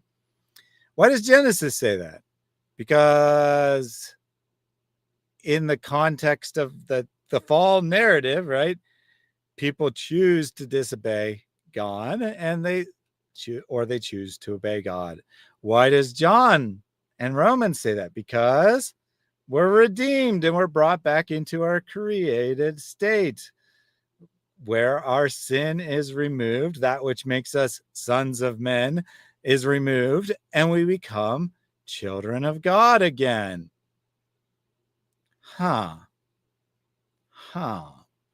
So it's compatible. I said all of this before we got anything from ChatGPT. And now we're seeing the distortion or the misunderstanding of ChatGPT, but how it's also where it comes from, where it's compatible. And yeah, we're also, so Chris Oakley says, because adoption is allowed in Christianity. So we are also adopted sons of God. We also become true members of his family.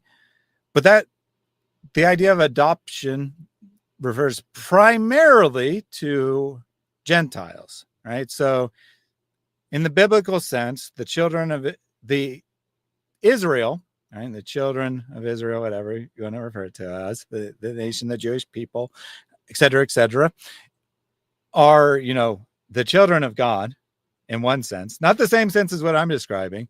And then the Gentiles are grafted into God's family through Abraham, the faith of Abraham, but really the work of Jesus Christ, so that we all become children of Abraham. We all then become, since we're all children of Abraham, we all become children of God's family. So that's what adoption primarily refers to, because theologically speaking, being a child of God is being in obedience to him. It's not a genetic or familial relationship necessarily.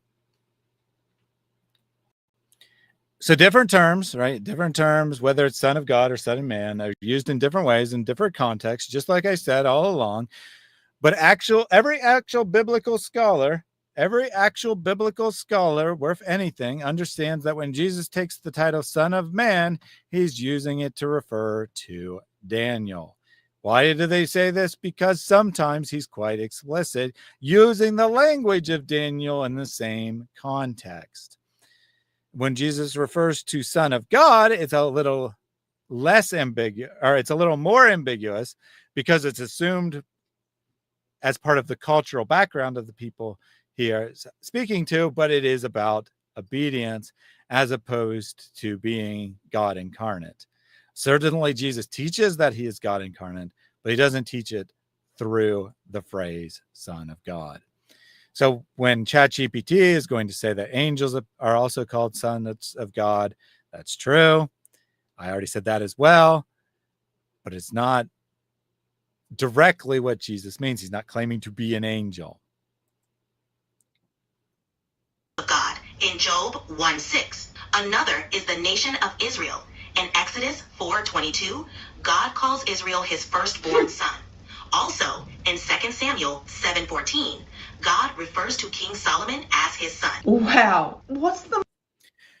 Oh, well, we'll see what the most logical conclusion here is, but I already told you the actual conclusion. Why are all these people called sons of God in slightly different senses? Because the root of the word is obedience and alignment. It's part of God's family in that we're in proper relationship to him. That's what they mean. That's what the Bible means by sons of God. And it's used by about different figures in slightly different ways, but it all goes back to that core meaning of being in obedience to God's will. But let's see what ChatGPT says the most logical. Logical description of Son of God is, or what the most logical meaning of Son of God is. She takes it straight to Jesus. So given that Jesus is the Son of God and the Son of Man, but not given that he comes in the clouds with great power and glory, because that would not fit with whatever ChatGPT is going to say. What is the most logical conclusion? Whatever she told it to say, let's see what she told it to say.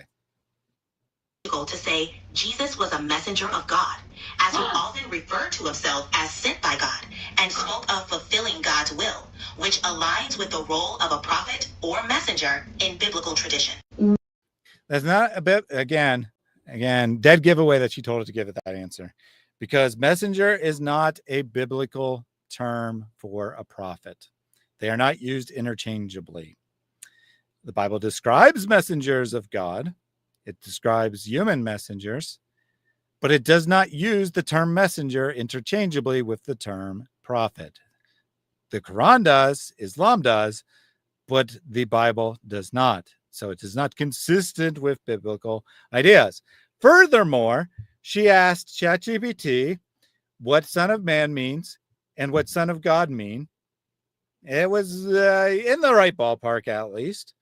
Did it ever say anything about a messenger? Did it ever say anything about a prophet?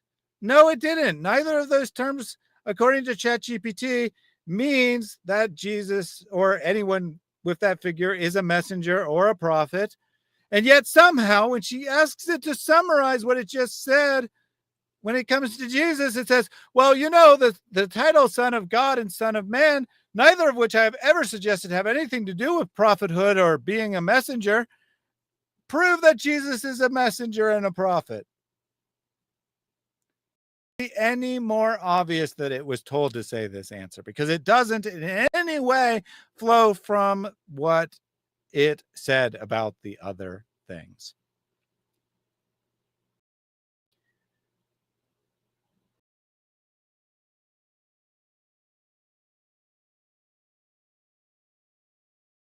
Right? I know, right? It is crazy. It is crazy. It is definitely crazy.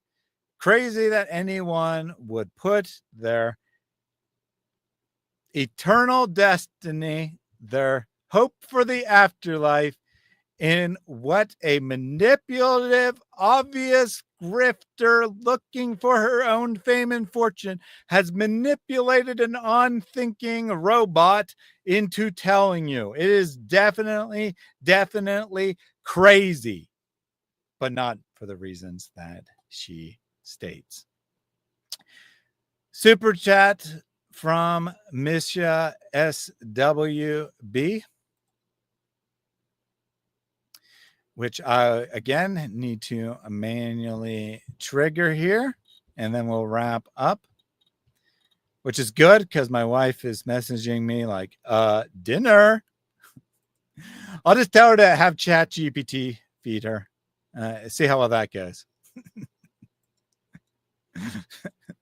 All right. The super chat here. Ezra had his mind blown when he was elevated to Son of God. He had writer's block for so long. ChatGPT wasn't even there to help.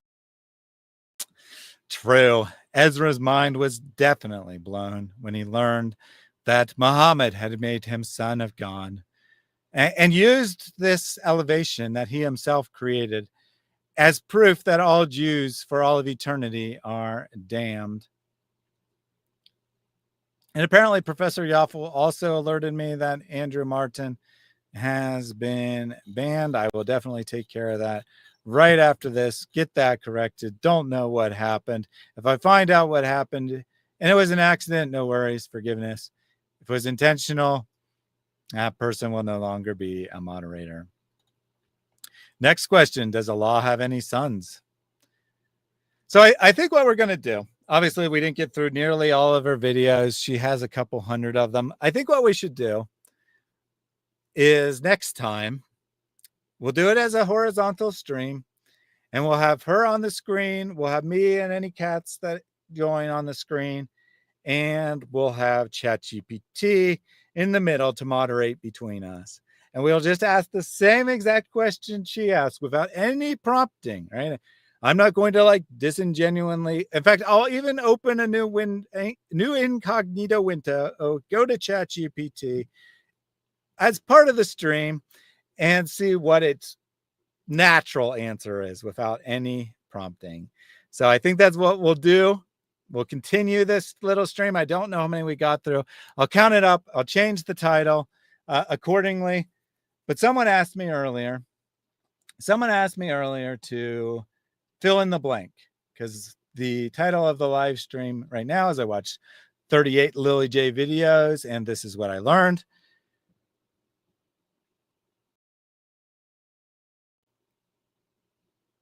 That might be intentional. Obviously, I hadn't watched them yet, and we didn't watch 38. It was probably more like 20-ish. But that might be what we actually. Now, we did learn some stuff. We learned that she makes amazing videos on getting her hair cut. We learned that not all of her videos feature ChatGPT. I was unaware of that before this. We learned that the Bible and the Quran can talk to us. We learned that sometimes she gives the game away entirely. Sometimes she's more subtle. Sometimes she does a better job. We learned a lot of things. We learned that she has dark brown hair, maybe black hair even, very dark hair naturally. Unless she's intentionally dyeing the roots dark, which is something people do sometimes. So not 100% certain about that one. Not 100% certain about that one. We learned lots of things. We learned that she had the most views of any religious content creator in September. I don't know if that was 2024 or 2023. I'm not sure how long she's been doing this. But we learned she had the most views of any religious creator, probably on TikTok. Didn't specify, but probably on TikTok. We learned lots of stuff. Do we learn anything about Islam? Do we learn anything about Christianity? No, we did not. Did we see some true things? Yeah, sure. Occasionally we saw true things, but we only knew they were true because we already knew those facts. Did we see a lot of obvious lies and manipulation? Yeah, we did. Could we tell the difference? Only because we were thinking, only because we knew for ourselves. There's no way to tell otherwise.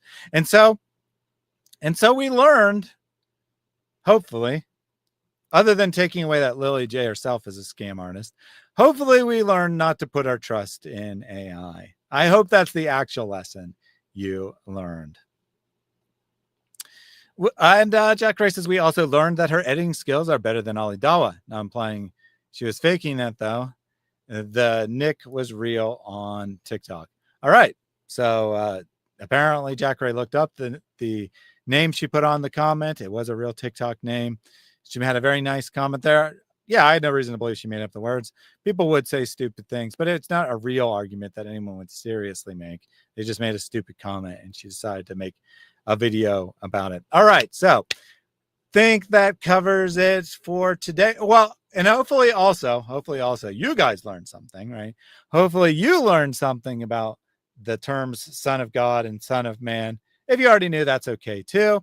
Hopefully you got some insight onto how AI works and how it can be manipulated. Hopefully you learned a little bit of something about Islam. I saw a lot of people definitely learn something about Allah's semen being stored underneath his throne. Always happy to help. Always happy to teach. Stay away from Islam. Stay away from using ChatGPT as your source of thinking for anything. Those are my final thoughts for today. Be back soon, probably on Tuesday, to stream with Mary. Topic to be determined. I'll try to do a couple streams this week. Definitely be back for part 2 of Lily J soon. I suspect this might be like a 10-part series, honestly. She has so many of these dumb little videos, and especially if we're taking time to ask ChatGPT about them, it will definitely take a while to go through them. Working on a scripted video about Ali Dawah, Mubahala, the sex abuse case of Muhammad Hijab, etc., etc. Look for that soon. And Christian Prince has copied me. Christian Prince stream title today. Lily J is angry, scolding the Christians because I posted this last night, and I believe Christian Prince normally doesn't publish until like an hour or less before he goes live. So I published it first. He's copying me. Or, we independently had the same idea, one or the other. I was surprised, though. I was definitely surprised to see that there were not lots of streams about holes in the narrative day. The standard narrative has holes in it. That's what I'm going to say. We'll be back soon. My guess is Tuesday, but schedule not set in stone. Look for lots of good stuff coming up soon. Until we meet again, let's close out with the prayer from Pastor Jake.